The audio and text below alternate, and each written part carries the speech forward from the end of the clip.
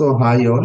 നമ്മുടെ തേർഡ് സെഷനാണ് ഇന്ന് ഓറിയന്റേഷൻ പ്രോഗ്രാമിലേക്ക് വരുമ്പോൾ OP 10.0 നിങ്ങൾ ഇതിനോടകം തന്നെ ഒരു വളരെ കോമൺ ആയിട്ടുള്ള നിങ്ങൾക്ക് അറിയേണ്ടുന്ന കാര്യങ്ങളെ പറ്റിയും നമ്മളുടെ ഓറിയന്റേഷൻ പ്രോഗ്രാം എങ്ങനെയായിരിക്കും എന്നുള്ളതിനെ പറ്റിയും എല്ലാം തന്നെയുള്ള വളരെ വിശദമായിട്ടുള്ള കാര്യങ്ങൾ പറഞ്ഞുകൊണ്ടുള്ള സെഷൻ കഴിഞ്ഞു. അതിനുശേഷം നിങ്ങളുടെ ആ ഒരു ഷൈനസ് ഒക്കെ മാറ്റുന്നതിന്റെ ഭാഗമായിട്ടും നിങ്ങളുടെ ക്ലാസ്മേറ്റ്സിനെയും മെന്റേഴ്സിനെയും കൂടുതൽ നല്ല രീതിയിൽ പരിചയപ്പെടുന്നതിന്റെ ഭാഗമായിട്ടും ഐസ് ബ്രേക്കിംഗ് സെഷൻസ് കഴിഞ്ഞ് അതിലും എല്ലാവരും വളരെ അടിപൊളിയായിട്ട് പാർട്ടിസിപ്പേറ്റ് ചെയ്യുന്നുണ്ടായിരുന്നു. ഞാൻ ചില സെഷൻസിലൊക്കെ കയറിയിരുന്നു. വളരെ ഇന്ററാക്റ്റീവ് ആയിട്ട് വളരെ അതിന്റെ എല്ലാ ഉദ്ദേശവും നിറവേറ്റുന്ന രീതിയിൽ തന്നെ നമ്മുടെ സെഷൻസ് മുന്നോട്ട് പോകുന്നുണ്ടായിരുന്നു. സോ ഇനി നമ്മൾ വരാൻ പോകുന്നത് നമ്മളുടെ വളരെ പ്രധാനപ്പെട്ട ഒരു സെഷൻ ആയിട്ടുള്ള ഇഗ്നോ വേണമെങ്കിൽ നമുക്ക് ഇഗ്നോ ഓറിയന്റേഷൻ എന്ന് പറയാൻ പറ്റുന്ന രീതിയിലുള്ള സെഷനിലേക്കാണ്. അതങ്ങനെ പറയാൻ കാരണം നമുക്ക് ഇഗ്നോയിനെ പറ്റി അറിയേണ്ടുന്ന എല്ലാ കാര്യങ്ങളും നമ്മൾ ഡിസ്കസ് ചെയ്യുന്നുള്ളത് തന്നെയാണ് ഇതിന്റെ ഏറ്റവും വലിയ പ്രത്യേകത. അപ്പം ഒരിക്കൽ കൂടെ എല്ലാവരും ഈ സെഷനിലേക്ക് ഞാൻ വെൽക്കം ചെയ്യുകയാണ്. ആൻഡ് ഈ ഒരു സെഷന്റെ ഏറ്റവും പ്രധാനപ്പെട്ട ഉദ്ദേശം എന്ന് പറയുന്നത് നിങ്ങളിലേക്ക് നിങ്ങളുടെ ഒരു ഈ ഒരു സ്റ്റഡി ജേണി അല്ലെങ്കിൽ learning journey as A learner നിങ്ങളുടെ ഈ ഒരു യാത്രയിൽ നിങ്ങൾ അനുഭവിക്കാൻ പോകുന്ന അല്ലെങ്കിൽ നിങ്ങൾക്ക് ഉണ്ടാവാൻ പോകുന്ന ഓരോ ഇൻസ്റ്റൻസും ഇഗ്നോ റിലേറ്റഡ് ആയിട്ടുള്ള എല്ലാ ഇൻസ്റ്റൻസും ഡീകോഡ് ചെയ്യാന്നുള്ളത് തന്നെയാണ്. അല്ലെങ്കിൽ നിങ്ങളിലേക്ക് അത് എന്താണെന്നുള്ളത് കൃത്യമായിട്ട് എത്തിക്കുക എന്നുള്ളത് തന്നെയാണ്. അപ്പൊ അതിൽ നിങ്ങളുടെ അഡ്മിഷൻസിൽ തുടങ്ങി അസൈൻമെന്റ്സ് ആയിക്കൊള്ളട്ടെ, എക്സാംസ് ആയിക്കൊള്ളട്ടെ, നിങ്ങളുടെ റിസൾട്ട് ആയിക്കൊള്ളട്ടെ, ഇതെല്ലാം കഴിഞ്ഞ ഒരു അടിപൊളി പരിപാടിയുണ്ട് ഫോൺ ഓഫ് ആക്ഷൻ. അപ്പം ഈ നിങ്ങൾക്ക് നിങ്ങളുടെ ഡിഗ്രി അവാർഡ് ചെയ്യപ്പെടുന്ന ഒരു സെറിമണിയാണ്. സോ ഈ കാര്യങ്ങളൊക്കെ തന്നെ എങ്ങനെയാണ്, എന്താണ് അതിന്റെ രീതി, ഇതിൽ നിങ്ങൾ നിർബന്ധമായും അറിഞ്ഞിരിക്കേണ്ട കാര്യങ്ങൾ എന്തൊക്കെയാണ് എന്നുള്ളത് നമ്മൾ വളരെ വിശദമായിട്ട് പറഞ്ഞു പോകുന്നതായിരിക്കും. അപ്പൊ നിങ്ങൾക്ക് മുന്നോട്ട് പോകുമ്പം എന്തെങ്ങനെയാണെന്നുള്ളതിനെ പറ്റി ഒരു സംശയം ഇല്ലാതിരിക്കുന്നതിന്റെ ഭാഗമായിട്ടും വളരെ കോൺഫിഡൻസോട് കൂടി തന്നെ നിങ്ങളുടെ സ്റ്റഡീസിനെ അപ്രോച്ച് ചെയ്യുന്നതിന്റെ ഭാഗമായിട്ടും ഈ ഒരു സെഷൻ എന്ന് പറയുന്നത് വളരെ യൂസ്ഫുൾ ആയിരിക്കും. ഓക്കെ, അപ്പം ആദ്യം തന്നെ പറയേണ്ട ഒരു കാര്യം, ഒരുപാട് പേര് ചോദിക്കുന്ന ഒരു കാര്യമാണ് ഇഗ്നോയുടെ ക്രെഡിബിലിറ്റിയെ പറ്റി, അതുപോലെ എന്തുകൊണ്ട് ഇഗ്നോ കുറച്ചുകൂടെ ഒരു ബെറ്റർ ഓപ്ഷൻ ആവുന്നു എന്നുള്ളത്. അതിനെപ്പറ്റി നമ്മൾ ഡിസ്കസ് ചെയ്യുന്നതായിരിക്കും. അതുകൂടാതെ റീജിയണൽ സെന്റേഴ്സും അതുപോലെ തന്നെ ലേണർ സപ്പോർട്ട് സെന്റേഴ്സ് അഥവാ നമ്മുടെ സ്റ്റഡി സെന്റേഴ്സ്, നമുക്ക് എല്ലാവർക്കും സ്റ്റഡി സെന്റേഴ്സ് വളരെ ഫെമിലിയർ ആണ്. അതിന്റെ തന്നെ മറ്റൊരു പേരാണ് ലേണർ സപ്പോർട്ട് സെന്റർ എന്ന് പറയുന്നത്. അപ്പൊ അതെങ്ങനെ ഏറ്റവും നല്ല രീതിയിൽ നമുക്ക് ഉപയോഗിക്കാൻ പറ്റും, എങ്ങനെ നമ്മുടെ ലേണർ സപ്പോർട്ട് സെന്റർ നമ്മൾ സെലക്ട് ചെയ്യണം, അല്ലെ സ്റ്റഡി സെന്റർ നമ്മൾ എന്തിന്റെ ബേസിസിൽ സെലക്ട് ചെയ്യണം, ഇനി റീജിയണൽ സെന്റർ എടുക്കുന്ന സമയത്ത് നമ്മൾ ശ്രദ്ധിക്കേണ്ട കാര്യങ്ങൾ എന്തൊക്കെ, ഇതൊക്കെ നമ്മൾ ഡിസ്കസ് ചെയ്ത് പോകുന്നതായിരിക്കും. ഇനി ഓരോ കോഴ്സിലേക്ക് നിങ്ങൾ എൻറോൾ ചെയ്യുമ്പോൾ സ്വാഭാവികമായിട്ട് നിങ്ങൾ രജിസ്റ്റർ ചെയ്യുന്നുണ്ട്, അല്ലെ അഡ്മിഷൻ എടുക്കുന്നുണ്ട്. ഈ അഡ്മിഷൻ എടുക്കുമ്പോൾ ശ്രദ്ധിക്കേണ്ട കാര്യങ്ങൾ എന്തൊക്കെയാണ്? ഇനി ഒരു വട്ടം അഡ്മിഷൻ എടുത്തത് കൊണ്ട് നിങ്ങൾക്ക് പിന്നെ ത്രൂ ഔട്ട് നിങ്ങളുടെ ഇപ്പം 3 വർഷത്തെ ഒരു കോഴ്സിനാണ് നിങ്ങൾ എൻറോൾ ചെയ്തതെങ്കിൽ ഒരു വട്ടം അഡ്മിഷൻ എടുത്തു കഴിഞ്ഞാൽ പിന്നീട് നമുക്കത് ഏതെങ്കിലും രീതിയിൽ നമ്മൾ വീണ്ടും രജിസ്റ്റർ ചെയ്യേണ്ടതായിട്ടുണ്ടോ എന്ന് ചോദിച്ചു കഴിഞ്ഞാൽ എല്ലാവരും വീണ്ടും രജിസ്റ്റർ ചെയ്യേണ്ടതുണ്ട്. അതിന്റെ പേരാണ് റീ രജിസ്ട്രേഷൻ എന്നുള്ളത്. ഇപ്പൊ ഞാൻ പറയട്ടെ, ഇതൊക്കെ വളരെ സിമ്പിൾ ആയിട്ട് നമ്മൾ പറഞ്ഞു പോകുന്നതായിരിക്കും. അപ്പൊ ഇതൊന്നും ഓർത്ത് നിങ്ങൾ ഇടാവേണ്ട കാര്യം ഒന്നും തന്നെ ഇല്ല. ഇത് എങ്ങനെയാണെന്നുള്ള ഇതിന്റെ ഒരു രീതി എല്ലാത്തിനും നിങ്ങളോടൊപ്പം ലേണേഴ്സ് ഉണ്ടാവും. ഇത് എങ്ങനെയാണെന്നുള്ളതിന്റെ രീതി നിങ്ങൾക്ക് പറഞ്ഞു തരാം എന്നുള്ളതാണ് പ്രധാനമായിട്ട് ഇതിലൂടെ ഉദ്ദേശിക്കുന്നത്.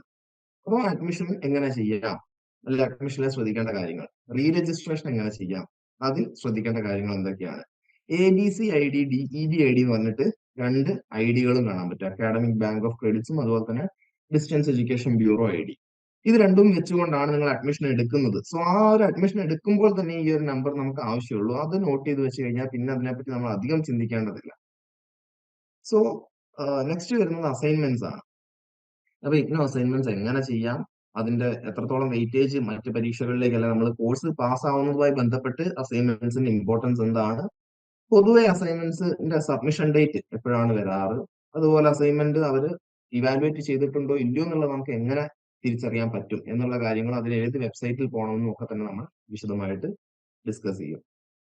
അടുത്തത് വരുന്നത് എക്സാംസ് ആണ്. കുറെ ആൾക്കാർക്കെങ്കിലും ഒരു ബ്രേക്ക് ഒക്കെ കഴിഞ്ഞ് വന്നുകൊണ്ട് പേടി ഉണ്ടാവും. പേടിയുടെ ഒന്നും ആവശ്യമില്ല. ആദ്യമേ ഞാൻ പറഞ്ഞോളട്ടെ, ടേം എക്സാമിനേഷൻ നിങ്ങൾ സ്ട്രക്ചേർഡ് ആയിട്ട് പ്രിപ്പയർ ചെയ്ത് പോയി കഴിഞ്ഞാൽ വളരെ നല്ല രീതിയിൽ നിങ്ങൾ ഒരു സ്ട്രക്ചേർഡ് ആയിട്ട് തന്നെ കൃത്യം ഒരു ദിവസം ഇത്ര സമയമൊക്കെ വെച്ച് പഠിച്ചു പോയി കഴിഞ്ഞാൽ നിങ്ങൾക്ക് പാസ്സാവുന്ന പരീക്ഷകൾ തന്നെയാണ്, നല്ല രീതിയിൽ സ്കോർ ചെയ്യാൻ പറ്റുന്ന പരീക്ഷകൾ തന്നെയാണ് ടേം എക്സാമിനേഷൻസ്. അപ്പൊ അതിന്റെ ഫീസ് എത്രയാണ്, ഓരോ പരീക്ഷയ്ക്ക് എത്ര ഫീസ് വരും, എന്നത്തേക്കാണ് ഏകദേശം എക്സാം നടക്കാറുള്ളത്, അതുപോലെ എക്സാമിന് പോകുമ്പോൾ കൊണ്ടുപോകേണ്ട കാര്യങ്ങൾ എന്തൊക്കെയാണ്, എക്സാമിന് ഏത് രീതിയിൽ പഠിക്കണം, ഈ കാര്യങ്ങൾ നമ്മൾ കവർ ചെയ്യും.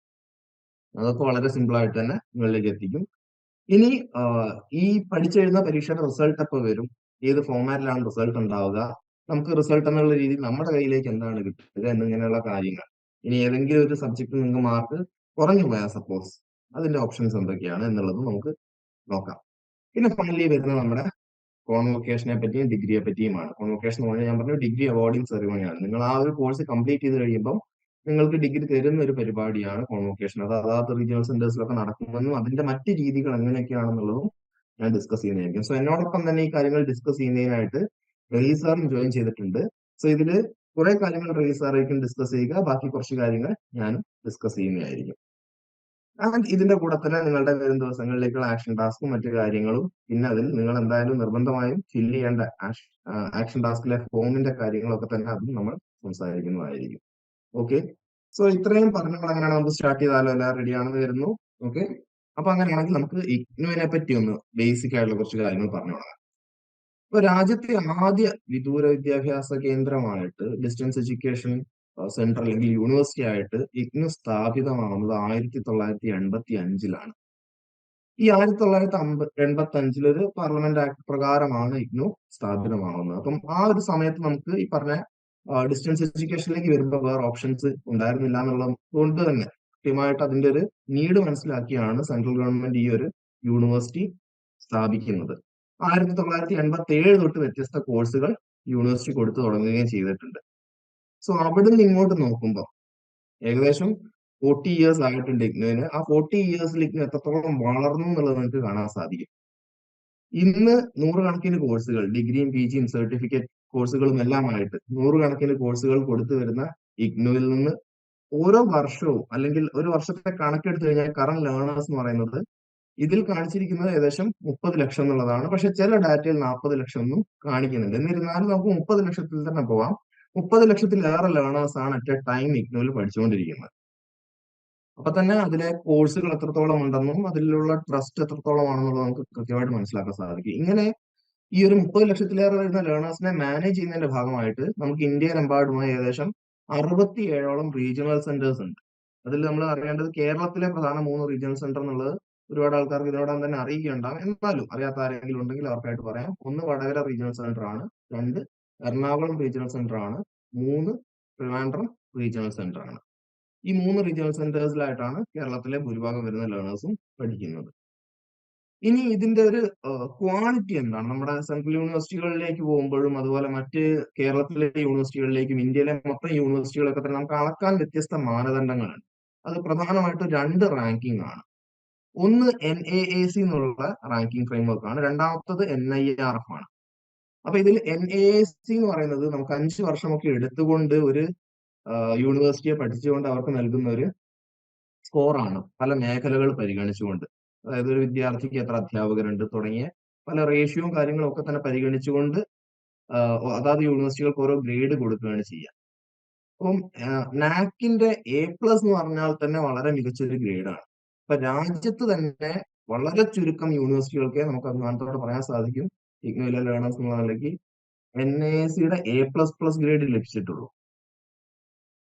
അങ്ങനെ നാക്കിന്റെ A++ ഗ്രേഡ് ലഭിച്ചിട്ടുള്ള ഒരു യൂണിവേഴ്സിറ്റിയാണ് ഇഗ്നു. വിച്ച് മീൻസ് ക്വാളിറ്റി എന്നുള്ളതിൽ നമ്മൾ ഇഗ്നുവിലേക്ക് വരുമ്പോൾ പ്രത്യേകിച്ച് യാതൊരു കോംപ്രമൈസും വരുന്നില്ല. ഇനി രണ്ടാമത്തെ കാര്യം എന്ന് വെച്ച് കഴിഞ്ഞാൽ UGCയുടെ എല്ലാവിധ ഇന്ത്യയിലെ ഉന്നത വിദ്യാഭ്യാസം കൈയാളുന്നത് യൂണിവേഴ്സിറ്റി ഗ്രാന്റ്സ് കമ്മീഷനാണ്. ഈ UGCയുടെ എല്ലാവിധ മാനദണ്ഡങ്ങളും പാലിച്ചുകൊണ്ട് UGCയുടെ തന്നെ മേൽനോട്ടത്തിൽ നടത്തി വരുന്ന ഒരു യൂണിവേഴ്സിറ്റി കൂടിയാണ് ഇഗ്നു. അതുകൊണ്ട് തന്നെ ഇഗ്നുവിൽ ഇൻട്രൊഡ്യൂസ് ചെയ്യുന്ന ഓരോ കോഴ്സും UGC അപ്രൂവ്ഡ് ആണ്. UGC അപ്രൂവ് ചെയ്യാത്ത ഒരു കോഴ്സും ഒരു ഗവൺമെന്റ് സ്ഥാപനമായതുകൊണ്ട് തന്നെ ഇഗ്നുവിൽ നമുക്ക് ഇൻട്രൊഡ്യൂസ് ചെയ്യാനോ അല്ലെങ്കിൽ അതിലൊരു സർട്ടിഫിക്കറ്റ് എടുത്തു കഴിഞ്ഞാൽ പിന്നീട് അതിനൊരു മൂല്യം ഇല്ലാതാവുന്ന സാഹചര്യമോ തന്നെ വരുന്നില്ല. സോ UGC അപ്രൂവ്ഡ് ആയിട്ടുള്ള ഗവൺമെന്റിന്റെ നാക്കിന്റെ എല്ലാം തന്നെ A++ ഗ്രേഡ് നേടിയിട്ടുള്ള വ്യത്യസ്ത, ഇപ്പം കഴിഞ്ഞ വർഷം വന്ന NIRF എടുക്കുകയാണെങ്കിൽ നമ്മളുടെ വിദൂര വിദ്യാഭ്യാസ കേന്ദ്രങ്ങളിൽ 1-ാം സ്ഥാനം എന്നുള്ളത് ഇഗ്നുവിന് തന്നെയായിരുന്നു. അപ്പൊ ഡിസ്റ്റൻസ് എഡ്യൂക്കേഷനിലേക്ക് എടുത്താലും ആസ് എ യൂണിവേഴ്സിറ്റി എടുത്താലും സെൻട്രൽ യൂണിവേഴ്സിറ്റി എടുത്താലും എല്ലാം തന്നെ അക്കാഡമിക്സിലായാലും മറ്റ് ഇതര മേഖലകളിലായാലും എല്ലാം തന്നെ ഇഗ്നുവിൻ്റെതായിട്ടുള്ളൊരു കയ്യൊപ്പ് പതിപ്പിച്ചിട്ടുണ്ടെന്ന് വേണമെങ്കിൽ നമുക്ക് പറയാം. ഇനി ഇതിൽ പറഞ്ഞതിനോട് തന്നെ ചേർത്ത് പറയേണ്ടുന്ന ഒരു കാര്യമാണ്, ഇതിനെല്ലാവിധ ലീഗാലിറ്റി ഇഷ്യൂസും അല്ലെങ്കിൽ ലീഗലി നോക്കുകയാണെങ്കിൽ ഇതിൽ പ്രത്യേകിച്ച് ഒരു ഫോൾസോ അല്ലെങ്കിൽ ഞാൻ പറഞ്ഞല്ലോ ഗവൺമെന്റിന്റെ തന്നെ യൂണിവേഴ്സിറ്റി ആയതുകൊണ്ട് നമുക്ക് ലീഗലി ഇതിനെന്തെങ്കിലും തരത്തിലുള്ള ഒരു സ്വീകാര്യത അല്ലെങ്കിൽ എന്തെങ്കിലും തരത്തിലുള്ള ഒരു പ്രശ്നം വരുമോ എന്നുള്ള ഒരു കാര്യം നമ്മൾ ചിന്തിക്കേണ്ടതില്ല. ഇത് പൊതുവേ നമുക്ക് ഉണ്ടാകുന്ന മിസ്കൺസെപ്ഷൻസ് എടുത്തുകൊണ്ടാണ് ഈ ഒരു കാര്യം പറയുന്നത്. ഇന്ത്യയിൽ എവിടെ പോയാലും നമ്മൾ ഇഗ്നോയിൽ നിന്ന് എടുത്ത ഒരു ഡിഗ്രി, PG, സർട്ടിഫിക്കറ്റ് കോഴ്സുകൾ വാലിഡ് ആയിരിക്കും. ഇന്ത്യയിലെ ഏതൊരു യൂണിവേഴ്സിറ്റിയിലും ഈ കോഴ്സുകൾ വാലിഡ് ആയിരിക്കും. ആൻഡ് ഇനി വരുമ്പോൾ നമ്മുടെ യൂണിവേഴ്സിറ്റികളുടെ തന്നെ ക്വാളിറ്റി ഞാൻ പറഞ്ഞു. NAC A++ എന്നുള്ളത് വളരെ റയർ യൂണിവേഴ്സിറ്റികൾക്ക് മാത്രം കിട്ടിയിട്ടുള്ള ഒരു ഗ്രേഡാണ്. ആൻഡ് ആ ഒരു ക്വാളിറ്റി മെയിൻറ്റെയിൻ ചെയ്യുന്ന കഴിഞ്ഞ കുറച്ച് വർഷങ്ങളായിട്ട് മെയിൻറ്റെയിൻ ചെയ്യുന്ന ഒരു യൂണിവേഴ്സിറ്റി കൂടിയാണ് ഇഗ്നോ. പിന്നെ ഇതിന്റെ ഏറ്റവും വലിയൊരു വാല്യൂ എന്ന് പറയുന്നത് നിങ്ങൾ ഓരോ ലേണേഴ്സുമാണ്. അല്ല, ഇതിനൊരു വാല്യൂ കൊടുക്കുന്നത് നിങ്ങൾ ഓരോ ലേണേഴ്സുമാണ്. കാരണം വിദ്യാഭ്യാസം എന്നുള്ളത് എല്ലാവരുടെയും ഒരു ബേസിക് റൈറ്റ് ആണ് ഇപ്പൊ, അല്ലെ? ഗവൺമെന്റ് അങ്ങനെ ആക്കിയിട്ടുണ്ട്. അപ്പൊ ഈ ബേസിക് റൈറ്റ് കിട്ടുന്നതിന് നമുക്ക് എപ്പോഴും സാഹചര്യങ്ങൾ സഹായിക്കണം എന്നില്ല. പക്ഷെ ആ സാഹചര്യങ്ങളൊക്കെ തന്നെ മാറ്റി നിർത്തി നമുക്ക് ഇഷ്ടമുള്ള കോഴ്സ് നമുക്കുള്ള സമയത്തിൽ പഠിച്ചെടുക്കാൻ സഹായിക്കുന്ന രീതിയിലുള്ള ഒരു ഫ്ലെക്സിബിലിറ്റി തരുന്ന ഒരു വിദ്യാഭ്യാസ സ്ഥാപനം കൂടിയാണ് ഇഗ്നോ. അപ്പൊ വ്യത്യസ്ത ലേണേഴ്സിന് വ്യത്യസ്ത സമയത്തായിരിക്കും പഠിക്കാൻ പറ്റുക, വ്യത്യസ്ത സമയത്തായിരിക്കും എക്സാം എഴുതാൻ പറ്റുക. അതെല്ലാം തന്നെ മനസ്സിലാക്കി അതിനെല്ലാം സൗകര്യം ഒരുക്കിയിട്ടുള്ള ഒരു ഇടം കൂടിയാണ് ഇന്ദിരാഗാന്ധി നാഷണൽ ഓപ്പൺ യൂണിവേഴ്സിറ്റി. പോരാത്തതിന് സ്കെയിൽ എന്ന് പറയുമ്പോൾ ലക്ഷക്കണക്കിന് വിദ്യാർത്ഥികളാണ്, ഇപ്പൊ ഞാൻ പറഞ്ഞ 30 ലക്ഷത്തിലേറെ വിദ്യാർത്ഥികളാണ് ഇഗ്നോയിൽ നിന്ന് കോഴ്സ് പഠിച്ചുകൊണ്ടിരിക്കുന്നത്. ഇനി ജോലികളിലേക്ക് വരികയാണെങ്കിലും നമ്മളുടെ ഇഗ്നോ ഡിഗ്രിയും PGയും എല്ലാം തന്നെ മറ്റേതൊരു കോളേജിൽ നിന്നും നിങ്ങൾ പഠിച്ചിറങ്ങും, മറ്റേതൊരു അഫിലിയേറ്റഡ് കോളേജ് അല്ല ഏതൊരു ഗവൺമെന്റ് കോളേജിൽ നിന്ന് പഠിച്ചിറങ്ങുന്നതിന്റെ അതേ വാല്യൂ അല്ലെങ്കിൽ അതിലേറെ വാല്യൂ ഉള്ള ഒരു സർട്ടിഫിക്കറ്റ് ആണ് നിങ്ങൾക്ക് ഇഗ്നോയിൽ നിന്ന് ലഭിക്കുക. ഇനി ഇഗ്നോനെ പറ്റി കൂടുതലായി മനസ്സിലാക്കുന്നതിന് നിങ്ങൾക്ക് വ്യത്യസ്ത പ്ലേലിസ്റ്റുകൾ നമ്മുടെ ലേണേഴ്സ് യൂട്യൂബ് ചാനലിൽ പോയി കഴിഞ്ഞാൽ കാണാൻ സാധിക്കും. അപ്പൊ അതില് ഒരുപാട് പ്ലേലിസ്റ്റുകൾ ഉണ്ടെങ്കിലും എണ്ണിപ്പെറുക്കി എടുത്ത് 1-2 പ്ലേലിസ്റ്റുകൾ ഞാൻ പറയാം. ഒന്നാമതെന്ന് വെച്ച് കഴിഞ്ഞാൽ നമ്മുടെ ഇഗ്നോ പ്രോഗ്രാം ഗൈഡാണ്. എന്തുകൊണ്ട് നിങ്ങൾ ഇഗ്നോ ചൂസ് ചെയ്യണം എന്നുള്ളതിനെ പറ്റിയുള്ള പല വീഡിയോസ് നിങ്ങൾ ഇതിനോടകം കണ്ടിട്ടുണ്ടാവും. അപ്പം അതിൽ എന്തൊക്കെ നിങ്ങൾക്ക് പഠിക്കാനുണ്ട്. അപ്പൊ നിങ്ങൾ ഒരു MBA കോഴ്സ് എടുക്കാന്നിരിക്കട്ടെ. ആ MBA കോഴ്സ് എടുത്തു കഴിഞ്ഞാൽ അതിനകത്ത് എന്തൊക്കെയാണ് നിങ്ങൾക്ക് പഠിക്കാനുണ്ടാവുക, ആ കോഴ്സിന്റെ ഡ്യൂറേഷൻ, അതായത് ഇപ്പം 2 വർഷമാണെങ്കിലും നിങ്ങൾക്ക് പൂർത്തീകരിക്കാൻ 4 വർഷം കിട്ടുന്നുണ്ട്. അപ്പം ഇങ്ങനെയുള്ള കാര്യങ്ങൾ ചിലപ്പം ചിലർക്കെങ്കിലും ഒരു പക്ഷേ എന്തെങ്കിലും രീതിയിൽ അറിയില്ലായ്മ അല്ലെങ്കിൽ എന്തെങ്കിലും രീതിയിൽ നിങ്ങൾക്ക് മിസ് ഔട്ട് ആവുന്നുണ്ടെങ്കിൽ ആ കാര്യങ്ങളൊക്കെ തന്നെ നിങ്ങൾക്ക് ഇഗ്നോ എന്തുകൊണ്ട് അല്ലെ വൈ ഇഗ്നോ എന്നുള്ള ഈ ഒരു പ്ലേലിസ്റ്റ് വഴി നിങ്ങൾക്ക് മനസ്സിലാക്കാൻ സാധിക്കുന്നതാണ്. ആ പ്ലേലിസ്റ്റ് എന്തായാലും നിങ്ങളൊന്ന് കയറുക. അതുപോലെ തന്നെ ഇഗ്നോ അവയർനെസ് എന്ന് പറഞ്ഞിട്ടൊരു പ്ലേലിസ്റ്റ് നിങ്ങൾക്ക് യൂട്യൂബിൽ കാണാൻ പറ്റും. ഇഗ്നോ അവയർനെസിന്റെ പ്രത്യേകത എന്ന് വെച്ച് കഴിഞ്ഞാൽ ഇഗ്നോനെ പറ്റി നിങ്ങൾക്ക് അറിയേണ്ട A to Z കാര്യങ്ങൾ ഞാനിപ്പോ ഈ പറയുന്നതിന്റെ ഒക്കെ തന്നെ വളരെ വിശദമായിട്ടുള്ള വ്യത്യസ്ത സമയങ്ങളിൽ വന്നിട്ടുള്ള കാര്യങ്ങൾ നിങ്ങൾക്ക് ഈ ഒരു പ്ലേലിസ്റ്റിൽ കയറിയാൽ കാണാൻ പറ്റും. അപ്പൊ അതിൽ തന്നെ നിങ്ങൾക്ക് കാണാം ഇഗ്നോയുടെ ആദ്യ വനിതാ ചാൻസലറായിട്ട് ഉമാ കാഞ്ചിലാൽ നിയമിതയായ കാര്യം അതിൽ കൊടുത്തിട്ടുണ്ട്. അതുകൂടാതെ ഇഗ്നോ ലേണേഴ്സിനായിട്ട് നടത്തുന്ന ഒരു സ്റ്റാർട്ടപ്പ് കോമ്പറ്റീഷൻ ഉണ്ട്. August 10 last date. അതിന്റെ ഒരു അപ്ഡേറ്റ് വന്നിട്ടുണ്ട്. അപ്പൊ ഇങ്ങനെ ഇഗ്നോവുമായി ബന്ധപ്പെട്ടിട്ട് ഉള്ള എല്ലാ കാര്യങ്ങളും നിങ്ങൾ അറിഞ്ഞിരിക്കേണ്ട ഓരോ കാര്യങ്ങളും നിങ്ങളിലേക്ക് എത്തിക്കുന്ന ഒരു പ്ലേലിസ്റ്റ് ആണ് ഇഗ്നോ അവയർനെസ് എന്നുള്ളത്. എല്ലാവരും അറിഞ്ഞിരിക്കേണ്ട കാര്യങ്ങൾ. മറ്റൊരുപാട് ഡീറ്റെയിൽസ് പറയുന്ന ഇഗ്നോ അപ്ഡേറ്റ്സ് ഉണ്ട്. അതുകൂടാതെ മറ്റ് ഒരുപാട് പ്ലേലിസ്റ്റുകൾ നമുക്ക് കാണാൻ പറ്റും. ഇനി ഈ പ്ലേലിസ്റ്റുകളുടെ ഒപ്പം തന്നെ പറയേണ്ടുന്ന അല്ലെങ്കിൽ പ്ലേലിസ്റ്റുകൾക്ക് മുമ്പേ തന്നെ ഞാൻ സൂചിപ്പിക്കേണ്ടിരുന്ന ഒരു കാര്യമാണ് നമ്മുടെ ഇഗ്നോയിൽ നിന്ന് പഠിച്ചിറങ്ങിയിട്ടുള്ളവരുടെ ഒരു ക്വാളിറ്റി എന്താണെന്നുള്ളത്, അല്ലെ പഠിച്ച ആരൊക്കെയാണ് ഇഗ്നോയിൽ നിന്ന് വ്യത്യസ്ത ഡിഗ്രി PG ഒക്കെ തന്നെ എടുത്തുകൊണ്ടിരിക്കുന്നത് എന്നുള്ളത്. അപ്പൊ അതിൽ ആദ്യമേ പറയേണ്ട ഒരു കാര്യം ഇന്ത്യയിലെ ഒരുപാട് സിവിൽ സർവൻസ്, അപ്പൊ പേരെടുത്തു കഴിഞ്ഞാൽ സത്യം നിങ്ങൾക്ക് ജസ്റ്റ് ഒന്ന് ഗൂഗിൾ ചെയ്ത് കഴിഞ്ഞാൽ തന്നെ കിട്ടും. ഇഗ്നോന്റെ അലുമിനൈ നിങ്ങൾക്ക് ജസ്റ്റ് ഗൂഗിൾ ചെയ്ത് കഴിഞ്ഞാൽ തന്നെ അറിയാൻ പറ്റും. ഇഷ്ടം പോലെ സിവിൽ സർവീസസിലുള്ളവര്, അതുപോലെ വ്യത്യസ്ത കമ്പനീസ് റൺ ചെയ്യുന്നവര്, ഇനി അതുപോലെ നമ്മളുടെ സോഷ്യൽ വർക്കേഴ്സ്, അതുകൂടാതെ ഏത് മേഖല എടുത്തു കഴിഞ്ഞാലും അത് ടീച്ചിങ് ആയിക്കൊള്ളട്ടെ, ആർട്ട് ആയിക്കൊള്ളട്ടെ, സയൻസ് ആയിക്കൊള്ളട്ടെ, ഹ്യൂമാനിറ്റീസ് ആയിക്കൊള്ളട്ടെ, ഇതിൽ ഏതിൽ എടുത്തു കഴിഞ്ഞാലും നിങ്ങൾക്ക് ഇഗ്നോയിൽ നിന്ന് പഠിച്ചിറങ്ങി വളരെ സക്സസ്ഫുൾ ആയുള്ള ഒരു അലുമിനയെ കാണാൻ സാധിക്കും. ഇനി അലുമിനയിൽ തന്നെ ഈ പറഞ്ഞ നമ്മുടെ വെബ്സൈറ്റിലായാലും ചില മെൻഷൻസ് നിങ്ങൾക്ക് കാണാവുന്നതാണ്. അപ്പൊ ഇത്രയും പറഞ്ഞുകൊണ്ട് നമുക്ക് ഏകദേശം ഇഗ്നോയുടെ ഒരു ബേസിക് ഐഡിയ എല്ലാവർക്കും കിട്ടിയിട്ടുണ്ടാവും തോന്നുന്നു. എന്തുകൊണ്ട് ഇഗ്നോ ലെജിറ്റ് ആവുന്നു, ഇഗ്നോയിൽ പഠിച്ചുകൊണ്ടിരിക്കുന്ന അതുപോലെ ഇഗ്നോന്റെ ഒരു ക്രെഡിബിലിറ്റി എത്രത്തോളം ഉണ്ട് എന്നുള്ളത് ക്ലിയർ ആണെന്നാണ് ഞാൻ വിശ്വസിക്കുന്നത്. ഇനി മുന്നോട്ട് പോകുമ്പോൾ നമുക്ക് ഇഗ്നോയിനെ തന്നെ ഒന്നുകൂടെ ഒന്ന് ഡൈസെക്ട് ചെയ്തിട്ട് നമുക്ക് എന്ത് ചെയ്യാം, ഇഗ്നോയിലെ ഓരോരോ കാര്യങ്ങളെ നമുക്ക് മെല്ലെ മെല്ലെ പഠിച്ചു തുടങ്ങാം. അപ്പൊ ആദ്യം തന്നെ പറയാനുള്ളത് റീജിയണൽ സെന്റേഴ്സിനെ പറ്റിയും അതുപോലെ തന്നെ നമ്മളുടെ ലേണർ സപ്പോർട്ട് സെന്റേഴ്സിനെ പറ്റിയുമാണ്. ഒരു ലേണറെ സംബന്ധിച്ച് നിങ്ങൾ ആദ്യം തന്നെ നിങ്ങൾ ചെയ്തിട്ടുണ്ടാവുക, അപ്ലൈ ചെയ്യണമെന്ന് ആഗ്രഹിക്കുമ്പോൾ തന്നെ വെബ്സൈറ്റിൽ കയറുന്നു. അഡ്മിഷൻ എടുക്കാൻ നമുക്ക് ABCIDയും DBIDയും ഒക്കെ തന്നെ മതി. അത് എടുത്തു കഴിഞ്ഞ ശേഷം നിങ്ങളോട് ചോദിക്കുന്ന ഒരു ചോദ്യമുണ്ട്. അതായത് എങ്ങനെയാണ് റീജിയണൽ സെന്റർ സെലക്ട് ചെയ്യേണ്ടതെന്ന്. നിങ്ങൾക്ക് തന്നെ റീജിയണൽ സെന്റർ സെലക്ട് ചെയ്യാൻ വരുമ്പം നിങ്ങളോട് തന്നെ ചോദിക്കേണ്ട ഒരു ചോദ്യമാണ് റീജിയണൽ സെന്റർ എന്താണ്, അല്ലെങ്കിൽ എന്തുകൊണ്ട് റീജിയണൽ സെന്റർ നോക്കി സെലക്ട് ചെയ്യണം. അപ്പൊ റീജിയണൽ സെന്റർ എന്ന് വെച്ച് കഴിഞ്ഞാൽ എപ്പോഴും നമ്മുടെ എല്ലാവിധ അക്കാഡമിക് ആക്ടിവിറ്റീസും സൂപ്പർവൈസ് ചെയ്യുന്ന, കോർഡിനേറ്റ് ചെയ്യുന്ന സെന്റേഴ്സ് ആണ്.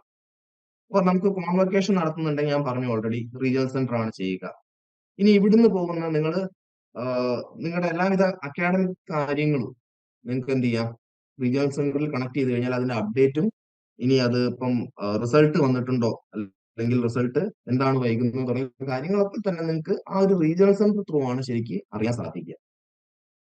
ഇനി റീജിയണൽ സെന്ററിന് കീഴിലായിട്ട് നിങ്ങൾ ചെയ്യുന്ന കോഴ്സിനനുസരിച്ച് വ്യത്യസ്ത ലേണർ സപ്പോർട്ട് സെന്റേഴ്സ് കാണാൻ പറ്റും. ഇപ്പൊ കോഴിക്കോട് ജില്ല എടുക്കുകയാണെങ്കിൽ കോഴിക്കോട് ജില്ലയിൽ JDT എന്നുള്ളത് വളരെ പ്രധാനപ്പെട്ട ഒരു ലേണർ സപ്പോർട്ട് സെന്റർ ആണ്. അപ്പം JDT സ്റ്റഡി സെന്റർ എന്ന് പറയുന്നത് ഒരുപാട് കോഴ്സുകൾ പ്രൊവൈഡ് ചെയ്യുന്ന ഒരു സെന്റർ ആണ്. പക്ഷെ അതേ സ്ഥാനത്ത് ഇപ്പം JDTയിൽ ഒരു കോഴ്സ് ഇല്ലെങ്കിൽ അതിനനുസരിച്ചുള്ള ഒരു കോഴ്സ് നമുക്ക് മലബാറിൽ തന്നെ അല്ലെങ്കിൽ വടകര റീജിയണൽ സെന്ററിന് കീഴിലായിട്ട് വ്യത്യസ്ത കോളേജുകളിൽ കാണാൻ സാധിക്കും. So Vadakara regional centre offer ചെയ്യുന്ന കോഴ്സുകൾ, ആ കോഴ്സുകൾക്ക് വേണ്ട സപ്പോർട്ട് പ്രൊവൈഡ് ചെയ്യുന്നതിനായിട്ടുള്ള അഫിലിയേറ്റഡ് ആയിട്ട് വരുന്ന, അല്ലെങ്കിൽ ഒരു രീതി പറയുകയാണെങ്കിൽ ഒരുപാട് നമ്മുടെ ഗവൺമെന്റ് കോളേജുകളും അതുപോലെ തന്നെ പ്രൈവറ്റ് എയ്ഡഡ് കോളേജുകളും ഒക്കെ തന്നെയാണ് ഈ ഒരു ഇഗ്നുവിന്റെ സ്റ്റഡി സെന്റേഴ്സ് ആയിട്ട് ഓപ്പറേറ്റ് ചെയ്യുക. ഇപ്പൊ സയൻസുകാരെ സംബന്ധിച്ച് നിങ്ങൾക്ക് അറിയാം, ലാബ് ചെയ്യണമെങ്കിൽ ലാബ് സൗകര്യങ്ങൾ വേണം. അപ്പൊ ആ ലാബ് സൗകര്യങ്ങൾ ഒരുക്കുന്നത് ഈ സ്റ്റഡി സെന്റേഴ്സ് ആയിരിക്കും. ഓക്കെ, അപ്പം അങ്ങനെയുള്ള കാര്യങ്ങൾ കൈകാര്യം ചെയ്യുന്ന, നിങ്ങളുടെ ഏറ്റവും ഡയറക്റ്റ്, ഏറ്റവും ആദ്യം നിങ്ങൾ കണക്ട് ചെയ്യുന്ന ഇടമാണ് സ്റ്റഡി സെന്റർ എന്ന് പറയുന്നത്. നിങ്ങൾക്ക് ഇപ്പൊ എന്താ ഡൗട്ട് ഉണ്ടായാലും നിങ്ങൾക്ക് സ്റ്റഡി സെന്ററിൽ ഒരു കോൺടാക്ട് ഉണ്ടാവും. അവരെ കണക്ട് ചെയ്തിട്ടാണ് പൊതുവെ ഇഗ്നോയിൽ നിന്ന് ക്ലിയർ ചെയ്യാൻ അവർ ആവശ്യപ്പെടാറ്. ഇനി അവിടുന്ന് റീജിയണൽ സെന്ററിലേക്ക് കണക്ട് ചെയ്യാൻ പറയുകയാണെങ്കിൽ നിങ്ങൾ റീജിയണൽ സെന്ററിലേക്ക് കണക്ട് ചെയ്യുകയാണ് ചെയ്യുക. സോ രണ്ടു പേർക്കും അവരുടേതായിട്ടുള്ള പ്രാധാന്യമുണ്ട്. റീജിയണൽ സെന്റർ ആണ് ഓവറോൾ കാര്യങ്ങൾ നോക്കുന്നതെങ്കിലും നിങ്ങളുടെ ഡയറക്റ്റ് കോൺടാക്ട് എന്ന് പറയുന്നത് എപ്പോഴും സ്റ്റഡി സെന്റേഴ്സ് ആണ്. അപ്പൊ നിങ്ങളൊരു കോഴ്സിൽ എൻറോൾ ചെയ്ത് കഴിഞ്ഞാൽ നിങ്ങൾക്ക് അവിടെ ഒരു കൗൺസിലിംഗ് കണ്ടക്ട് ചെയ്യാറുണ്ട്. അപ്പോൾ പറ്റുന്നവരൊക്കെ തന്നെ ആ കൗൺസിലിംഗ് അറ്റൻഡ് ചെയ്യുകയാണെങ്കിൽ നല്ലതാണ്. അതുപോലെ തന്നെ നിങ്ങളുടെ പ്രാക്ടിക്കൽസ് കൈകാര്യം ചെയ്യുന്നത് ഈ സപ്പോർട്ട് സെന്റേഴ്സ് അല്ലെ സ്റ്റഡി സെന്റേഴ്സ് ആണ്. നിങ്ങൾക്ക് പഠിക്കണം എന്നുണ്ടെങ്കിൽ അതിനുള്ള ലൈബ്രറി സൗകര്യം, അപ്പൊ ഇതൊക്കെ യൂസ് ചെയ്യണമെന്നുണ്ടെങ്കിൽ നിങ്ങൾ സ്റ്റഡി സെന്റേഴ്സിലേക്കാണ് പോകേണ്ടത്. അതല്ലാതെ നിങ്ങൾക്ക് ഒരു ക്വയറി ഒക്കെ തന്നെ റേസ് ചെയ്യാണ്ട്, അല്ലെങ്കിൽ സ്റ്റഡി സെന്റേഴ്സിന് കൃത്യമായിട്ട് ഒരു ഇൻഫർമേഷൻ കിട്ടിയിട്ടില്ല എന്നുണ്ടെങ്കിൽ ഏതെങ്കിലും സാഹചര്യങ്ങളിൽ റീജിയണൽ സെന്ററുമായിട്ട് ബന്ധപ്പെടാം. കോൺവൊക്കേഷൻ പോലുള്ള കാര്യങ്ങളിൽ നിങ്ങൾക്ക് റീജിയണൽ സെന്റർ ബന്ധപ്പെടാം. അപ്പം നേരത്തെ തന്നെ ഞാൻ സൂചിപ്പിച്ചിരുന്നു, ഇന്ത്യയിലെമ്പാടുമായിട്ട് ഏകദേശം 67ഓളം റീജിയണൽ സെന്റേഴ്സ് ആണ് ഇഗ്നോന് അവൈലബിൾ ആയിട്ടുള്ളത്. അതുപോലെ 2000-ലേറെ ലേണർ സപ്പോർട്ട് സെന്റേഴ്സ് അഥവാ സ്റ്റഡി സെന്റേഴ്സും അവൈലബിൾ ആയിട്ടുണ്ട്. ഇനി കേരളത്തിലേക്ക് വരുമ്പോൾ കൊച്ചിൻ, ട്രിവാൻഡ്രം, വടകര എന്നുള്ളതാണ് നമ്മുടെ 3 പ്രധാന റീജിയണൽ സെന്റേഴ്സ്. ഇനി ഇഗ്നോയുടെ പ്രധാന ഓഫീസ് വരുന്നത് ന്യൂഡൽഹിയിലാണെന്നുള്ളതും ശ്രദ്ധിക്കുക. അപ്പം ഈ സ്റ്റഡി സെന്റേഴ്സിലേക്ക് എങ്ങനെ എത്താം, അതുപോലെ നിങ്ങൾക്ക് എക്സാമിനെ സംബന്ധിച്ച് സ്റ്റഡി സെന്റർ തന്നെ എക്സാം സെന്റർ ആയിട്ട് കിട്ടണമെന്ന് നിർബന്ധമില്ല. ചില മറ്റ് കോളേജുകളും നിങ്ങൾക്ക് എന്ത് ചെയ്യും, എക്സാം സെന്റർ ആയിട്ട് തരും. സ്റ്റഡി സെന്റർ ആയാലും ശരി, എക്സാം സെന്റർ ആയാലും ശരി, നിങ്ങൾക്ക് ഇഗ്നുമായി റിലേറ്റ് ചെയ്തിട്ടുള്ള പ്രധാനപ്പെട്ട എല്ലാ സ്റ്റഡി സെന്റേഴ്സിലേക്കും എക്സാം സെന്റേഴ്സിലേക്കും എങ്ങനെ എത്താമെന്ന് കൃത്യമായി പറഞ്ഞുകൊണ്ടിട്ടുള്ള ഒരു പ്ലേലിസ്റ്റ് ആണ് നിങ്ങളിപ്പോ ഈ കണ്ടുകൊണ്ടിരിക്കുന്ന ഇഗ്നോ യാത്ര. അപ്പൊ കേരളത്തില് കണ്ണൂർ തൊട്ട് തിരുവനന്തപുരം വരെ ഉള്ള എല്ലാ സെന്റേഴ്സും നമ്മൾ ഇതിൽ കവർ ചെയ്തിട്ടുണ്ട്. ഏകദേശം 37-38ഓളം സെന്റേഴ്സ് നമുക്ക് കാണാൻ സാധിക്കും. അപ്പൊ അത്രയും സെന്റേഴ്സിലേക്ക് നിങ്ങളിപ്പം കോഴിക്കോട് നിന്ന് പോവുകയാണെങ്കിൽ എങ്ങനെ പോവാം, അല്ലെങ്കിൽ കൊല്ലത്ത് നിന്ന് പോവുകയാണെങ്കിൽ എങ്ങനെ പോവാം, പത്തനംതിട്ടയിൽ നിന്ന് നിങ്ങൾ പോവുകയാണെങ്കിൽ ഇന്ന എക്സാം സെന്ററിലേക്ക് എങ്ങനെയാണ് പോകേണ്ടത് എന്നൊക്കെ വളരെ കൃത്യമായിട്ട്, വളരെ ബസ് വഴി ആയാലും ഇനിയിപ്പോ ബൈക്ക് വഴി ആയാലും ഒക്കെ തന്നെ എങ്ങനെ പോകണം എന്ന് പറയുന്ന, അല്ലെങ്കിൽ കൃത്യമായിട്ട് എക്സ്പ്ലെയിൻ ചെയ്ത് തരുന്ന ഒരു പ്ലേലിസ്റ്റ് ആണിത്. ഷോർട്ട് വീഡിയോസ് ആണ്. അപ്പൊ നിങ്ങൾക്ക് ഒരു സ്റ്റഡി സെന്ററിലേക്ക് എങ്ങനെ എത്തണം എന്നുള്ള ഒരു സംശയം ഉണ്ടെങ്കിൽ ഇതിലെടുത്ത് നിങ്ങൾക്ക് നോക്കിയാൽ മതിയാവും.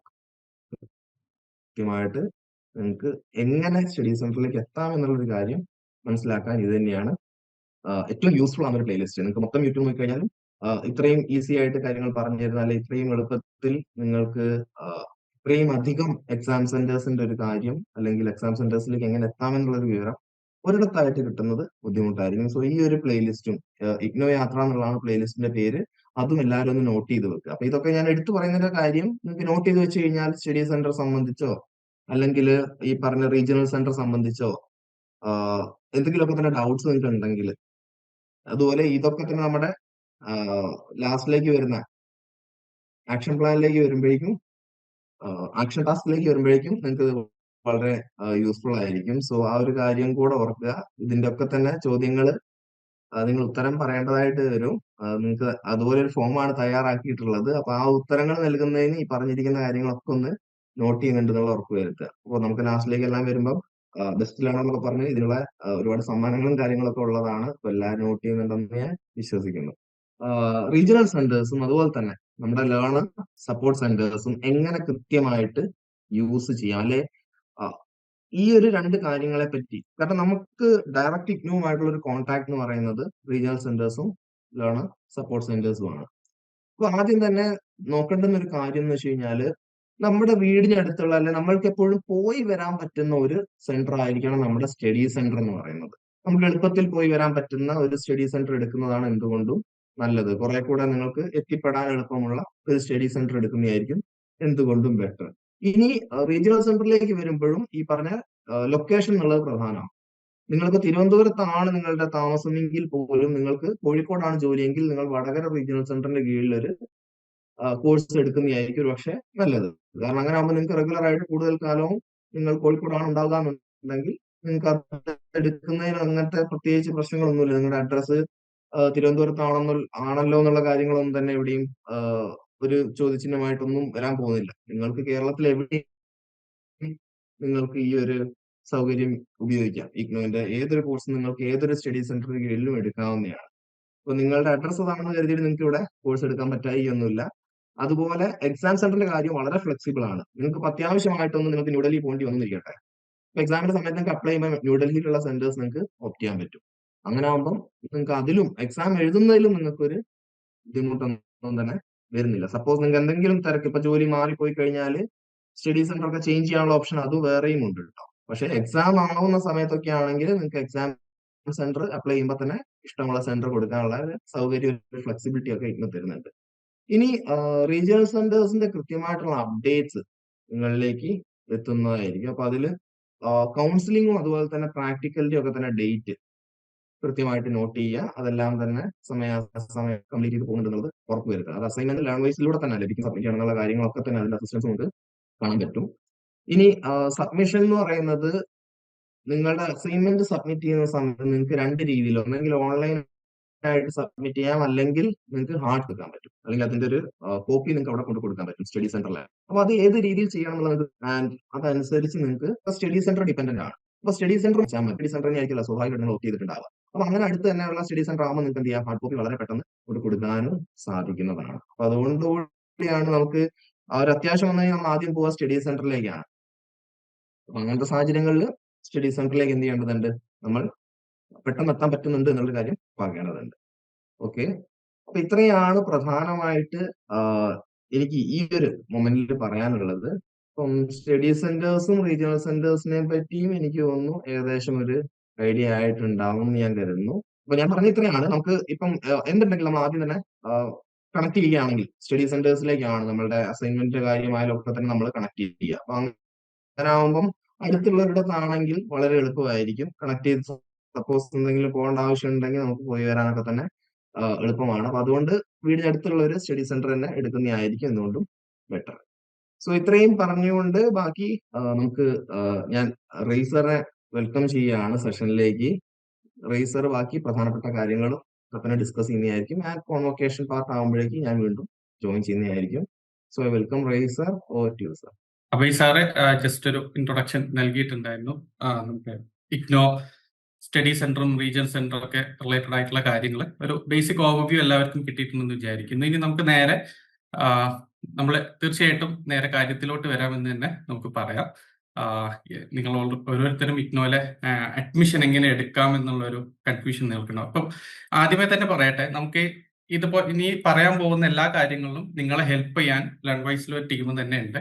അപ്പം ഇഗ്നോ അഡ്മിഷൻ, അതുപോലെ തന്നെ എക്സാം രജിസ്ട്രേഷൻ, അതുപോലെ തന്നെ അസൈൻമെന്റ് ക്വസ്റ്റ്യൻസ് കാര്യങ്ങള്, പിന്നെ എക്സാമിന്റെ രജിസ്ട്രേഷന്, പിന്നെ അതിന്റെ ഇവാലുവേഷന് കാര്യങ്ങളൊക്കെ തന്നെ നമ്മൾ ലേൺവൈസ് ത്രൂ നിങ്ങൾക്ക് ചെയ്യാൻ പറ്റും. അപ്പം ഇനി പറയാൻ പോകുന്ന കാര്യങ്ങൾ കണ്ടിട്ട് ആരും ഇതൊന്നും ഞാൻ ചെയ്തിട്ടില്ലല്ലോ അതുകൊണ്ട് കൺഫ്യൂഷൻ ആവരുത്. ഇതൊക്കെ നമ്മുടെ ടീം നിങ്ങളെ കണക്ട് ചെയ്യും. വളരെ കുറച്ച് പേരായിരിക്കും ഇഗ്നോ അഡ്മിഷൻ ഇനീഷ്യലി തന്നെ സെക്യൂർ ചെയ്തതിന് ശേഷം ലേൺവൈസിൽ അഡ്മിഷൻ എടുത്തിട്ടുണ്ടാവുക.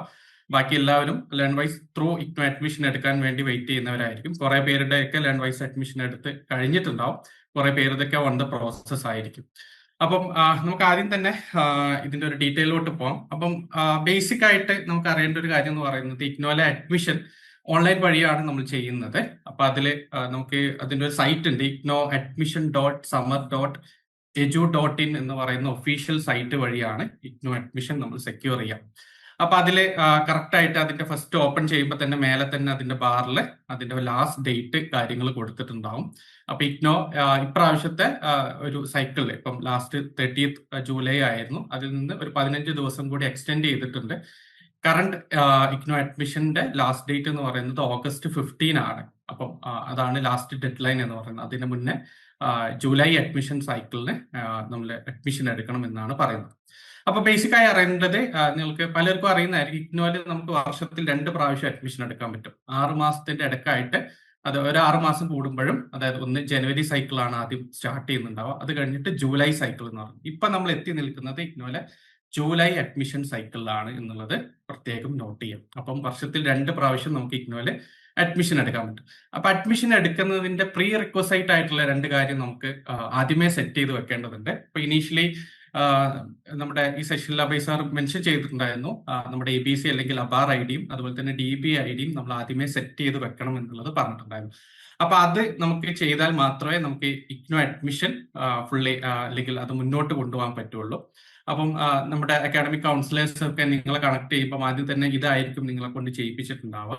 അപ്പം ഇവിടെ ഒരുപാട് പേർക്ക് കുറെ പേർക്കൊക്കെ ഒരു ഇഷ്യൂസ് ഉണ്ടായിട്ടുണ്ട് എന്നുള്ളത് നമുക്ക് മനസ്സിലാക്കാൻ പറ്റിയിട്ടുണ്ട്. ഒന്ന്, നിങ്ങളുടെ ABC ഐഡിയിലും നിങ്ങളുടെ സർട്ടിഫിക്കറ്റിലെ പേരും ആധാറിലെ പേരും ഒക്കെ ഡിഫറെന്റ് ആയിട്ട് വരുന്ന കേസസ്, അതുപോലെ തന്നെ ABC ഐഡി ക്രിയേറ്റ് ചെയ്യുമ്പം നിങ്ങൾക്ക് OTP വരാത്ത കേസ്, അല്ലെങ്കിൽ നിങ്ങളുടെ നമ്പർ ആധാറുമായിട്ട് ലിങ്ക് ചെയ്തിട്ടില്ല, അങ്ങനെയുള്ള ഒരുപാട് കേസസ് ഒക്കെ ഉണ്ട്. അതൊക്കെ നമുക്ക് സോൾവ് ചെയ്യാൻ പറ്റുന്ന കേസസ് തന്നെയാണ്. അതൊക്കെ നമ്മുടെ ടീം നിങ്ങളെ കണക്ട് ചെയ്തിട്ട് അതിനുള്ള സൊല്യൂഷൻ നിങ്ങൾക്ക് തരുന്നതായിരിക്കും. അപ്പൊ അതിലൊന്നും വറി ചെയ്യേണ്ട ആവശ്യമില്ല.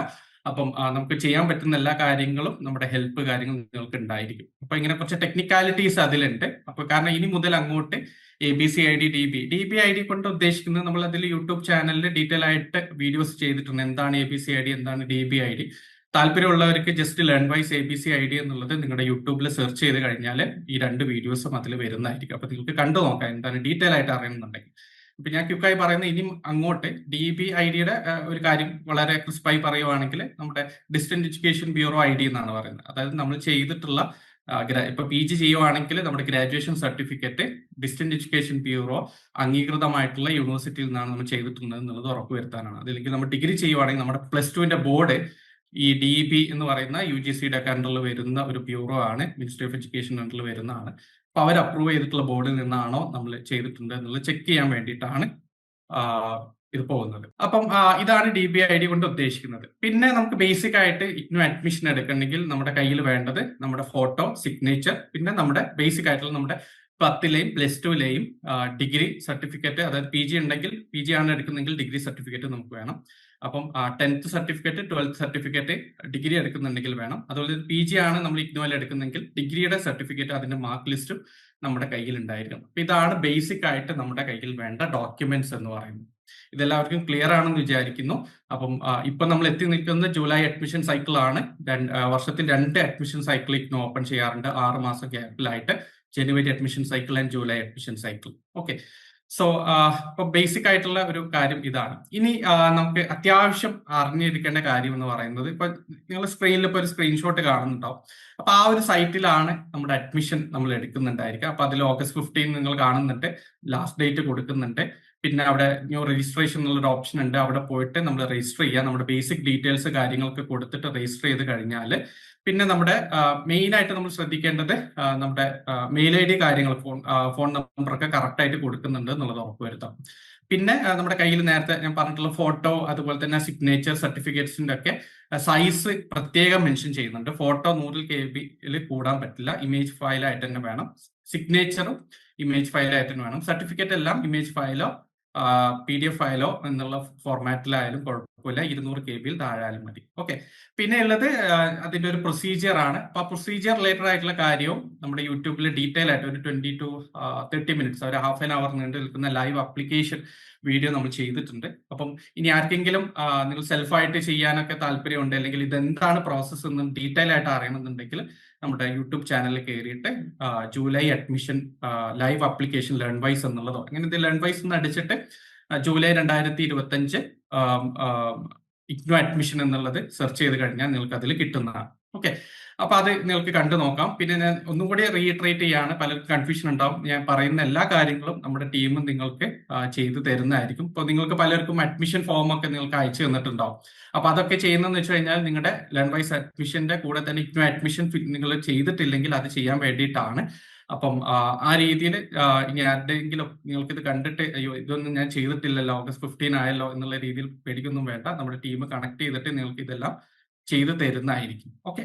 സോ ഇനി ആർക്കെങ്കിലും അത് അങ്ങനെ ഒരു ടീം ആരും കണക്ട് ചെയ്തിട്ടില്ല, ഇനി നിങ്ങൾ അഡ്മിഷൻ എടുത്തിട്ടുണ്ട് എന്ന് പറഞ്ഞിട്ടാണ് വന്നിട്ടുള്ളത്. അപ്പോൾ നിങ്ങളുടെ ACs, നിങ്ങളുടെ അക്കാഡമിക് കൗൺസിലേഴ്സ് കണക്ട് ചെയ്തപ്പോൾ ഞാൻ അഡ്മിഷൻ എടുത്തിട്ടുണ്ട് അങ്ങനെ പറയുമ്പോൾ ചിലപ്പോൾ നമ്മുടെ ടീം ആരെങ്കിലും വിട്ടുപോയിട്ടുണ്ടെങ്കിൽ നിങ്ങളുടെ ടീമിൽ നിങ്ങളുടെ മെന്റേഴ്സിനോ അല്ലെങ്കിൽ LSCസിനോ ആയിട്ട് നിങ്ങൾ മെസ്സേജ് ചെയ്യുക ഇങ്ങനെ ഒരു ഇഷ്യൂ ഉണ്ട് എന്നുള്ളത്. അപ്പൊ നിങ്ങൾക്ക് തീർച്ചയായിട്ടും അതിന്റെ ഫോം കാര്യങ്ങൾ തരും, അതിൽ നിങ്ങൾ ഫില്ല് ചെയ്യുക എന്നുള്ളതാണ്. ഓക്കെ. സോ പിന്നെ ഉള്ളതെന്ന് വെച്ച് കഴിഞ്ഞാൽ ABCID DBID നമ്മൾ അഡ്മിഷൻ പോർട്ടലിൽ അല്ലെങ്കിൽ അഡ്മിഷൻ എടുക്കുമ്പോൾ വളരെ ഇമ്പോർട്ടന്റ് ആണ്. അത് ഫില്ല് ചെയ്തിട്ടായിരിക്കും നമ്മൾ മുന്നോട്ട് പോകുന്നുണ്ടാവും. ABCID എന്നുള്ളത് നമ്മൾ ഫസ്റ്റ് ക്ലിയറൻസ് ചെയ്യുന്നതാണ്. DBID ആയിരിക്കും നമ്മുടെ അഡ്മിഷൻ സമയത്ത് ആ പോർട്ടലിൽ ചോദിക്കുന്നുണ്ടായിരിക്കും. പിന്നെ ഫീസ് അടച്ച് അതിന്റെ റിസീപ്റ്റ് ഡൗൺലോഡ് ചെയ്ത് വെക്കുക എന്നുള്ളതാണ്. പിന്നെ അത് അങ്ങനെ നമ്മൾ അഡ്മിഷൻ പ്രോസസ് നമ്മൾ കംപ്ലീറ്റ് ചെയ്ത് കഴിഞ്ഞാൽ അതിനെ സ്റ്റാറ്റസ് ട്രാക്ക് ചെയ്യാൻ പറ്റും. ഇപ്പൊ നിങ്ങളിവിടെ സ്ക്രീനിന്റെ അവിടെ കണ്ടിട്ടുണ്ടാവും ഒരു ചെറിയ രീതിയിൽ രജിസ്റ്റേർഡ് യൂസർ ലോഗിൻ എന്ന് പറഞ്ഞിട്ട്. അപ്പൊ അവിടെ നമ്മുടെ യൂസർ നെയിമും അതുപോലെ തന്നെ പാസ്വേഡ് അടിച്ചു കഴിഞ്ഞാൽ നമ്മുടെ സ്റ്റാറ്റസ് അറിയാൻ പറ്റും. ഇനി അത് നമ്മുടെ അപ്ലോഡ് ചെയ്തിട്ടുള്ള ഡോക്യുമെന്റ്സിൽ എന്തെങ്കിലും ഇഷ്യൂ ഉണ്ടോ, ഇനി റീ അപ്ലോഡ് ചെയ്യേണ്ടതുണ്ടോ, എന്തെങ്കിലും ഇഷ്യൂസ് ഒക്കെ ഉണ്ടെങ്കിൽ നമുക്ക് അവിടെ ലോഗിൻ ചെയ്ത് നോക്കിക്കഴിഞ്ഞാൽ വൺസ് നമ്മൾ ഫീസ് അടച്ച് എല്ലാം കംപ്ലീറ്റ് ചെയ്ത് ഇവിടെ വന്ന് ലോഗിൻ ചെയ്ത് കഴിഞ്ഞാൽ നമ്മുടെ സ്റ്റാറ്റസ് അറിയാൻ പറ്റും. വൺസ് നമ്മുടെ അഡ്മിഷൻ കൺഫേം ആയി കഴിഞ്ഞാൽ നമുക്ക് മെയിൽ വരും, നിങ്ങളുടെ അഡ്മിഷൻ കൺഫേം ആയിട്ടുണ്ട് എന്നും പറഞ്ഞിട്ട്. അതിനുശേഷം നമുക്ക് എന്ത് ചെയ്യാം, സ്റ്റുഡന്റ് പോർട്ടലിൽ പോയിട്ട് അല്ലെങ്കിൽ ഈ ഒരു സൈറ്റിൽ തന്നെ പോയിട്ട് നമുക്ക് എന്ത് ചെയ്യാൻ പറ്റും, നമ്മുടെ ID കാർഡ് ഡൗൺലോഡ് ചെയ്യാൻ പറ്റും. പിന്നെ ഒരു 1 month ഒക്കെ കഴിഞ്ഞ് കഴിഞ്ഞാൽ നമുക്ക് സ്റ്റുഡന്റ് പോർട്ടൽ സെറ്റ് ചെയ്യാനും പറ്റും. സ്റ്റുഡന്റ് പോർട്ടൽ എന്നുള്ളത് നമ്മുടെ ID കാർഡ് കാര്യങ്ങളൊക്കെ ഡൗൺലോഡ് ചെയ്യാനും നമ്മുടെ പേപ്പേഴ്സ് കാര്യങ്ങൾ നമ്മുടെ എല്ലാ ഡീറ്റെയിൽസും അടങ്ങിയിട്ടുള്ള ഒരു പോർട്ടലാണ്. മെയിൻലി ഇതിന്റെ യൂസ് വരിക നമ്മൾ രജിസ്ട്രേഷൻ ഒക്കെ ചെയ്യുമ്പോഴാണ്. അത് നമ്മൾ ഡീറ്റെയിൽ ആയിട്ട് കുറച്ച് കഴിഞ്ഞിട്ട് അത് ഡിസ്കസ് ചെയ്യുന്നതായിരിക്കും. അപ്പൊ ഇത്രയും കാര്യങ്ങൾ ഒന്ന് നോട്ട് ചെയ്യാം. പിന്നെ ഉള്ളത് നമ്മുടെ അഡ്മിഷൻ എടുക്കുമ്പോഴേ കോമൺ ആയിട്ട് വരുന്ന കുറച്ച് മിസ്റ്റേക്സ് പറയാം. ഇപ്പൊ ലേൺവൈസ് ത്രൂ അഡ്മിഷൻ എടുക്കുമ്പോഴും നമ്മളൊരു ഫോം ഒക്കെ നിങ്ങൾക്ക് അയച്ചു തന്നിട്ട് നിങ്ങൾ അത് ഫില്ല് ചെയ്തിട്ടായിരിക്കും നമുക്ക് തരുന്നുണ്ടാവുക. അത് ബേസ് ചെയ്തിട്ടാണ് നമ്മുടെ ടീം നിങ്ങളുടെ അഡ്മിഷൻസ് കാര്യങ്ങൾ സെക്യൂർ ചെയ്യുന്നുണ്ടാവും. അപ്പൊ അവിടെ ഒന്ന് ABCID DBID വളരെ മാൻഡേറ്ററി ആയിട്ടുള്ള കാര്യമാണ്. നിങ്ങളുടെ ആധാർ മൊബൈൽ നമ്പറുമായിട്ട് ലിങ്ക് ചെയ്തിട്ടില്ലെങ്കിൽ അത് പെട്ടെന്ന് ലിങ്ക് ചെയ്യാം. അത് ഈ അബ്രോഡുള്ള കേസസിലൊക്കെ ആയിരിക്കും ചിലപ്പോൾ ബയോമെട്രിക്സ് വേണ്ടി വരും. അപ്പൊ അങ്ങനത്തെ കേസസ് ഒക്കെ ഉണ്ടെങ്കിൽ പ്രത്യേകം നോട്ട് ചെയ്ത് നമ്മുടെ ടീമിനെ അറിയിക്കുക. അല്ലാത്ത കേസസ് വളരെ സിമ്പിൾ ആണ്, ആധാർ മൊബൈൽ നമ്പറായിട്ട് ലിങ്ക് ചെയ്യാനുള്ളത്. അതാണ് ഫസ്റ്റ് സ്റ്റെപ്പ് എന്ന് പറയുന്നത് നമ്മുടെ ഈ ഒരു ABCID ക്രിയേറ്റ് ചെയ്യുന്നതിൽ. പിന്നെയുള്ള ഒരു ഇഷ്യൂ വരാൻ സാധ്യത എന്ന് വെച്ച് കഴിഞ്ഞാൽ നമ്മുടെ പേരിലുള്ള ഡിഫറൻസ് ആണ് വരുന്നത്. അപ്പൊ ആധാറിലൊരു പേര്, നമ്മുടെ സർട്ടിഫിക്കറ്റിൽ വേറൊരു പേര്. അപ്പം ഈ ABCID ക്രിയേറ്റ് ചെയ്യുമ്പോൾ അവിടെ ഒരു മിസ്മാച്ച് വരാനുള്ള ചാൻസ് ഉണ്ട്. അപ്പൊ അങ്ങനെ വരുമ്പോഴും ചെറിയൊരു ഇഷ്യൂ ഉണ്ടാവാറുണ്ട്. അങ്ങനെ ആകുമ്പോൾ നമുക്ക് ആധാറിലെ പേര് നമുക്ക് നമ്മുടെ സർട്ടിഫിക്കറ്റിലെ പേരുമായിട്ട് മാറ്റാനും ഇപ്പം എളുപ്പമാണ്. നമ്മുടെ അക്ഷയയിലൊക്കെ പോയി കഴിഞ്ഞാൽ അത് ചെയ്യാൻ പറ്റും എന്നുള്ളതാണ്. അപ്പൊ അതിനൊക്കെ സൊല്യൂഷൻ ഉണ്ട്. അപ്പൊ ആ കാര്യം പ്രത്യേകം നോട്ട് ചെയ്യാം. പിന്നെ ഉള്ളത് നമ്മുടെ ഈ ഫയൽ സൈസസ് കാര്യങ്ങളൊക്കെ ഉണ്ടല്ലോ. അപ്പം ഫോട്ടോക്ക് ഇത്ര KB വേണം, അതിന്റെ താഴെ ആവണം, സിഗ്നേച്ചറിന് ഇത്ര KB താഴെ ആവണം, അങ്ങനെയുള്ള കാര്യങ്ങളൊക്കെ പറയുന്നുണ്ട്. പിന്നെ സർട്ടിഫിക്കറ്റ് ഇത്ര KB താഴെ ആവണം എന്നൊക്കെ പറയുന്നത്. അപ്പൊ അതിൽ എന്തെങ്കിലും പ്രശ്നം അല്ലെങ്കിൽ ആ KB കൂടുതലാവുകയോ നമ്മുടെ ഫോട്ടോ സിഗ്നേച്ചർ അല്ലെങ്കിൽ സർട്ടിഫിക്കറ്റ്സ് ഒന്നും ക്ലാരിറ്റി ഇല്ലാത്ത പിക്ചേഴ്സ് ആണ് അല്ലെങ്കിൽ PDF ഫയലാണ് നമ്മൾ കൊടുക്കുന്നുണ്ടെങ്കിലും നമുക്ക് അഡ്മിഷനിൽ ചെറിയൊരു ഡിലേ വരാൻ സാധ്യതയുണ്ട്. അപ്പൊ അവിടെ ഡിസ്ക്രിപ്പൻസി എന്ന് പറഞ്ഞിട്ടൊരു സംഭവം അതിൽ ഹൈലൈറ്റ് ചെയ്ത് വരും. അപ്പൊ അവിടെ നമ്മൾ എന്ത് ചെയ്യേണ്ടത്, വീണ്ടും അത് നമുക്ക് മെയിലായിട്ട് വരും. ഇപ്പൊ നമ്മൾ അഡ്മിഷൻ ഫീസൊക്കെ അടച്ച് നമ്മൾ അതിന്റെ കൺഫർമേഷന് വേണ്ടി വെയിറ്റ് ചെയ്യാണ്. അപ്പൊ അവിടെ എന്തെങ്കിലും ഇഷ്യൂ ഉണ്ടെങ്കിൽ എന്താവും, നമുക്ക് മെയിലായിട്ട് വരും, ഇങ്ങനെ ഒരു ഇഷ്യൂ ഉണ്ട്, റെക്ടിഫൈ ചെയ്യണം എന്ന് പറഞ്ഞിട്ട് ഇഗ്നോയുടെ ഒഫീഷ്യൽ മെയിലിന് നമുക്ക് മെയിലായിട്ട് നമ്മുടെ പേഴ്സണൽ മെയിൽ ഐ ഡിയിലോട്ട്, നമ്മൾ കൊടുത്തിട്ടുള്ള മെയിൽ ഐ ഡിയിലോട്ട് മെയിൽ വരും. അപ്പൊ അത് നോക്കിയിട്ട് അതിൽ കയറിയിട്ട് നമ്മൾ എന്ത് ചെയ്യണം, എന്താണോ അതിൽ പറഞ്ഞിട്ടുള്ള ഡിസ്ക്രിപ്പൻസി അത് നമ്മൾ റെക്ടിഫൈ ചെയ്യുന്നുണ്ടെന്നുള്ള ഉറപ്പുവരുത്താം. പിന്നെ പ്രത്യേകം നോക്കേണ്ടതെന്ന് വെച്ച് കഴിഞ്ഞാൽ നമ്മുടെ ഫോൺ നമ്പറും ഇമെയിൽ ഐ ഡിയും നമ്മൾ അഡ്മിഷൻ സമയത്ത് കൊടുക്കുന്നത് നമ്മുടേതാണെന്നുള്ളത് നിങ്ങൾ 2-3 വട്ടം ക്രോസ് വെരിഫൈ ചെയ്യുക. അത് മിസ്റ്റേക്ക് ഉണ്ടാവാൻ പാടില്ല. അതുമായി റിലേറ്റഡ് ആയിട്ടുള്ള കാര്യമായിരിക്കും പിന്നെ അങ്ങോട്ട് മുഴുവൻ ഉണ്ടാവും. അപ്പൊ അതിൽ മെയിൽ ഐ ഡി തെറ്റിപ്പോയാലൊന്നും നമുക്ക് അഡ്മിഷൻ പ്രോസസ്സ് മുന്നോട്ട് കൊണ്ടുപോകുന്നതിലൊക്കെ ബുദ്ധിമുട്ടുണ്ടാവും. അപ്പൊ ആ കാര്യങ്ങൾ ഒന്ന് പ്രത്യേകം നോട്ട് ചെയ്യുക. പിന്നെ പേയ്മെന്റ് അടച്ചതിന് ശേഷം സ്റ്റാറ്റസ്, നമ്മുടെ ഒരു അഡ്മിഷൻ സ്റ്റാറ്റസ് ഫ്രീക്വന്റ് ആയിട്ട് ചെക്ക് ചെയ്ത് നോക്കുക. ഓരോ 2-3 ഡേയ്സ് കൂടുമ്പോഴും നമുക്ക് ചെക്ക് ചെയ്ത് നോക്കുക എന്നുള്ളതും ഇതിന്റെ ഇമ്പോർട്ടന്റ് ആയിട്ടുള്ള ഒരു കാര്യമാണ്. അപ്പൊ ഇതില് ബേസിക്കലി നമ്മൾ ഒരു ഇഗ്നോ അഡ്മിഷൻ എടുത്തു കഴിഞ്ഞാൽ ഒരു 1 വീക്കിന്റെ ഉള്ളിലൊക്കെ സാധാരണ രീതിയിൽ അതിന്റെ കൺഫർമേഷൻ വരാറുണ്ട്. ചില സമയത്ത് അതൊരു 15 ഡേയ്സ് വരെ പോവാറുണ്ട്. റയർ ആയിട്ട് ഒരു 1 മന്ത് വരെ പോയ കേസും ഉണ്ട്. അപ്പം നിങ്ങൾ അഡ്മിഷന് നിങ്ങൾ എടുത്തു, നിങ്ങളെ പേയ്മെന്റ് ഒക്കെ അടച്ചു, എന്നിട്ട് എനിക്ക് കൺഫർമേഷൻ വന്നില്ല എന്നുണ്ടെങ്കിൽ നമ്മൾ വെയിറ്റ് ചെയ്യുക. നമ്മുടെ മെയില് കാര്യങ്ങളെ ഫ്രീക്വന്റ് ആയി ചെക്ക് ചെയ്യുക. നമ്മുടെ അപ്ലൈ ചെയ്യാൻ ഉപയോഗിച്ചുള്ള ആ സൈറ്റിൽ കയറിയിട്ട് ലോഗിൻ ചെയ്ത് നോക്കുക. അവിടെ എന്തെങ്കിലും നമ്മൾ മാറ്റം വരുത്തേണ്ടതുണ്ടോ, ഡിസ്ക്രിപ്പൻസി വന്നിട്ടുണ്ടോ, സർട്ടിഫിക്കറ്റ് എന്തെങ്കിലും റീ അപ്ലോഡ് ചെയ്യേണ്ടതുണ്ടോ, കാര്യങ്ങളൊക്കെ ഉണ്ടെങ്കിൽ ആ കാര്യങ്ങൾ അവിടെ ചെയ്യാന്നുള്ളതാണ്. അങ്ങനെ ചെയ്ത് കഴിഞ്ഞാൽ കുറച്ച് സമയം എടുക്കാറുണ്ട്. അതുകൊണ്ടാണ് ചില സമയത്ത് ചില കോഴ്സസിനൊക്കെ കൂടുതൽ ഇത് ഉണ്ടെങ്കിൽ അതിൽ കുറച്ചൊരു സമയം എടുക്കാറുണ്ട്. അപ്പൊ ഒരു 1 മന്ത് വരെയൊക്കെ പോയ കേസ് ഉണ്ട്, 15 ഡേയ്സ് പോയതുണ്ട്, 2-3 ഡേയ്സിനുള്ളിൽ ആയത് വളരെ റെയർ കേസ് ആയിട്ട് പെട്ടെന്നാവുന്നതുണ്ട്, 1 വീക്ക് ഒക്കെ മിനിമം എടുക്കാറുണ്ട്. അപ്പം ആ ഒരു കാര്യം എപ്പോഴും നോട്ട് ചെയ്യുക. അതിന്റെ കൺഫർമേഷൻ കിട്ടാൻ ഒരു 1 മന്ത് വരെ പോയ കേസസ് ഉണ്ട്. അപ്പൊ അധികവും അങ്ങനെ പോകുന്ന കേസസിൽ എന്തെങ്കിലും ഡിസ്ക്രിപ്പൻസി എന്തെങ്കിലും ഉണ്ടെങ്കിലാണ്. പിന്നെയുള്ള നമ്മുടെ അഡ്മിഷൻ ടീമിൽ അല്ലെങ്കിൽ ഈ ഒരു നമ്മുടെ ഈ ലേൺവൈസ് ത്രൂ നിങ്ങൾ അഡ്മിഷൻ ചെയ്യുന്ന ടീമാണ് URC എന്ന് പറയുന്നത്. അപ്പൊ അതിൽ നിന്ന് കിട്ടിയിട്ടുള്ള കുറച്ച് ഇൻസൈറ്റ്സ് എന്ന് പറയുന്നത് കുറെ പേരുടെ നിങ്ങളുടെ ആധാറിലെ പേരും ഡേറ്റ് ഓഫ് ബർത്ത് ഡിഫറെന്റ് ആയിട്ടുള്ള കേസസ് ഒക്കെ ആയിട്ട് അഡ്മിഷൻ കുറച്ച് ഡിലേ ആയിട്ടുണ്ടായിരുന്നു എന്ന് പറഞ്ഞിട്ടുണ്ടായിരുന്നു. അപ്പം അതൊക്കെ ഇപ്പൊ 1 by 1 ആയിട്ട് ക്ലിയർ ചെയ്യാൻ പറ്റുന്നുണ്ട്. അപ്പൊ അതിലൊന്നും ആരും വറി ചെയ്യേണ്ട ആവശ്യമില്ല. നിങ്ങളുടെ നെയിമിലുള്ള പ്രശ്നവും അതുപോലെ തന്നെ സർനെയിമിലൊക്കെ ഉള്ള ഇപ്പം കല്യാണമൊക്കെ കഴിഞ്ഞിട്ട് ഹസ്ബൻഡിന്റെ പേര് ഈ ആധാറിലും ഇതിലൊക്കെ വരുന്നു, പക്ഷെ സർട്ടിഫിക്കറ്റിൽ നമ്മുടെ ഒറിജിനൽ ആദ്യത്തെ പേരായിരുന്നു. അപ്പൊ അങ്ങനെയുള്ള മിസ്മാച്ച് ഒക്കെ വരുമ്പോൾ അവിടെ ഇങ്ങനെ ഡിസ്ക്രിപ്പൻസി എന്ന് കാണിക്കാറുണ്ടായിരുന്നു. അപ്പൊ അതേ ഫീസ് ഒന്ന് അടച്ചിട്ട് നമുക്ക് അത് കൺഫേം ആക്കാൻ പറ്റാത്ത ഒരു സിറ്റുവേഷൻ ഉണ്ടായിരുന്നു. പക്ഷെ ഇപ്പൊ അതൊക്കെ ക്ലിയർ ചെയ്ത് പോകുന്നുണ്ട്. അപ്പൊ അതിലൊന്നും ആരും വറി ചെയ്യേണ്ട ആവശ്യമില്ല. നമ്മുടെ ടീമിൽ നിന്ന് അതിനുള്ള ഇൻഫോർമേഷൻസ് നിങ്ങൾക്ക് കിട്ടുന്നതായിരിക്കും. ഓക്കെ, അപ്പൊ ആ കാര്യം പ്രത്യേകം നോട്ട് ചെയ്യാം. അപ്പം ഇപ്പൊ നമ്മൾ ഇഗ്നോ അഡ്മിഷൻ നമ്മൾ എടുത്തു കഴിഞ്ഞു. അപ്പം എല്ലാവരും പ്രത്യേകം നോട്ട് ചെയ്യുന്നതെന്ന് വെച്ച് കഴിഞ്ഞാൽ ഇഗ്നോയിൽ നിങ്ങൾ അഡ്മിഷൻ എടുക്കുന്നത് ഒരു വർഷത്തേക്കാണ്. ഇപ്പം ഇയർലി ബേസ്ഡ് ആയിട്ടുള്ള കോഴ്സ് ആണെങ്കിൽ അത് ഒരു വർഷത്തേക്കാണ് നിങ്ങൾ അഡ്മിഷൻ എടുക്കുന്നത്. ഫോർ എക്സാമ്പിൾ, നിങ്ങൾ BA സോഷ്യോളജി കോഴ്സിനാണ് ഇഗ്നോയിൽ അഡ്മിഷൻ എടുക്കുന്നതെങ്കിൽ അത് ഒരു വർഷത്തേക്കാണ് നിങ്ങൾ ഇഗ്നോയിൽ അഡ്മിഷൻ എടുക്കുന്നത്. അതുപോലെ തന്നെ നിങ്ങൾ MBA ആണ് നിങ്ങൾ ഇഗ്നോയിൽ അഡ്മിഷൻ എടുക്കുന്നെങ്കിൽ 6 മാസത്തേക്ക് അല്ലെങ്കിൽ ഒരു ഫസ്റ്റ് സെമസ്റ്ററിലാണ് നിങ്ങൾ അഡ്മിഷൻ എടുക്കുന്നത്. അപ്പോൾ ഇഗ്നോയിലെ നിങ്ങൾ അഡ്മിഷൻ എന്ന് പറയുന്നത് മൊത്തം ഡ്യൂറേഷനിലോട്ടല്ല, അതിന്റെ ഒരു സെമസ്റ്റർ വൈസ് കോഴ്സ് ആണെങ്കിൽ ഒരു സെമസ്റ്ററിലോട്ടായിരിക്കും, ഇയർ വൈസ് കോഴ്സ് ആണെങ്കിൽ ഒരു ഇയറിലോട്ടായിരിക്കും. അപ്പം അതില് നമ്മുടെ ഒരു ഇയർ കഴിഞ്ഞു കഴിഞ്ഞാൽ നമുക്ക് അടുത്ത സൈക്കിളിൽ നമുക്കിപ്പം ഫോർ എക്സാമ്പിൾ നിങ്ങളിപ്പം MBA എടുത്ത ഒരാളാണെന്ന് വിചാരിക്കുക. MBA സെമസ്റ്റർ വൈസ് ആണ്. അപ്പൊ നിങ്ങൾ ജൂലൈയിൽ നിങ്ങൾ MBAക്ക് ഫ്രഷ് അഡ്മിഷൻ എടുത്തു. നമ്മൾ നേരത്തെ പറഞ്ഞ പോലെ ആ രീതിയിൽ അഡ്മിഷൻ ഒക്കെ എടുത്തു കഴിഞ്ഞു. നമ്മൾ ഡിസംബറിൽ പരീക്ഷ ഒക്കെ എഴുതി, പരീക്ഷ എഴുതാനും എഴുതിയില്ലെങ്കിലും റീ രജിസ്ട്രേഷൻ ചെയ്യാം. അപ്പൊ നമുക്ക് എന്ത് ചെയ്യാം, ജനുവരി സൈക്കിളിൽ റീ രജിസ്ട്രേഷൻ പോർട്ടൽ ഓപ്പൺ ആവും. അപ്പൊ നമ്മൾ ഫ്രഷ് അഡ്മിഷൻ എടുക്കുന്നതിന്റെ ഡിഫറെന്റ് ആയിട്ടുള്ള ഒരു സൈറ്റിലായിരിക്കും റീ രജിസ്ട്രേഷൻ ഉണ്ടാവുക.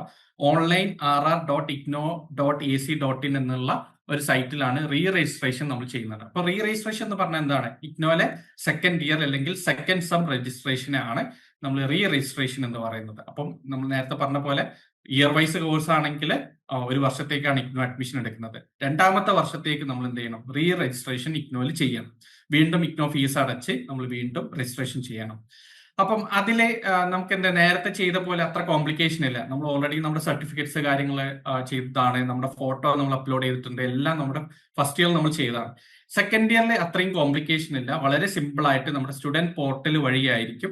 ഇപ്പൊ ഈ ഒരു സൈറ്റിൽ കയറിയിട്ട് നമ്മൾ നേരെ റീ രജിസ്ട്രേഷൻ ഉള്ള സൈറ്റിലോട്ട് പോയി കഴിഞ്ഞാൽ സ്റ്റുഡന്റ് പോർട്ടലിൽ നമുക്ക് എന്ത് ചെയ്യാൻ പറ്റും, റീ രജിസ്ട്രേഷൻ നമുക്ക് കംപ്ലീറ്റ് ചെയ്യാൻ പറ്റും. അവിടെ മെയിൻ ആയിട്ട് നമ്മൾ ചെയ്യുന്നുണ്ടാവുക നമ്മുടെ പേപ്പേഴ്സ് ചൂസ് ചെയ്യുന്നതായിരിക്കും. ഇപ്പൊ ഫോർ എക്സാമ്പിൾ ഇപ്പൊ സെക്കൻഡ് ഇയറിലൊക്കെ വരുമ്പോൾ UG കോഴ്സസ് ആണെങ്കിൽ ഒരുപാട് ഇലക്ടീവ്സ് നമുക്ക് ഉണ്ടാവും. അപ്പൊ നമുക്ക് ചൂസ് ചെയ്യാം ഇന്ന എലക്റ്റീവ് ആണ് എനിക്ക് താല്പര്യം എന്നുള്ള രീതിയിൽ അഡ്വൈസിന് സപ്പോർട്ടുള്ള ഇന്ന എലക്റ്റീവ് ആയതുകൊണ്ട് അത് ഞാൻ എടുക്കുന്നു. അപ്പൊ അങ്ങനെയുള്ള രീതിയിലാണ് അത് ചൂസ് ചെയ്യുന്നുണ്ടാവുക. പിന്നെ MBAയുടെ കേസ് ആണെങ്കിൽ തേർഡ് സെമ്മിലോട്ട് നിങ്ങൾ റീ രജിസ്ട്രേഷൻ ചെയ്യുമ്പോൾ സ്പെഷ്യലൈസേഷൻ പേപ്പേഴ്സ് കാര്യങ്ങൾ നിങ്ങൾ ഫസ്റ്റ് സെമ്മിലെ കൊടുത്തിട്ടില്ലെങ്കിൽ തേർഡ് സെമ്മിലായിരിക്കും അത് കൊടുക്കുന്നുണ്ടാവാം. അപ്പൊ അങ്ങനെയുള്ള കാര്യങ്ങളൊക്കെ റീ രജിസ്ട്രേഷൻ സമയത്താണ് നമ്മൾ ചെയ്യുന്നത്. അപ്പൊ മെയിൻ ആയിട്ട് നമ്മൾ ചെയ്യേണ്ടത് കോഴ്സസ് സെലക്ട് ചെയ്യുക എന്നുള്ളതാണ് റീ രജിസ്ട്രേഷന്റെ മെയിൻ ആയിട്ടുള്ള പർപ്പസ്. പിന്നെ ഫീസ് അടച്ചിട്ട് നമ്മൾ എന്ത് ചെയ്യാം, ഈ ഒരു പ്രോസസ്സ് കംപ്ലീറ്റ് ചെയ്യുക എന്നുള്ളത്. റീ രജിസ്ട്രേഷന് വേണ്ടിയിട്ടും നിങ്ങൾക്ക് എന്ത് ചെയ്യാൻ പറ്റും, ലേൺ വൈസ് ത്രൂ നിങ്ങൾക്ക് റീ രജിസ്ട്രേഷൻ ചെയ്യാം. ഫ്രഷ് അഡ്മിഷന്റെ പോലെ തന്നെ റീ രജിസ്ട്രേഷൻ നമ്മുടെ ഒരു ഫോം നിങ്ങൾക്ക് അയച്ചു തരും. അപ്പൊ അതിൽ നിങ്ങൾക്ക് ഇഷ്ടമുള്ള കോഴ്സസ് കാര്യങ്ങൾ നിങ്ങൾ ചൂസ് ചെയ്തിട്ട് ആ ഫോം ഫില്ല് ചെയ്ത് കഴിഞ്ഞാൽ നമ്മുടെ ടീം നിങ്ങൾക്കായിട്ട് റീ രജിസ്ട്രേഷൻ നമ്മൾ ചെയ്തു തരുന്നതായിരിക്കും. ഓക്കെ, അപ്പൊ അതിൽ നിങ്ങളുടെ ഇഗ്നോ ഫീസ് നമ്മുടെ അക്കൗണ്ടിലോട്ട് നിങ്ങളുടെ ടീം കണക്ട് ചെയ്യുന്ന ആ ഒരു സ്പെസിഫൈഡ് ആയിട്ടുള്ള അക്കൗണ്ടിലോട്ട് നിങ്ങൾ ഫീസ് അടച്ചു കഴിഞ്ഞാൽ നമ്മളെല്ലാം ഈ പ്രോസസ്സ് എല്ലാം തന്നെ ഇഗ്നോ ഫീസ് നിങ്ങൾ അടച്ചു കഴിഞ്ഞാൽ അതിന്റെ റീ രജിസ്ട്രേഷൻ പ്രോസസ്സ് നമ്മൾ കംപ്ലീറ്റ് ചെയ്ത് തരുന്നതാണ്. അപ്പം ആ ഒരു പ്രോസസ്സ് എല്ലാവരും നോക്കുക. പിന്നെ ഇതില് റീ രജിസ്ട്രേഷന്റെ കാര്യത്തിൽ നമ്മൾ എപ്പോഴും മൈൻഡിൽ ഉണ്ടായിരിക്കേണ്ട കുറച്ച് കാര്യങ്ങളുണ്ട്. ഒന്നെന്ന് പറയുന്നത്, ഇപ്പം ഫോർ എക്സാമ്പിൾ നമ്മുടെ ഒരു സോഷ്യോളജിയുടെ കേസ് പറഞ്ഞു, BA സോഷ്യോളജി ഹോണേഴ്സ് 3 വർഷത്തെ ഹോണേഴ്സ് കോഴ്സാണ് നിങ്ങൾ എടുത്തതെന്ന് വിചാരിക്കാം. അപ്പം ഇഗ്നോന്റെ ഒരു കേസിൽ നമുക്ക് 3 വർഷത്തെ കോഴ്സ് 6 വർഷം വരെ എടുത്തിട്ട് നമുക്ക് കംപ്ലീറ്റ് ചെയ്യാൻ പറ്റും. ഓക്കെ, 3 വർഷത്തെ കോഴ്സ് 6 വർഷം എടുത്ത് കംപ്ലീറ്റ് ചെയ്യാൻ പറ്റും. അതുപോലെ തന്നെ നമ്മുടെ MBAന്റെ ഒരു കേസ് എടുത്തിരുന്നു, 2 വർഷമാണ് PG കോഴ്സ്, 4 വർഷം എടുത്തിട്ട് നമുക്കത് കംപ്ലീറ്റ് ചെയ്യാൻ പറ്റും. അപ്പൊ അവിടെ ചെയ്യേണ്ട ഒരു കാര്യം വെച്ച് കഴിഞ്ഞാൽ നമുക്ക് എപ്പോഴാണ് റീ രജിസ്ട്രേഷൻ എലിജിബിൾ ആവുക എന്നുള്ള ഒരു കാര്യമുണ്ട്. അപ്പം ഇയർ വൈസ് ഇപ്പൊ BA സോഷ്യോളജിയുടെ കേസ് എടുക്കുവാണെങ്കിൽ നമ്മൾ അഡ്മിഷൻ എടുത്തിട്ട് ഇപ്പൊ ജൂലൈ 2025 BA സോഷ്യോളജിക്ക് നമ്മൾ അഡ്മിഷൻ എടുത്തു. നമുക്ക് റീ രജിസ്ട്രേഷന് എലിജിബിൾ ആവും എപ്പോഴാണ്, അടുത്ത July re registration 2026 re registration portal open ആകുമ്പോൾ നമുക്ക് സെക്കൻഡ് ഇയറിന്റെ റീ രജിസ്ട്രേഷൻ ചെയ്യാൻ പറ്റും. അപ്പോൾ 1 വർഷം നമ്മുടെ ആ മിനിമം ഡ്യൂറേഷൻ കഴിഞ്ഞു കഴിഞ്ഞാൽ നമുക്ക് റീ രജിസ്ട്രേഷൻ ചെയ്യാം. അവിടെ നിങ്ങൾ അസൈൻമെന്റ് വെച്ചിട്ടുണ്ടോ, നിങ്ങളുടെ എക്സാം എഴുതിയിട്ടുണ്ടോ ഒന്നും നോക്കേണ്ട ആവശ്യമില്ല. റീ രജിസ്ട്രേഷൻ നിങ്ങൾക്ക് ആ വർഷം നിങ്ങൾ കംപ്ലീറ്റ് ചെയ്ത് കഴിഞ്ഞാൽ, MBAയുടെ കേസ് ആണെങ്കിൽ 6 മാസം നിങ്ങൾ കംപ്ലീറ്റ് ചെയ്ത് കഴിഞ്ഞാൽ ദ വെരി നെക്സ്റ്റ് സൈക്കിളിൽ എന്ത് ചെയ്യാം, നിങ്ങൾക്ക് റീ രജിസ്ട്രേഷൻ ചെയ്യാന്നുള്ളതാണ്. നിങ്ങൾ എക്സാം ഫുള്ള് കംപ്ലീറ്റ് ചെയ്യണമെന്നില്ല, അസൈൻമെന്റ് ഫുള്ള് വെക്കണമെന്നില്ല, എക്സാമിലെല്ലാം പാസ് ആവണമെന്നില്ല. ഒരു എക്സാം നിങ്ങൾ എഴുതിയിട്ടില്ലെങ്കിലും റീ രജിസ്ട്രേഷൻ നിങ്ങൾക്ക് ചെയ്യാൻ പറ്റും. അത് നിങ്ങൾ ടൈംലി ചെയ്യുക. കാരണം എന്താണെന്ന് വെച്ച് കഴിഞ്ഞാൽ നമ്മളിപ്പോൾ ഒരു ഫസ്റ്റ് ഇയറിൽ നിങ്ങൾ അഡ്മിഷൻ എടുത്തു, 2 വർഷം നിങ്ങൾ സെക്കൻഡ് ഇയറിന്റെ റീ രജിസ്ട്രേഷൻ ചെയ്തില്ല, പിന്നെ നിങ്ങൾ 3-ാമത്തെ 4-ാമത്തെ വർഷമാണ് സെക്കൻഡ് ഇയർ റീ രജിസ്ട്രേഷൻ ചെയ്യുന്നത്, പിന്നെയും 1 വർഷം കഴിയണം. അപ്പം 6 മാസത്തിനുള്ളിൽ നമുക്ക് എന്ത് ചെയ്യാൻ പറ്റില്ല, ഇയർ വൈസ് കോഴ്സസിന് റീ രജിസ്ട്രേഷൻ സെക്കൻഡ് ഇയറിന് തേർഡ് ഇയറിന് ചെയ്യാൻ പറ്റില്ല. ഒരു റീ രജിസ്ട്രേഷൻ ചെയ്ത് കഴിഞ്ഞാൽ 1 വർഷത്തെ ഗ്യാപ്പ് അല്ലെങ്കിൽ 1 വർഷം കംപ്ലീറ്റ് ചെയ്താലേ തേർഡ് ഇയറിന്റെ റീ രജിസ്ട്രേഷൻ നമുക്ക് ഡിഗ്രി കോഴ്സസിൽ ചെയ്യാൻ പറ്റുള്ളൂ. അതുകൊണ്ട് ഇത് ടൈംലി നിങ്ങൾ ചെയ്യുന്നുണ്ട് എന്നുള്ളത് ഉറപ്പുവരുത്തുക. പിന്നെ അതിനും ഡെഡ് ലൈൻസ് ഉണ്ടാവും ഓരോ റീ രജിസ്ട്രേഷനും. അപ്പൊ അതിന്റെ മുന്നേ തന്നെ അത് ചെയ്യുന്നുണ്ട് എന്ന് ഉറപ്പുവരുത്തുക. പിന്നെ അതിന്റെ ഫീസൊക്കെ അടച്ചതിന് ശേഷം അതിന്റെ പേയ്മെന്റ് സ്ലിപ്പ് കാര്യങ്ങൾ നിങ്ങൾ കീപ്പ് ചെയ്യുന്നുണ്ട് എന്നുള്ളതും നിങ്ങൾ ഉറപ്പുവരുത്താം. ഓക്കെ, പിന്നെ കോഴ്സസിന്റെ ലിസ്റ്റ് കാര്യങ്ങളൊക്കെ സ്റ്റുഡന്റ് പോർട്ടൽ, ഇപ്പൊ ഇവിടെ ഞാൻ നേരത്തെ പറഞ്ഞല്ലോ, സ്റ്റുഡന്റ് പോർട്ടൽ വഴിയാണ് നമ്മുടെ റീ രജിസ്ട്രേഷൻ ചെയ്യുന്നത്. ഇത് നിങ്ങൾക്ക് എപ്പോഴും നിങ്ങൾക്ക് ആക്സസ് ചെയ്യാം കേട്ടോ, ഈ സ്റ്റുഡന്റ് പോർട്ടൽ എന്നുള്ളത്.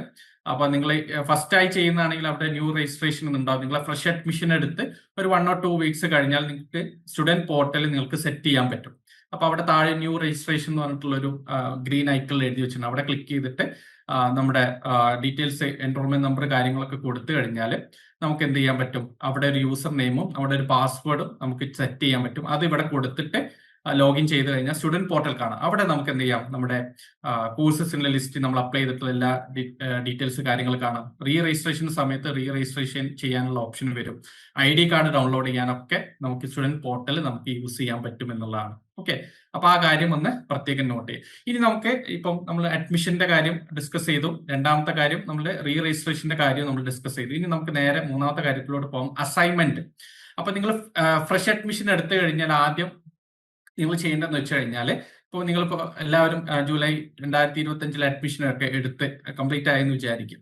ഇപ്പൊ നിങ്ങൾ ഒരു MBA കോഴ്സ് ഫസ്റ്റ് സെമ്മിലെ കോഴ്സാണ് നിങ്ങൾ ചെയ്തിട്ടുണ്ടെങ്കിൽ ഡിസംബറിൽ നിങ്ങൾക്ക് എക്സാം എഴുതാൻ എലിജിബിൾ ആണ്. അപ്പൊ അതിന് മുന്നേ ആയിട്ട് എന്ത് ചെയ്യണം, നിങ്ങൾ അസൈൻമെന്റ് എഴുതണം. അസൈൻമെന്റ് എന്നുള്ളത് ഇഗ്നോയെ സംബന്ധിച്ചിടത്തോളം വളരെ ക്രൂഷ്യൽ ആയിട്ടുള്ള ഒരു പ്രൊസീജിയർ ആണ്, അല്ലെങ്കിൽ ഒരു വർക്കാണ് നിങ്ങൾ കംപ്ലീറ്റ് ചെയ്യണം എന്നുള്ളത്. ഇപ്പം ഇഗ്നോയിൽ തന്നെ നിങ്ങളുടെ എക്സാം ഒക്കെ നിങ്ങൾ രജിസ്റ്റർ ചെയ്യുമ്പോൾ നിങ്ങൾ അസൈൻമെന്റ് എഴുതിയിട്ടുണ്ട് എന്ന് പറഞ്ഞിട്ട് ഒരു ടിക്ക് ചെയ്യാനുള്ള ഓപ്ഷൻ ഒക്കെ ഉണ്ട്. അപ്പൊ അസൈൻമെന്റ് എന്നുള്ളത് എക്സാമിന്റെ മുന്നേ നിങ്ങൾ കംപ്ലീറ്റ് ചെയ്യുന്നുണ്ട് എന്നുള്ളത് ഉറപ്പാക്കേണ്ട ഒരു കാര്യം തന്നെയാണ്. പിന്നെ അതിന്റെ ഒരു വെയിറ്റേജ് വരുന്നത് വെച്ച് കഴിഞ്ഞാൽ 30%. നമ്മൾ ടോട്ടൽ നമ്മുടെ ഫൈനൽ സ്കോർ ഒക്കെ വരുമ്പോൾ 30% വെയിറ്റേജ് എന്തിനാണ്? അസൈൻമെന്റിന്റെ സ്കോറിനാണ്. 70% നമ്മുടെ തിയറി പേപ്പറിന് അല്ലെങ്കിൽ നമ്മുടെ പേപ്പറിന്റെ മെയിൻ എക്സാം ഉണ്ടല്ലോ അതിന്റെ വെയിറ്റേജ് വരുന്നത്. അപ്പൊ 30% വരുന്ന ആ ഒരു വെയിറ്റേജ് ഉള്ള ഒരു ഏരിയ ആണ് അസൈൻമെന്റ് എന്നുള്ളത്. അത് വളരെ കെയർഫുൾ ആയിട്ട് നിങ്ങൾ അത് ടൈംലി തന്നെ സബ്മിറ്റ് ചെയ്യുന്നുണ്ട് എന്നുള്ളത് ഉറപ്പുവരുത്തേണ്ടതുണ്ട്. പിന്നെ എങ്ങനെയാണ് അസൈൻമെന്റ് എഴുതുക കാര്യങ്ങളൊക്കെ നിങ്ങൾക്കൊരു ഡൗട്ട് ഉണ്ടാവും. അപ്പം ലേൺവൈസിന് അതിന് നിങ്ങളുടെ ആപ്പിൽ നമ്മുടെ ലേൺവൈസ് ആപ്പിൽ അതിന്റെ ഗൈഡ് ബുക്ക് കാര്യങ്ങൾ ഉണ്ടായിരിക്കും, നിങ്ങൾക്ക് റെഫർ ചെയ്ത് എഴുതാനൊക്കെ. പിന്നെ നിങ്ങളുടെ മെന്റേഴ്സും അതുപോലെ തന്നെ ലേണർ സക്സസ് എക്സിക്യൂട്ടീവ്സ് ഒക്കെ അതിന്റെ ക്വസ്റ്റ്യൻസ് വന്നു കഴിഞ്ഞാൽ നിങ്ങൾക്ക് അത് ഷെയർ ചെയ്യുന്നതായിരിക്കും. അപ്പൊ നിങ്ങൾക്ക് എഴുതാനുള്ള സമയമായിട്ടുണ്ട് എന്ന് പറയും. അതുപോലെ തന്നെ നിങ്ങളുടെ സ്റ്റഡി സെന്ററിനും ഇന്റിമേഷൻ കിട്ടും. നിങ്ങളുടെ സ്റ്റഡി സെന്ററിന്റെ ഗ്രൂപ്പിലൊക്കെ എന്ത് ചെയ്യുന്നുണ്ടാവും, ഈ ഒരു അസൈൻമെന്റിന്റെ PDF കാര്യങ്ങളൊക്കെ ഷെയർ ചെയ്തിട്ടുണ്ടാവും. പിന്നെ നമുക്ക് എന്ത് ചെയ്യാം, നമുക്ക് ഓൺലൈനായിട്ട് ഇത് ആക്സസ് ചെയ്യാൻ പറ്റും. ഇഗ്നോയുടെ ഒഫീഷ്യൽ സൈറ്റിൽ കയറിയിട്ട് അസൈൻമെന്റ്സിന്റെ സൈറ്റാണ് ഇത്, അസൈൻമെന്റ് പോർട്ടൽ എന്ന് പറയും. അതിൽ കയറി കഴിഞ്ഞാൽ നമുക്ക് റെലവെന്റ് ആയിട്ടുള്ള മാസ്റ്റർ ഡിഗ്രി ആണോ അല്ലെങ്കിൽ ബാച്ചിലർ ഡിഗ്രി ആണോ PG ഡിപ്ലോമ അങ്ങനെ പല ഇതുണ്ട്. അപ്പൊ റെസ്പെക്റ്റീവ് ആയിട്ടുള്ള ലിങ്കിൽ കയറി കഴിഞ്ഞാൽ നമ്മുടെ കോഴ്സസിന്റെ അസൈൻമെന്റ് ക്വസ്റ്റ്യൻ നമുക്ക് എന്ത് ചെയ്യാൻ പറ്റും, നമുക്ക് എടുക്കാൻ പറ്റുന്നതാണ്. അപ്പൊ നിങ്ങൾ ഇപ്പം സ്ക്രീനിൽ കാണുന്ന സൈഡിൽ കാണുന്ന ഒരു സാമ്പിൾ ആണ്, ഒരു MBA പേപ്പറിന്റെ അസൈൻമെന്റിന്റെ ഫസ്റ്റ് പേജ് ആണിത്. അപ്പൊ ഇതിൽ കറക്റ്റ് ആയി കൊടുത്തിട്ടുണ്ടാവും ഏത് കോഴ്സസിന്റെ പേരാന്നുള്ള അവിടെ കൊടുത്തിട്ടുണ്ടാവും, പേപ്പർ കോഡ് കൊടുത്തിട്ടുണ്ടാവും, ഏത് സൈക്കിളുള്ളവർക്കൊക്കെ ഈ അസൈൻമെന്റ് എഴുതാൻ പറ്റും എന്നുള്ളത് ഇവിടെ കൊടുത്തിട്ടുണ്ട്. ഇപ്പൊ ഇവിടെ കൊടുത്തിട്ടുള്ളതെന്ന് വെച്ച് കഴിഞ്ഞാൽ ജൂലൈ 2024 സൈക്കിൾ അഡ്മിഷൻ എടുത്തവരും ജനുവരി 2025 സൈക്കിൾ അഡ്മിഷൻ എടുത്തവർക്കും വാലിഡ് ആയിട്ടുള്ള അസൈൻമെന്റ് ആണ് ഇത്. അപ്പം ഇത് ഇപ്പം നിങ്ങൾക്ക് ഈ അസൈൻമെന്റ് ഇപ്പൊ 2025 ജൂലൈയിൽ അഡ്മിഷൻ എടുത്ത MBA-കാർക്ക് ഈ അസൈൻമെന്റ് എഴുതാൻ പറ്റില്ല. കാരണം എന്താ, ജൂലൈ 2025 സൈക്കിളിൽ ഇവിടെ മെൻഷൻ ചെയ്തിട്ടില്ല.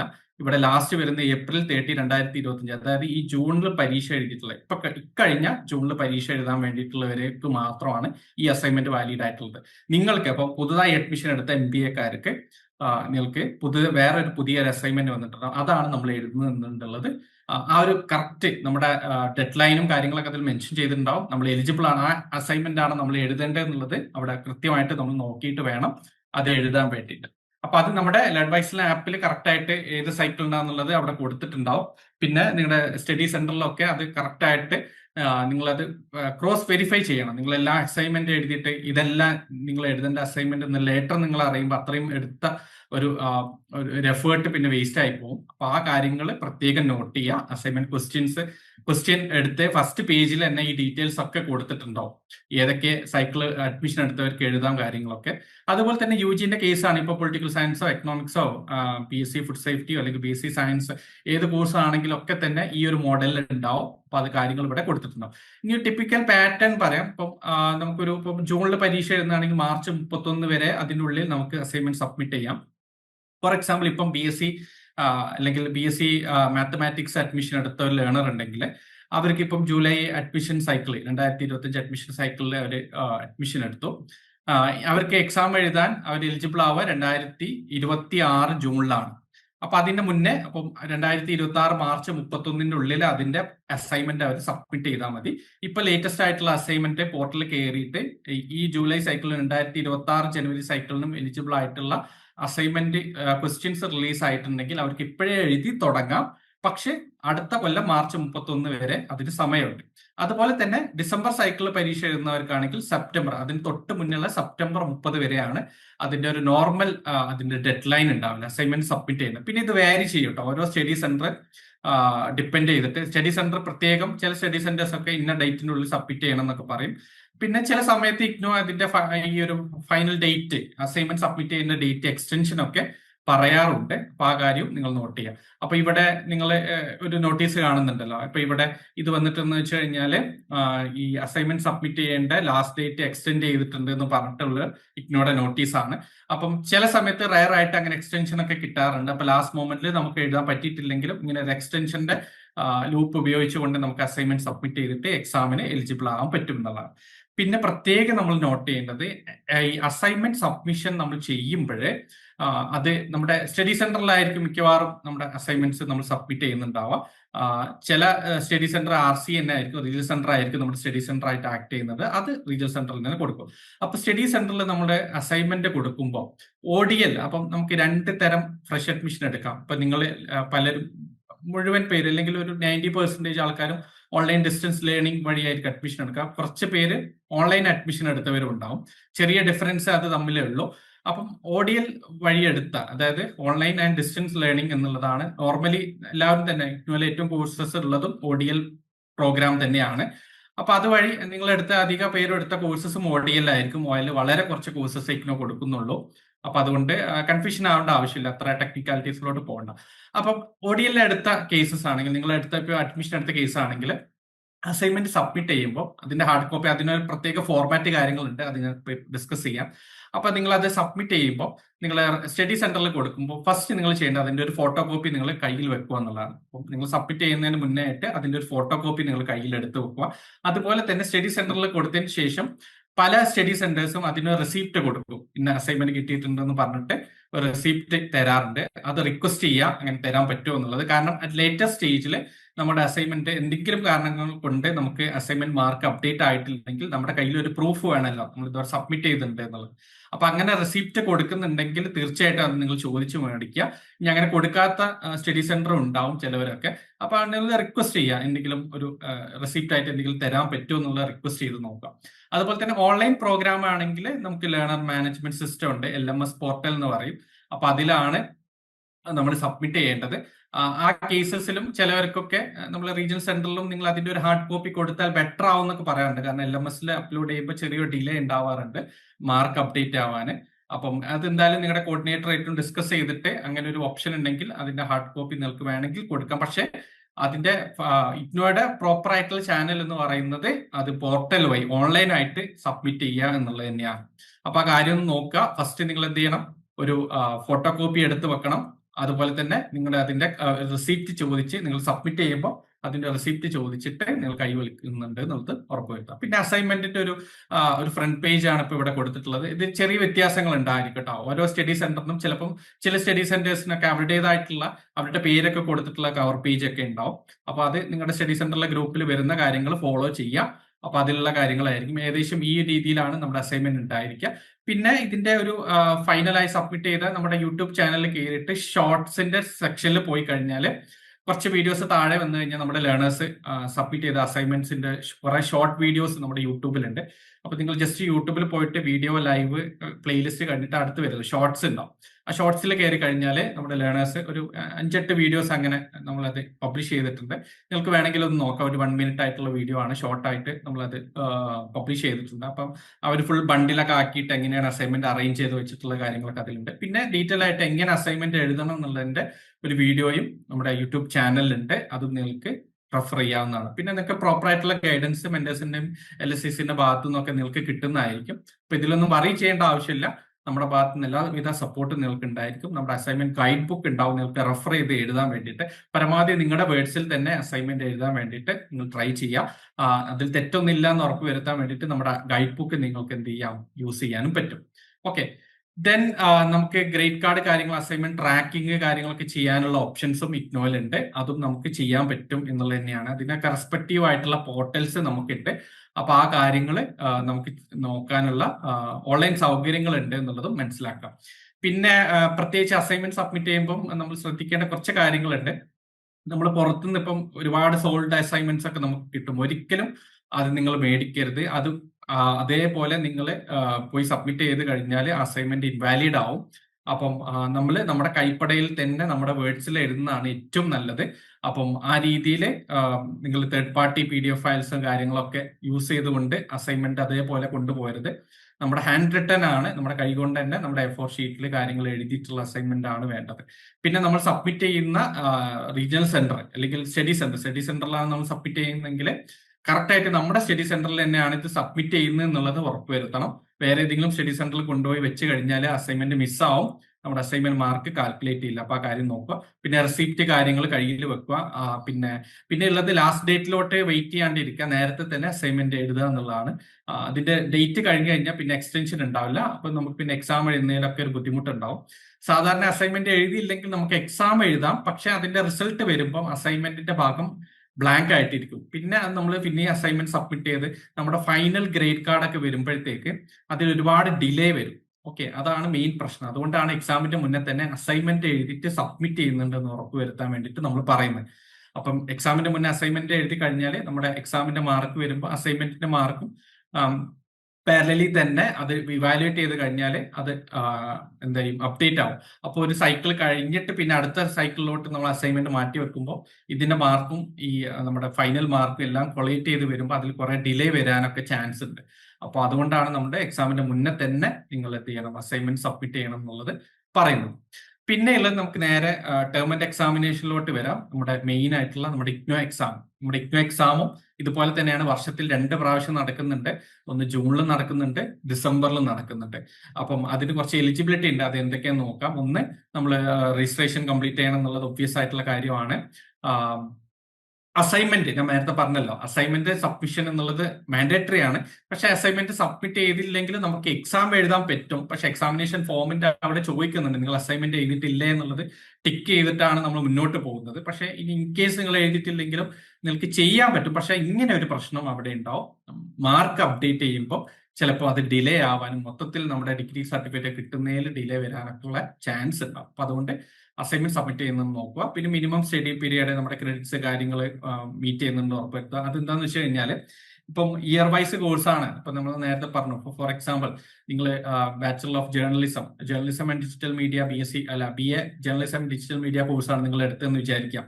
അപ്പൊ അവിടെ നിങ്ങൾ ജൂലൈ 2025 അഡ്മിഷൻ എടുത്തത്. നിങ്ങൾ എക്സാം എഴുതാൻ എലിജിബിൾ ആവുക 2026 ജൂണിലെ പരീക്ഷയാണ് നിങ്ങൾക്ക് എഴുതാൻ പറ്റുക. അതിന്റെ ഇടയ്ക്ക് നമുക്ക് ഡിസംബറിൽ 2025 ഡിസംബറിലെ ഒരു സൈക്കിൾ ഉണ്ട്.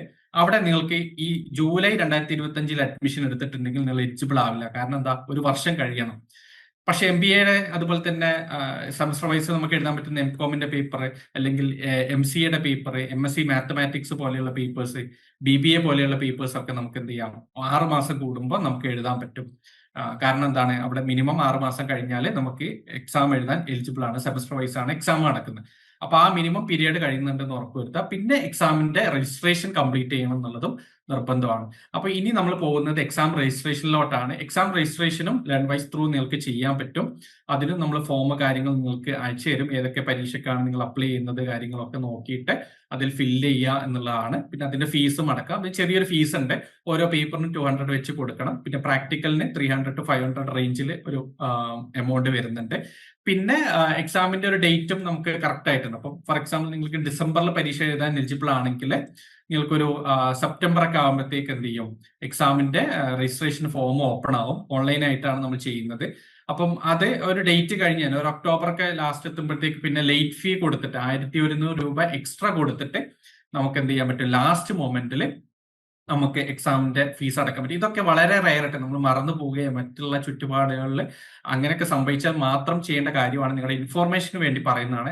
ഇപ്പോഴും നമ്മൾ ചെയ്യേണ്ടതെന്ന് വെച്ച് കഴിഞ്ഞാൽ എക്സാമിനേഷൻ ഫോം റിലീസ് ചെയ്ത ഉടനെ തന്നെ നിങ്ങൾ എന്ത് ചെയ്യണം, രജിസ്റ്റർ ചെയ്ത് കഴിഞ്ഞാൽ നമുക്ക് അതായത് ഡിസൈറിംഗ് ആയിട്ടുള്ള, നമുക്ക് ഏറ്റവും നിയറസ്റ്റ് ആയിട്ടുള്ള അല്ലെങ്കിൽ നമുക്ക് കൺവീനിയന്റ് ആയിട്ടുള്ള എക്സാം സെന്റേഴ്സ് ചൂസ് ചെയ്യാൻ പറ്റുള്ളൂ. ഓക്കെ, അപ്പം ഒരുപാട് എക്സാം സെന്റേഴ്സ് ഉണ്ടാവും. നമ്മുടെ സ്റ്റഡി സെന്ററിന് ആവണമെന്നില്ല എക്സാം സെന്റർ ആയിട്ട്, അല്ലാതെയും നമുക്ക് കുറെ എക്സാം സെന്റേഴ്സ് നമുക്ക് ഓപ്ഷൻ അവൈലബിൾ ആയിരിക്കും. അപ്പൊ നമ്മുടെ കൺവീനിയന്റിനനുസരിച്ച് ചിലപ്പോൾ വേറെ എവിടെയെങ്കിലും ആണെങ്കിൽ, ഇന്ത്യയിൽ എവിടെയാണെങ്കിലും നമുക്ക് എക്സാം സെന്റേഴ്സ് അവൈലബിൾ ആണ്. ഇപ്പൊ നമുക്ക് ഇഷ്ടമുള്ള എക്സാം സെന്റേഴ്സ് ചൂസ് ചെയ്യാൻ പറ്റും. അപ്പൊ അതിങ്ങനെ ഫില്ലായി പോകും. അതുകൊണ്ടാണ് നമ്മൾ പറയുന്നത് നേരത്തെ തന്നെ ഫില്ല് ചെയ്യണം എന്നുള്ളത്. കുറച്ച് കഴിഞ്ഞ് കഴിഞ്ഞാൽ അവിടുത്തെ കപ്പാസിറ്റി ഫുള്ളായി കഴിഞ്ഞാൽ പിന്നെ ആ സെന്റർ നമുക്ക് ചൂസ് ചെയ്യാൻ പറ്റില്ല. അപ്പൊ അത് നേരത്തെ ചെയ്യുന്നുണ്ട് എന്നുള്ളതും ഉറപ്പുവരുത്തുക. പിന്നെ ഉള്ളതെന്ന് വെച്ച് കഴിഞ്ഞാൽ നമുക്ക് എക്സാമിന് കുറച്ചുകൂടി നേരത്തെ പ്ലാൻ ചെയ്യാൻ പറ്റും. ഇഗ്നോയുടെ ഒരു പ്രത്യേകത ഏതാണ് എന്ന് വെച്ച് കഴിഞ്ഞാൽ ഒരു ഡേറ്റ് ഷീറ്റ്, നമ്മുടെ ടൈം ടേബിൾ, എക്സാമിന്റെ ടൈം ടേബിൾ അല്ലെങ്കിൽ ഡേറ്റ് ഷീറ്റ് എന്നുള്ളത്, ഇപ്പോൾ ഫോർ എക്സാമ്പിൾ ഡിസംബറിൽ ഇപ്പോൾ ഒരു പരീക്ഷ നടക്കാൻ പോകുന്നുണ്ട്. അതിന്റെ ഡേറ്റ് ഷീറ്റ് നമുക്ക് എന്ത് ചെയ്യാം, ഒരു സെപ്റ്റംബർ ഒക്കെ ആകുമ്പോഴത്തേക്ക് നമുക്ക് കിട്ടും. ഒരു ടെൻറ്റേറ്റീവ് ആയിട്ടുള്ള ഒരു ഡേറ്റ്, ഏകദേശം ഒരു ഡേറ്റ് എന്ന് പറയട്ടെ. ഫൈനൽ ഡേറ്റ് ഷീറ്റിലും എന്തുണ്ടാവില്ല, വലിയ ചേഞ്ചസ് ഒന്നും ഉണ്ടാവില്ല. പക്ഷെ നമുക്ക് ചെറിയ ചെറിയ ചേഞ്ചസ് ഉണ്ടാവുള്ളൂ. അപ്പം നമുക്കൊരു സെപ്റ്റംബർ ഒക്കെ ആകുമ്പോഴത്തേക്ക് നമുക്ക് പ്ലാൻ ചെയ്യാൻ പറ്റും. അപ്പൊ ഇഗ്നോയുടെ ഫുൾ എക്സാം, നമ്മുടെ പേപ്പർ കോഡ് ഉണ്ടാവും, അതിൽ ഏതൊക്കെ ഡേറ്റിലാണ് ഇപ്പൊ ഏകദേശം ഒരു 1 മന്ത് അല്ലെങ്കിൽ 1.5 മന്ത് മൊത്തം ഇഗ്നോയുടെ കോഴ്സസും ഒരു 1.5 മാസം കൊണ്ടായിരിക്കും ഇഗ്നോയുടെ എല്ലാ എക്സാംസും കംപ്ലീറ്റ് ചെയ്യുന്നുണ്ടാവുക. അപ്പൊ നമ്മുടെ എക്സാംസ് ഒക്കെ വളരെ അടുത്തടുത്തായിരിക്കും. ചെറിയ ചെറിയ ഡിഫറൻസ് ഉണ്ടാവുള്ളൂ. ഒരു 15-20 ദിവസം കൊണ്ട് നമ്മുടെ എല്ലാ എക്സാംസും കഴിയുന്ന രീതിയിലാണ് സെറ്റ് ചെയ്തിട്ടുണ്ടാവുക. അവിടെ പ്രശ്നം വരിക വെച്ച് കഴിഞ്ഞാൽ നിങ്ങൾ സെക്കൻഡ് ഇയറിന്റെ പേപ്പർ കുറച്ച് എഴുതുന്നുണ്ട്. നമ്മൾ തേർഡ് ഇയറിലാണ്. അപ്പോൾ UG കോഴ്സസിൽ നിങ്ങൾ ഒരു UG പ്രോഗ്രാം എടുത്തിട്ടുള്ളത്, നിങ്ങൾ തേർഡ് ഇയർ എത്തി, നിങ്ങൾ ഫസ്റ്റ് ഇയറിൽ ഒരു ബാക്ക് പേപ്പർ ഉണ്ട്, സെക്കൻഡ് ഇയറിൽ 2 ബാക്ക് പേപ്പർ ഉണ്ട്, തേർഡ് ഇയറിന്റെ പേപ്പർ എല്ലാം കൂടി എഴുതുന്നുണ്ട്. അങ്ങനെ വരുമ്പോൾ ചിലപ്പോൾ നല്ല ഡ്യൂറേഷൻ വരും. അല്ലാത്ത കേസസിലൊക്കെ ഒരു 15 ദിവസം മാക്സിമം 20 ദിവസത്തിന്റെ ഉള്ളിൽ നമ്മുടെ എല്ലാ എക്സാംസും കഴിയുന്ന രീതിയിലാണ് സെറ്റ് ചെയ്യാറുള്ളത്. ചെറിയ ചെറിയ ചേഞ്ചസ് ഉണ്ടാവും. ഓക്കെ, അപ്പൊ നമുക്ക് നേരത്തെ തന്നെ പ്ലാൻ ചെയ്യാൻ വേണ്ടിയിട്ട് ഡേറ്റ് ഷീറ്റ് ഇഗ്നോ റിലീസ് ചെയ്യും. അപ്പം ഇത് ഏറ്റവും കൂടുതൽ ഉപകാരപ്പെടുന്നത് വെച്ച് കഴിഞ്ഞാൽ ഇപ്പൊ വിദേശത്തുള്ള ഒരുപാട് പേര്, ഇപ്പൊ നിങ്ങൾ അബ്രോഡിൽ വർക്ക് ചെയ്യുന്നവരൊക്കെ ആയിട്ടുള്ള ഒരുപാട് പേര് നമ്മുടെ ഇപ്പൊ ഈ മീറ്റിംഗിൽ ഉണ്ടായിരിക്കും. അപ്പൊ നിങ്ങൾക്കൊക്കെ വളരെ മുൻകൂട്ടി തന്നെ പ്ലാൻ ചെയ്യാനൊക്കെ പറ്റുന്ന കേസാണ്. അപ്പം കുറെ പേർക്ക് ഡൗട്ട് ഉണ്ടാവും, എനിക്ക് അബ്രോഡിൽ നിന്ന് എഴുതാൻ പറ്റുന്നുള്ളൂ. പക്ഷെ അബ്രോഡിൽ നമ്മൾ അവിടെ പോയിട്ട് ചെക്ക് ചെയ്യേണ്ടി വരും അവിടെ എക്സാം സെന്റേഴ്സ് ഓൺ ആണോ എന്നുള്ളത്. പിന്നെ അവിടുത്തെ എക്സാം ഫീസ്, സെന്ററിന്റെ ഫീസും കാര്യങ്ങളൊക്കെ അത്യാവശ്യം എക്സ്പെൻസീവ് ആണ്. ഓരോ പേപ്പറിനും നമ്മൾ ഈ പറഞ്ഞ 200 രൂപയാവില്ല അവിടെ എത്തുമ്പോൾ. അവിടെ ഭയങ്കര റേറ്റ് കൂടുതലാണ്. അവിടുന്ന് എക്സാം എഴുതുക എന്ന് പറയുന്നത് അത്യാവശ്യം എക്സ്പെൻസീവ് ആണ്. നമ്മുടെ പല ലേണേഴ്സും ഇത് നോക്കിയിട്ട് നാട്ടിലോട്ട് അതിനനുസരിച്ച് അവരുടെ ടിക്കറ്റ് ഒക്കെ എടുത്ത് അങ്ങനെ വന്ന് അവരുടെ ആനുവൽ ലീവ് ഒക്കെ ഇതിലോട്ട് ഇപ്പം ഡിസംബറിൽ ഒരു മാസത്തെ ഒരു ഇതാണ് നമുക്ക് ഉണ്ടാവാറുള്ളത്. ഡിസംബർ ഒരു ഫസ്റ്റ് വീക്ക് മുതൽ സ്റ്റാർട്ട് ചെയ്തിട്ട് ജനുവരി ഒരു ഫസ്റ്റ് വീക്ക് വരെയാണ്. പക്ഷെ നമ്മുടെ എക്സാം ഉണ്ടായിരിക്കും ഒരു 10-15 ദിവസത്തിന്റെ ഗ്യാപ്പിലായിരിക്കും. അപ്പൊ അതൊക്കെ നോക്കിയിട്ട് ഈ ഡേറ്റ് ഷീറ്റ് നോക്കിയിട്ട് നേരത്തെ തന്നെ പ്ലാൻ ചെയ്യാൻ പറ്റും. അതുപോലെ തന്നെ ജൂണിൽ പരീക്ഷ നടക്കുന്നത് ഒരു മാർച്ച് ഒക്കെ ആകുമ്പോഴത്തേക്ക് ഡേറ്റ് ഷീറ്റ് വരും. അപ്പൊ അതിൽ നമുക്ക് നോക്കിയിട്ട് ഒരു ജൂണ് ഫസ്റ്റ് വീക്ക് മുതൽ ജൂലൈ ഫസ്റ്റ് വീക്ക് വരെ ഒരു മാസം ഒക്കെ ഉണ്ടാവുള്ളൂ. അല്ലെങ്കിൽ ജൂലൈ 15 വരെയൊക്കെയാണ്, 1.5 മാസം. അതിനുള്ള എല്ലാ എക്സാംസും കഴിയും. അപ്പൊ നമ്മുടെ ആനുവൽ ലീവ് ഈ 2 എക്സാം സൈക്കിളിലോട്ട് അഡ്ജസ്റ്റ് ഒക്കെ ചെയ്തിട്ട് ഒരുപാട് പേര് നാട്ടിൽ വന്ന് എക്സാം എഴുതാറുണ്ട്. പലവരും പറയാന്ന് വെച്ച് കഴിഞ്ഞാൽ അങ്ങനെ വന്ന് എഴുതിയാലും നമുക്ക് അവിടുത്തെ എക്സാം ഫീസിനേക്കാളും കുറവില് ചെറിയ പൈസ കൊണ്ട് നമുക്ക് എന്ത് ചെയ്യാം, നാട്ടിൽ വന്ന് എഴുതിയാലും നമുക്ക് ലാഭമെന്ന് പറയുന്ന ഒരുപാട് പേരുണ്ട്. അപ്പം ഈ ഡേറ്റ് ഷീറ്റ് നേരത്തെ വരുന്നത് കൊണ്ട് തന്നെ നമുക്ക് എന്ത് ചെയ്യാൻ പറ്റും, അഡ്വാൻസ് ആയിട്ട് പ്ലാൻ ചെയ്യാൻ പറ്റും. പിന്നെ ഇതിന്റെ ഫൈനൽ ഡേറ്റ് ഷീറ്റ് വരും കേട്ടോ. നമ്മുടെ എക്സാമിന്റെ ഒരു 2 ആഴ്ച മുന്നേ ആയിട്ട് ഫൈനൽ ഡേറ്റ് ഷീറ്റ് വരും. അതിൽ വലിയ ചേഞ്ചസ് ഒന്നും ഇതുവരെ അങ്ങനെ വരാറില്ല. ഇനി എന്തെങ്കിലും ഒഴിച്ചുകൂടാനകത്ത് എന്തെങ്കിലും പ്രശ്നങ്ങളോ കാര്യങ്ങളോ ഒക്കെ ഉണ്ടെങ്കിൽ മാത്രമേ എക്സാമിന്റെ ഡേറ്റിൽ ഒന്ന് അങ്ങോട്ടോ ഇങ്ങോട്ടോ ഒരു 1 വീക്ക് ഒക്കെ ചെറിയ ഡിലേ ഒക്കെ ഉണ്ടായാലേ ഉണ്ടാവാറുള്ളൂ. മാക്സിമം കേസസിൽ ഈ പറഞ്ഞ ഡേറ്റിൽ തന്നെയാണ് എക്സാം നടക്കാറുള്ളത്. ഓക്കെ, അപ്പൊ ഇങ്ങനെ ഒരു എക്സാമിനേഷന്റെ നോട്ടിഫിക്കേഷൻ വരും, ഡേറ്റ് ഷീറ്റ് വരും. അത് വെച്ചിട്ട് നമുക്ക് അഡ്വാൻസ് ആയിട്ട് പ്ലാൻ ചെയ്യും. ഇന്ത്യയിൽ തന്നെ നിങ്ങൾ പല സ്ഥലത്ത് വർക്ക് ചെയ്യുന്നവരൊക്കെ ഉണ്ടാവും. ഇപ്പം നമുക്ക് ആർമിയിൽ വർക്ക് ചെയ്യുന്നവരുണ്ട്, ഡിഫൻസ് ഫോഴ്സസിൽ, മറ്റ് പല ഫോഴ്സസിലൊക്കെ വർക്ക് ചെയ്യുന്നവരൊക്കെ ഉണ്ട്. അപ്പൊ അവരുടെ ലീവ് കാര്യങ്ങളൊക്കെ പ്ലാൻ ചെയ്യാൻ കാര്യങ്ങൾ, അല്ലെങ്കിൽ ഔട്ട് ഓഫ് സ്റ്റേഷനിൽ ഒരുപാട് പേര് വർക്ക് ചെയ്യുന്നവരുണ്ട്. നാട്ടിൽ വന്ന് എക്സാം എഴുതാൻ കംഫർട്ടബിൾ ആയിട്ട് എഴുതുന്ന അങ്ങനെ എഴുതാം. അല്ലെങ്കിൽ നിങ്ങൾക്ക് ഇന്ത്യയിൽ എവിടെയും നമുക്ക് എക്സാം സെന്റർ ചൂസ് ചെയ്യാൻ, ഇപ്പൊ ഇന്ന സമയത്ത് നമ്മൾ എവിടെയാണോ ഉണ്ടാവുക അപ്പൊ അവിടുത്തെ എക്സാം സെന്റർ നമുക്ക് ചൂസ് ചെയ്യാൻ, അപ്പൊ നിയറസ്റ്റ് ആയിട്ടുള്ള സെന്റേഴ്സ് ഏതെല്ലാം നോക്കിയിട്ട് നമുക്ക് ചൂസ് ചെയ്യാനൊക്കെ പറ്റും. അപ്പൊ ഈ ഒരു ഓപ്പർച്യൂണിറ്റി നല്ല രീതിയിൽ യൂട്ടിലൈസ് ചെയ്യുക, സ്ട്രാറ്റജിക് ആയിട്ട് തന്നെ നമ്മൾ യൂസ് ചെയ്യുന്നുണ്ട് എന്നുള്ളത് ഉറപ്പുവരുത്താം. പിന്നെ എക്സാമിന്റെ തൊട്ട് മുന്നേ നമുക്ക് ഒരു 1 വീക്ക് ഒക്കെ മുന്നേ അല്ലെങ്കിൽ ഒരു 10 ഡേയ്സ് മുന്നേ നമുക്ക് അഡ്മിറ്റ് കാർഡ് അല്ലെങ്കിൽ ഹാൾ ടിക്കറ്റ് ഡൗൺലോഡ് ചെയ്യാൻ പറ്റും. അപ്പൊ നമ്മൾ എക്സാമിന് പോകുമ്പോൾ ഹാൾ ടിക്കറ്റും അതുപോലെ തന്നെ ഇഗ്നോയുടെ ID ഉണ്ടല്ലോ, ഇഗ്നോ ID, അതാണ് നമ്മൾ കൊണ്ടുപോകേണ്ടത്. അപ്പം ഇതൊരു ഡെമോ ആണ്. ഏകദേശം ഈ രീതിയിലായിരിക്കും നമ്മുടെ അപ്ലൈ ചെയ്തിട്ടുള്ള പേപ്പേഴ്സ് ഒക്കെ അതിൽ ലിസ്റ്റ് ചെയ്തിട്ടുണ്ടാവും. ഏത് സമയത്താണ്, ഏത് സ്ലോട്ടാണ്. സാധാരണ എക്സാം ഉണ്ടാവും, മോർണിംഗ് സ്ലോട്ട് ഉണ്ടാവും, അതുപോലെ തന്നെ ഈവനിങ് സ്ലോട്ട് ഉണ്ട്, 2 to 5 ഉണ്ട്. പിന്നെ വരുന്നത് 9 to 12 അങ്ങനെ പറഞ്ഞിട്ടുള്ള 2 സ്ലോട്ടാണ് എക്സാം ഉണ്ടാവാറുള്ളത്. അപ്പൊ അത് കറക്റ്റ് ആയിട്ട് നമ്മുടെ ഡേറ്റ് ഷീറ്റിൽ ഉണ്ടാവും. പിന്നെ നമ്മുടെ ഹാൾ ടിക്കറ്റിലും അത് ഉണ്ടായിരിക്കുന്നതാണ്. അപ്പം അതൊന്ന് നോട്ട് ചെയ്യും. പിന്നെ ഉള്ളതെന്ന് വെച്ച് കഴിഞ്ഞാൽ നമ്മുടെ പ്രീവിയസ് ഇയർ ക്വസ്റ്റ്യൻ പേപ്പേഴ്സ് വളരെ പ്രിപ്പയർ ചെയ്ത് പോകാന്നുള്ളതാണ്. അപ്പം അതിന് ഇഗ്നോയുടെ ഒഫീഷ്യൽ സൈറ്റിൽ നമുക്ക് എന്ത് ചെയ്യാൻ പറ്റും, പ്രീവിയസ് ഇയർ ക്വസ്റ്റ്യൻ പേപ്പേഴ്സ് ഒക്കെ നമുക്ക് ഡൗൺലോഡ് ചെയ്ത് നോക്കാൻ പറ്റും. നമ്മുടെ ലേൺവൈസിന്റെ ആപ്പിലും നമ്മുടെ പ്രീവിയസ് ഇയർ ക്വസ്റ്റ്യൻ പേപ്പേഴ്സ് നമ്മൾ അപ്ലോഡ് ചെയ്യുന്നതാണ്. അത് നിങ്ങൾക്ക് റെഫർ ചെയ്യാൻ പറ്റും. പിന്നെ എക്സാം റിലേറ്റഡ് ആയിട്ടുള്ള ഒരുപാട് ഇനീഷ്യേറ്റീവ്സ് അത് നമ്മുടെ ലേൺവൈസിന്റെ പ്രത്യേക സെഷനിൽ നമ്മൾ ഡീറ്റെയിൽ ആയിട്ട് ഡിസ്കസ് ചെയ്യുന്നതായിരിക്കും. ജസ്റ്റ് മെൻഷൻ ചെയ്യുന്നതാണ്. പ്രീവിയസ് ഇയർ ക്വസ്റ്റ്യൻ പേപ്പേഴ്സിന്റെ അനാലിസിസും അത് റിലേറ്റഡ് ആയിട്ടുള്ള ഒരുപാട് ഡോക്യുമെന്റ്സ് കാര്യങ്ങളൊക്കെ നമ്മുടെ എക്സാം സീസണിൽ നമ്മൾ ലേൺവൈസിൽ റിലീസ് ചെയ്തിട്ടുണ്ട്. നിങ്ങൾ പലപ്പോഴും ജോയിൻ ചെയ്തിട്ടുണ്ടാവും, അങ്ങനത്തെ വീഡിയോസ് ഒക്കെ കണ്ടിട്ടായിരിക്കും നിങ്ങൾ നമ്മുടെ ലേൺവൈസിൽ തന്നെ ജോയിൻ ചെയ്തിട്ടുണ്ടാവുക. അപ്പൊ അങ്ങനെ എക്സാം എടുക്കുമ്പം ഇതുപോലെയുള്ള സപ്പോർട്ടൊക്കെ ലേൺവൈസ് ഒരുപാട് മോഡൽ എക്സാം കാര്യങ്ങൾ കണ്ടക്ട് ചെയ്യാറുണ്ട്, വർക്ക്ഷോപ്പുകൾ ഉണ്ടാവാറുണ്ട്, അങ്ങനെയുള്ള ഒരുപാട് ഇനിഷ്യേറ്റീവ്സ് നമ്മൾ കണ്ടക്ട് ചെയ്യാറുണ്ട്. അപ്പൊ ക്വസ്റ്റ്യൻ പേപ്പേഴ്സ് നമുക്ക് 2010 മുതലുള്ള ക്വസ്റ്റ്യൻ പേപ്പേഴ്സ് നമുക്ക് റെഫർ ചെയ്യാം. അറ്റ്ലീസ്റ്റ് 2021-22 മുതൽ 2025 ജൂൺ വരെയുള്ള ക്വസ്റ്റ്യൻ പേപ്പേഴ്സ് റെഫർ ചെയ്ത് പോയാൽ തന്നെ നമുക്ക് നല്ല കോൺഫിഡന്റ് ആയിട്ട് എക്സാം എഴുതാൻ പറ്റും എന്നുള്ളത് തന്നെയാണ്. ഓക്കെ. പിന്നെ ടിയിൽ നമ്മൾ വരുത്തുന്ന കുറച്ച് മിസ്റ്റേക്സ് എന്ന് പറയുന്നത്, ഒന്ന്, നമ്മൾ നേരത്തെ ഒറ്റ രീതിയിൽ, അതായത് കുറച്ച് അപ്ലിക്കേഷൻ പ്രോസസ്സ് ഇൻ ബിറ്റ്വീൻ നമ്മൾ എന്ത് ചെയ്യുന്ന രജിസ്ട്രേഷൻ പ്രോസസ്സ് ഇൻ ബിറ്റ്വീൻ ചെയ്തിട്ട് നിർത്തുക, അങ്ങനെ എന്തെങ്കിലുമൊക്കെ ചെയ്യുമ്പോൾ സെന്ററിൽ ചിലപ്പോൾ നമ്മൾ വിചാരിച്ച സെന്റേഴ്സ് കിട്ടിക്കൊള്ളുന്നില്ല. പിന്നെ ഉള്ളതെന്ന് വെച്ച് കഴിഞ്ഞാൽ ഈ റോങ് ആയിട്ടുള്ള സെന്റേഴ്സ് കാര്യങ്ങൾ ചൂസ് ചെയ്യാം. അപ്പൊ നമ്മൾ സെന്റർ ചൂസ് ചെയ്തു, പിന്നെ അത് ചേഞ്ച് ചെയ്യാന്നുള്ളത് ബുദ്ധിമുട്ടാണ്. ഒരു സെന്റർ നമ്മൾ ചൂസ് ചെയ്ത് കഴിഞ്ഞാൽ പിന്നെ വേറെ സെന്റർ ചൂസ് ചെയ്യാൻ പറ്റില്ല, അത് ഫൈനൽ ആണ്. സെന്റർ ചേഞ്ച് പോസിബിൾ അല്ല. അപ്പൊ ആ രീതിയിൽ ഒന്ന് നോക്കുക. പിന്നെ നമ്മുടെ ലാസ്റ്റ് ഡേറ്റ് കഴിഞ്ഞാലും പ്രശ്നമാണ്. പിന്നെ നമുക്ക് ആ എക്സാം ചിലപ്പോൾ ആ ഒരു സൈക്കിൾ എക്സാം നമുക്ക് മിസ്സായി പോകും. അപ്പൊ നേരത്തെ തന്നെ ചെയ്യുക എന്നുള്ളതാണ്. അപ്പം ഇതിന്റെ നോട്ടിഫിക്കേഷൻ വരുമ്പോൾ നമ്മുടെ ടീം നിങ്ങളെ കണക്ട് ചെയ്യും. നിങ്ങൾ ഏതെല്ലാം പേപ്പറാണ് എഴുതുന്നത് എന്നുള്ളത് നമ്മുടെ ഫോം വഴി നമ്മൾ നിങ്ങളെ കണക്ട് ചെയ്യുന്നതാണ്. പിന്നെ ഫീസും കളക്ട് ചെയ്ത്, എക്സാം ഫീസും കളക്ട് ചെയ്തിട്ട് ചെയ്ത് കഴിഞ്ഞാൽ നമ്മുടെ ടീമിന്റെ എല്ലാ സപ്പോർട്ടും നിങ്ങൾക്ക് എക്സാം രജിസ്ട്രേഷനിലും നിങ്ങൾക്ക് കിട്ടുന്നതായിരിക്കും. പിന്നെ ഉള്ളത് നമ്മുടെ റിസൾട്ട് ആൻഡ് ഗ്രേഡ് കാർഡ് ആണ്. അപ്പൊ അതിൽ നേരത്തെ പറഞ്ഞ പോലെ ടേം ആൻഡ് എക്സാമിനേഷന് 70% അതിന്റെ വെയിറ്റേജ് എന്ന് പറയുന്നത്. അസൈൻമെന്റ്സിന് 30% അതിന്റെ വെയിറ്റേജ്. അങ്ങനെ ഫൈനൽ മാർക്ക് ഗ്രേഡ് കാർഡ് നമുക്ക് വരും. അപ്പൊ അതിൽ ജനറലി ഉണ്ടാവുക എന്ന് വെച്ച് കഴിഞ്ഞാല്, ഇപ്പൊ പല കോഴ്സസിനും ഗ്രേഡ് പോയിന്റ്സ് ഉണ്ടാവും. ഇപ്പം grade A, B, C, D എന്നൊക്കെ പറഞ്ഞിട്ട്. അപ്പൊ അതിൽ E ആണ് അൺസാറ്റിസ്ഫാക്ടറി എന്നുള്ള രീതിയിൽ വരുന്നുണ്ടാവും, അല്ലെങ്കിൽ ഫെയിൽ എന്നുള്ളത്. ബാക്കി A എന്ന് പറഞ്ഞാൽ ഏറ്റവും ഹയസ്റ്റ് ഗ്രേഡ് A ആണ് വരുന്നത്. ചില കോഴ്സസിൽ മാർക്കും കാര്യങ്ങളും അതിൽ എഴുതാറുണ്ട്.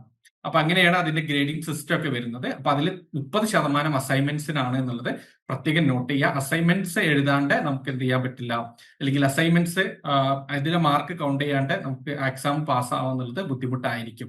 അപ്പൊ അസൈൻമെന്റ് വളരെ ഇമ്പോർട്ടന്റ് ആണ് എന്നുള്ളതും നോട്ട് ചെയ്യാം. പിന്നെ വരുന്നത് റിസൾട്ടിന്റെ. അപ്പം നമ്മുടെ എക്സാം കഴിഞ്ഞ് ഒരാഴ്ചക്കുള്ളിൽ തന്നെ ആദ്യം നമ്മുടെ ഫസ്റ്റ് കഴിഞ്ഞിട്ടുള്ള എക്സാമിന്റെ റിസൾട്ട് 1 by 1 ആയിട്ട് ഇങ്ങനെ വരുന്നുണ്ടാവും. അപ്പം എക്സാം കഴിഞ്ഞ് ഒരു 1 month ഒക്കെ ആകുമ്പോഴത്തേക്ക് നമ്മുടെ എല്ലാ റിസൾട്ട്സും നമുക്ക് ഒഫീഷ്യലായിട്ട് ഡെഡ് ലൈൻ കഴിഞ്ഞിട്ടുള്ള എക്സാംസ് കഴിഞ്ഞിട്ട് ഒരു 1 or 2 weeks കഴിയുമ്പോഴത്തേക്ക് അതിന്റെ റിസൾട്ട് പബ്ലിഷ് ചെയ്യാൻ തുടങ്ങും എന്നുള്ളതും ഒന്ന് നോട്ട് ചെയ്യാം.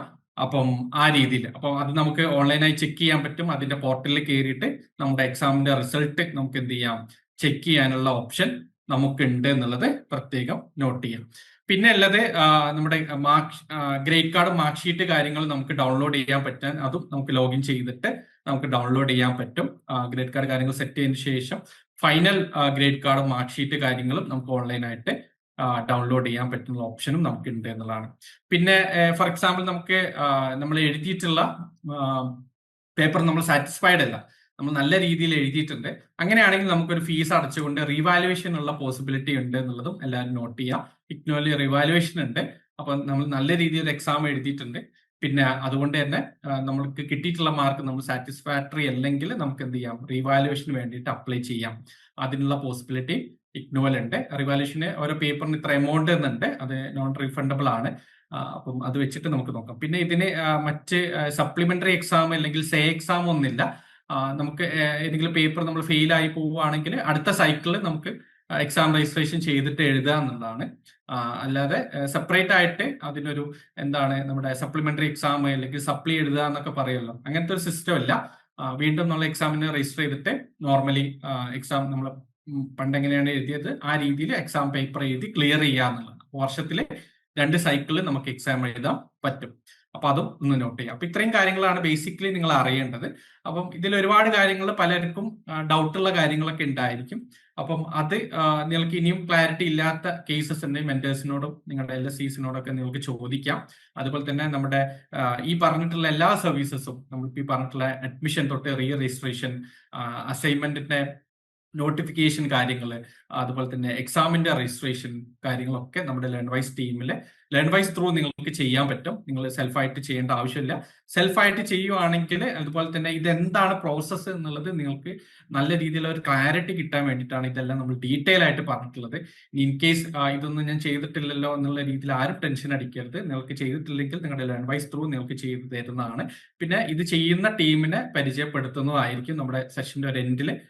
എങ്ങനെയാണ് നമ്മുടെ ടീം ഇതിൽ വർക്ക് ചെയ്യുന്നത് കാര്യങ്ങളൊക്കെ ഡീറ്റെയിൽ ആയിട്ട് പറയുന്നതായിരിക്കും. അപ്പൊ ഇത്രയാണ് ബേസിക് ആയിട്ടുള്ള അഡ്മിഷൻ ടു നമ്മുടെ എക്സാമിന്റെ കാര്യം വെച്ചിട്ടാണ് നമ്മളിപ്പം എൻഡ് ചെയ്തിട്ടുള്ളത്. ഇനി ബാക്കിയുള്ള കോൺവൊക്കേഷൻ പോലെയുള്ള കാര്യങ്ങളൊക്കെ ഡിസ്കസ് ചെയ്യാൻ വേണ്ടിയിട്ട് ഞാൻ അഭയ് സാറെ ഇൻവൈറ്റ് ചെയ്യുന്നു.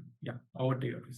So welcome back. എല്ലാവർക്കും ഇതിനോടൊപ്പം തന്നെ എക്സാംസും അതുപോലെ തന്നെ അഡ്മിഷൻ, റീ രജിസ്ട്രേഷൻ തുടങ്ങിയ എല്ലാ കാര്യങ്ങളെ പറ്റിയും വളരെ ടേം എക്സാമിനേഷനെ പറ്റിയും മറ്റു അറിയേണ്ടുന്ന എല്ലാ ഡീറ്റെയിൽസിനെ പറ്റിയും വളരെ ഡീറ്റെയിൽ ആയിട്ട് തന്നെ റേസർ പറഞ്ഞു തന്നു. സോ ഇനി നമ്മൾ കിടക്കാൻ പോകുന്നത് ഇതെല്ലാം കഴിഞ്ഞിട്ട് ഞാൻ പറഞ്ഞല്ലോ നമുക്ക് ഈ എടുക്കുന്ന എഫേർട്ടിനൊക്കെ തന്നെയുള്ള റിസൾട്ട് എന്ന് പറയുന്നത് ഫൈനലി കോൺവൊക്കേഷൻ ആണ്, അല്ലെങ്കിൽ നമുക്ക് ആ കിട്ടുന്ന ഡിഗ്രി സർട്ടിഫിക്കറ്റ് ആണ്. അപ്പൊ ആ ഡിഗ്രി സർട്ടിഫിക്കറ്റ് എടുക്കുന്നതിനെ പറ്റിയുള്ള കുറച്ച് കാര്യങ്ങളാണ് നമ്മൾ ഡിസ്കസ് ചെയ്യാൻ പോകുന്നത്. ഇപ്പം കോൺവൊക്കേഷനെ പറ്റി ഏറ്റവും ചുരുക്കി പറയുകയാണെങ്കിൽ നമ്മുടെ റീജിയണൽ സെന്ററിലായിട്ട് നടന്നു വരുന്ന ഒരു ഡിഗ്രി അവാർഡിംഗ് സെറമണിയാണ് കോൺവൊക്കേഷൻ. അപ്പൊ ഈ വട്ടത്തെ കോൺവൊക്കേഷൻ നടന്നത് 3 റീജിയണൽ സെന്റേഴ്സിലായിട്ട് മാർച്ച് 5-ാം തീയതി ആയിരുന്നു. ഈ മാർച്ച് 5-ാം തീയതി കോൺവൊക്കേഷൻ എന്ന് പറയുമ്പോൾ നമുക്ക് നേരെ കോൺവൊക്കേഷനിലേക്ക് കയറാൻ പറ്റുന്നതല്ല. അതിന് പകരം നമുക്ക് എന്താ ചെയ്യാൻ പറ്റുക, നമ്മൾ കോൺവൊക്കേഷൻ എലിജിബിൾ ആണോ അല്ലയോ എന്നുള്ളത് നമുക്ക് ചെക്ക് ചെയ്യാൻ സാധിക്കും. സോ കോൺവൊക്കേഷനിൽ എപ്പോഴും ഒരു വർഷത്തിൽ തന്നെ നമുക്ക് ഒരു കോൺവൊക്കേഷൻ ഉണ്ടാവുകയുള്ളൂ. പക്ഷെ നിങ്ങൾക്കറിയാം 2 അഡ്മിഷൻ സൈക്കിൾ നടക്കുന്നുണ്ട്. ജനുവരിയിലും അഡ്മിഷൻ സൈക്കിൾ ഉണ്ട്, അതുപോലെ തന്നെ ജൂലൈയിലും അഡ്മിഷൻ സൈക്കിൾ ഉണ്ട്. സോ ആർക്കൊക്കെ ഏതൊക്കെ കോൺവൊക്കേഷനിൽ പങ്കെടുക്കാൻ പറ്റുമെന്നുള്ള കൃത്യമായിട്ടുള്ള ഗൈഡ് ലൈൻസ് ഇഗ്നോന്റെ ഭാഗത്ത് നിന്ന് വരാറുണ്ട്. അപ്പൊ അങ്ങനെ കോൺവൊക്കേഷനിലേക്ക് വരുമ്പോൾ ഈ ഒരു 38th കോൺവൊക്കേഷൻ, അതായത് മാർച്ച് 5-ാം തീയതി നടന്ന കോൺവൊക്കേഷനിൽ പങ്കെടുക്കാൻ സാധിക്കുക എന്ന് പറയുന്നത് ജാനുവരി 2024-ലും അതുപോലെ തന്നെ ജൂൺ 2024-ലുമായിട്ട് എൻറോൾ ചെയ്തിട്ടുള്ളവർക്കാണ്. അല്ലെങ്കിൽ ടേം ആൻഡ് എക്സാമിനേഷൻ 2023 കംപ്ലീറ്റ് ചെയ്തവർ എന്ന് പറയാം, ജോയിൻ ചെയ്തവരല്ല. ടേം ആൻഡ് എക്സാമിനേഷൻ 2023 കംപ്ലീറ്റ് ചെയ്തവർക്കും ടേം ആൻഡ് എക്സാമിനേഷൻ ജൂൺ 2024-ൽ കംപ്ലീറ്റ് ചെയ്തവർക്കും തങ്ങളുടെ എല്ലാ കോഴ്സുകളും ആവശ്യമായിട്ടുള്ള എല്ലാ ക്രെഡിറ്റ്സും നമുക്ക് ഡിസംബർ 2023 ടേം ആൻഡ് എക്സാമിനേഷനിൽ ക്ലിയർ ചെയ്യാൻ സാധിച്ചിട്ടുള്ളവർ, അതുപോലെ ജൂൺ 2024-ൽ നടന്ന ടേം ആൻഡ് എക്സാമിനേഷനിൽ തങ്ങൾക്ക് ആവശ്യമായിട്ടുള്ള എല്ലാ കോഴ്സുകളും കംപ്ലീറ്റ് ചെയ്യാൻ സാധിച്ചിട്ടുള്ളവർക്കായിരുന്നു 38th കോൺവൊക്കേഷൻ കണ്ടക്ട് ചെയ്തത്. ആ ഒരു ബാച്ചിൽ തന്നെ ഇപ്പൊ ഈ 2 ബാച്ചിൽ പാസ് ഔട്ട് ആയവരുടെ കാര്യം നമ്മൾ പറഞ്ഞു. അതിൽ തന്നെ ആർക്കൊക്കെ കോൺവൊക്കേഷൻ റീജിയണൽ സെന്ററിൽ പോയിട്ട് അറ്റൻഡ് ചെയ്യാൻ പറ്റും എന്നുള്ളത് നമുക്ക് പിന്നീട് ഒരു മെയിൽ വഴിയാണ് അറിയാൻ സാധിക്കുക. അപ്പൊ ഇതിനായിട്ട് ആദ്യം ചെയ്യേണ്ടത് നമ്മൾ കോൺവൊക്കേഷന് രജിസ്റ്റർ ചെയ്യണം. നമ്മൾ രജിസ്റ്റർ ചെയ്യാത്തിടത്തോളം നമുക്ക് മെയിൽ വരാൻ പോകുന്നില്ല. സോ നിങ്ങൾ എല്ലാ പേപ്പറും നിങ്ങൾ കംപ്ലീറ്റ് ചെയ്തു എന്നുള്ളത് നിങ്ങൾക്ക് സ്റ്റുഡന്റ് പോർട്ടലിൽ നിന്ന് മനസ്സിലായി കഴിഞ്ഞാൽ നിങ്ങൾ വരേണ്ടത് ഇഗ്നോ കോൺവൊക്കേഷൻ സെർച്ച് ചെയ്ത് കഴിഞ്ഞാൽ തന്നെ ഈ ഒരു വെബ്സൈറ്റിലേക്ക് വരാൻ പറ്റും.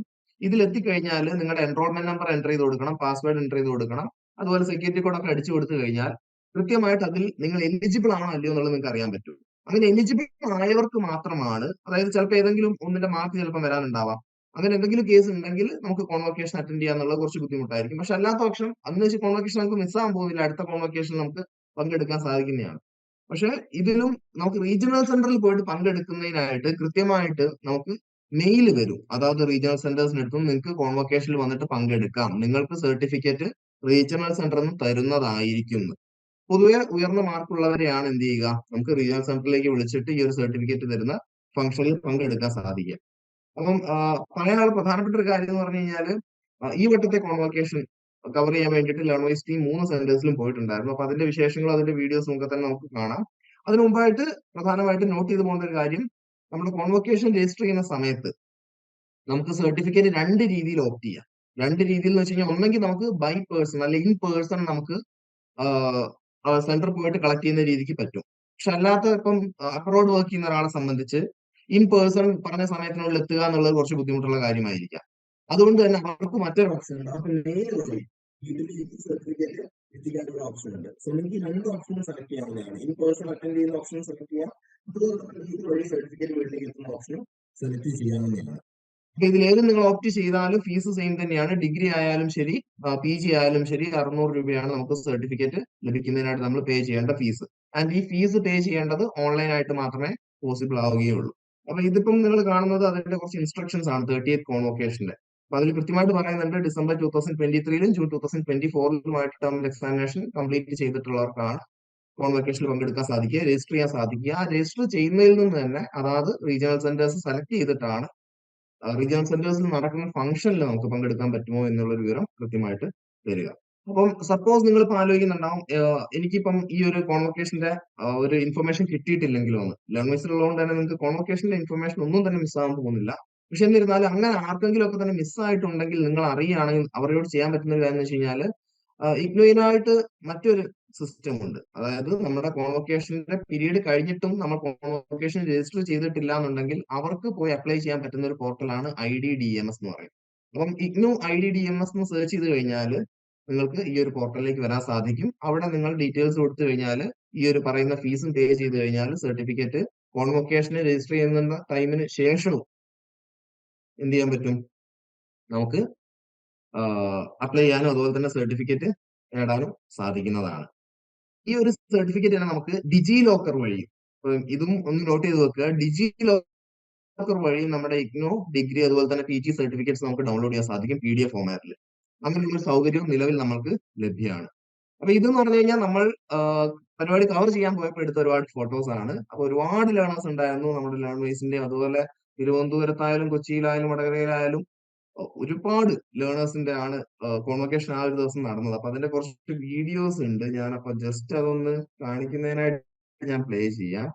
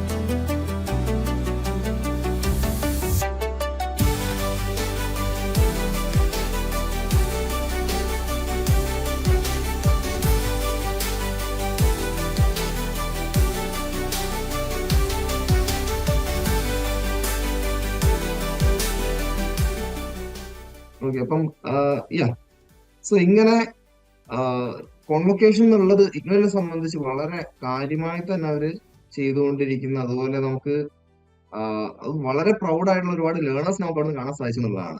ഞാൻ ചെയ്തെടുത്തു എന്നുള്ളതിൽ വളരെയധികം പ്രൗഡ് ആയിട്ടുള്ള ഇഷ്ടം പോലെ ലേണേഴ്സ് നമുക്ക് അവിടെ കാണാനുണ്ടായിരുന്നു. ആൻഡ് ഈ പറഞ്ഞ ഏതൊരു കോളേജും പോലെ തന്നെ വളരെ എനർജറ്റിക് ആയിട്ട്, വളരെ സ്ട്രക്ചേർഡ് ആയിട്ട്, വളരെ ഓർഗനൈസ്ഡ് ആയിട്ട് നടത്തി വരുന്ന ഒരു കോൺവൊക്കേഷൻ ആണ് ഇഗ്നോന്റേത്. അപ്പൊ ഇതിന്റെ കൂടുതൽ ഡീറ്റെയിൽസ് കിട്ടുന്നതിനായിട്ട് ഈ ഒരു പ്ലേലിസ്റ്റ് കയറിയാൽ മതിയാവും. കോൺവൊക്കേഷൻ 38 കോൺവൊക്കേഷൻ എന്ന് പറഞ്ഞിട്ട് തന്നെ ഒരു ഫോൾഡർ നിങ്ങൾക്ക് കാണാൻ പറ്റും. അപ്പൊ അതിൽ ഈ പറഞ്ഞിരിക്കുന്ന ഈ വീഡിയോസ് ഒക്കെ തന്നെ ഞാനിപ്പം സമയപരിമിതി ഉള്ളത് കൊണ്ട് തന്നെ മൊത്തം ഞാൻ കാണിച്ചിട്ടില്ല. അപ്പൊ താല്പര്യമുള്ളവർക്കൊക്കെ തന്നെ ആ ഒരു വീഡിയോ പോയി കാണാവുന്നതാണ്. സോ ഇനി പറയാൻ പോകുന്നത് വളരെ നിങ്ങൾക്ക് യൂസ്ഫുൾ ആവുന്ന കോൺവൊക്കേഷൻ എനിക്കൊന്ന് ക്ലിയർ ആയിട്ടുണ്ടാകുന്ന തന്നെയാണ് ഞാൻ കരുതുന്നത്. വളരെ യൂസ്ഫുൾ ആവുന്ന നിങ്ങൾക്ക് പല രീതിയിലുള്ള സംശയങ്ങൾ വരുമ്പോൾ നിങ്ങൾക്ക് കമ്മ്യൂണിക്കേറ്റ് ചെയ്യാൻ പറ്റുന്ന, നിങ്ങൾക്ക് അത് സോൾവ് ചെയ്തെടുക്കാൻ പറ്റുന്ന ഒരു ടീമിനെ പറ്റിയാണ്. ഓക്കെ, അപ്പൊ നമുക്ക് യൂണിവേഴ്സിറ്റി രജിസ്ട്രേഷൻ കോർഡിനേഷൻ എന്ന് പറഞ്ഞിട്ട് URC എന്ന് പറഞ്ഞ നമുക്കൊരു ടീം തന്നെയുണ്ട്.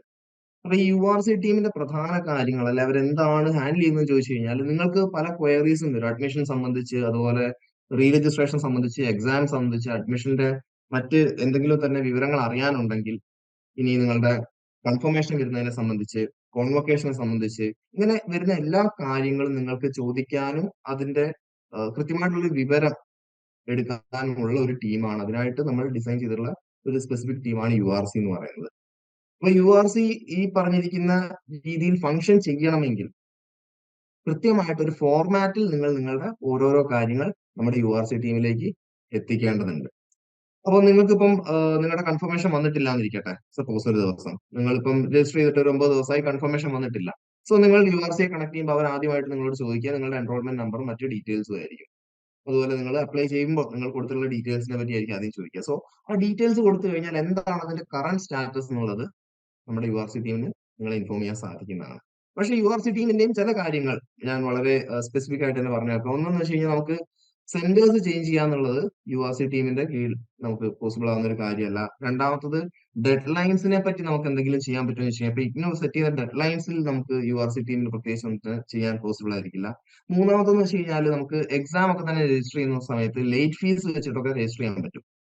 അപ്പൊ ഈ ലേറ്റ് ഫീസ് എന്നുള്ളതും ഇഗ്നു അതായത് കൊണ്ടുവരുന്ന അവർ പറഞ്ഞ സമയത്തിനുള്ളിൽ രജിസ്റ്റർ ചെയ്തിട്ടില്ലെങ്കിൽ കൊണ്ടുവരുന്ന ഒരു കാര്യമാണ്. ലേറ്റ് ഫീ വെച്ചിട്ട് നമുക്ക് എക്സാം രജിസ്റ്റർ ചെയ്യാൻ പറ്റും. ഒരു 1100 rupees അവർ അഡീഷണൽ ആയിട്ട് ചാർജ് ചെയ്യും. പക്ഷെ എന്നിരുന്നാൽ നമുക്ക് ആ വർഷം ആ ഒരു ടേം ആൻഡ് എക്സാമിനേഷൻ എഴുതാൻ സാധിക്കും. നമ്മൾ ഇതിനു മുമ്പ് രജിസ്റ്റർ ചെയ്തിട്ടില്ല എന്നുണ്ടെങ്കിൽ, എക്സാം രജിസ്ട്രേഷൻ നടന്നിട്ടില്ല എന്നുണ്ടെങ്കിൽ. അപ്പം ആ കാര്യവും ആക്ച്വലി ഇഗ്നുവിന്റെ ഭാഗത്തുനിന്ന് വരുന്ന ഒരു ഫീസാണ്. സോ ആ ഫീസിലും URCസിന് കാര്യമായിട്ട് ഒന്നും ചെയ്യാൻ സാധിക്കുന്ന ആയിരിക്കില്ല. അതല്ലാതെ നിങ്ങൾക്ക് അറിയാൻ താല്പര്യമുള്ള, നിങ്ങൾക്ക് നിങ്ങളുടെ അഡ്മിഷൻ റിലേറ്റഡ് ആയിട്ടും എക്സാം റിലേറ്റഡ് ആയിട്ടും അസൈൻമെന്റ് റിലേറ്റഡ് ആയിട്ടുമുള്ള എല്ലാ കാര്യങ്ങൾക്കും നിങ്ങൾ ഒരുപാട് ഹെൽപ്പ് ചെയ്യുന്ന ഒരു ടീമാണ് URC ടീം. അപ്പം ഇവരെങ്ങനെ കണക്ട് ചെയ്യാമെന്ന് നിങ്ങൾ ചിന്തിക്കുന്നുണ്ടാവും. സോ മൺഡേ ടു സാറ്റർഡേ നിങ്ങൾക്ക് 1 PM ടു 7 PM, ഇനി മാക്സിമം 8 PM വരെ നിങ്ങൾക്ക് URC ടീമിനെ കണക്ട് ചെയ്യാവുന്നതാണ്. കണക്ട് ചെയ്യേണ്ട നമ്പർ ഇവിടെ കൊടുത്തിട്ടുണ്ട്. അപ്പൊ നിങ്ങൾ ചെയ്യേണ്ട ഒരു കാര്യം, നിങ്ങൾ URC ടീമിന്റെ നമ്പർ എല്ലാവരും ഒന്ന് നോട്ട് ചെയ്ത് വെക്കുക.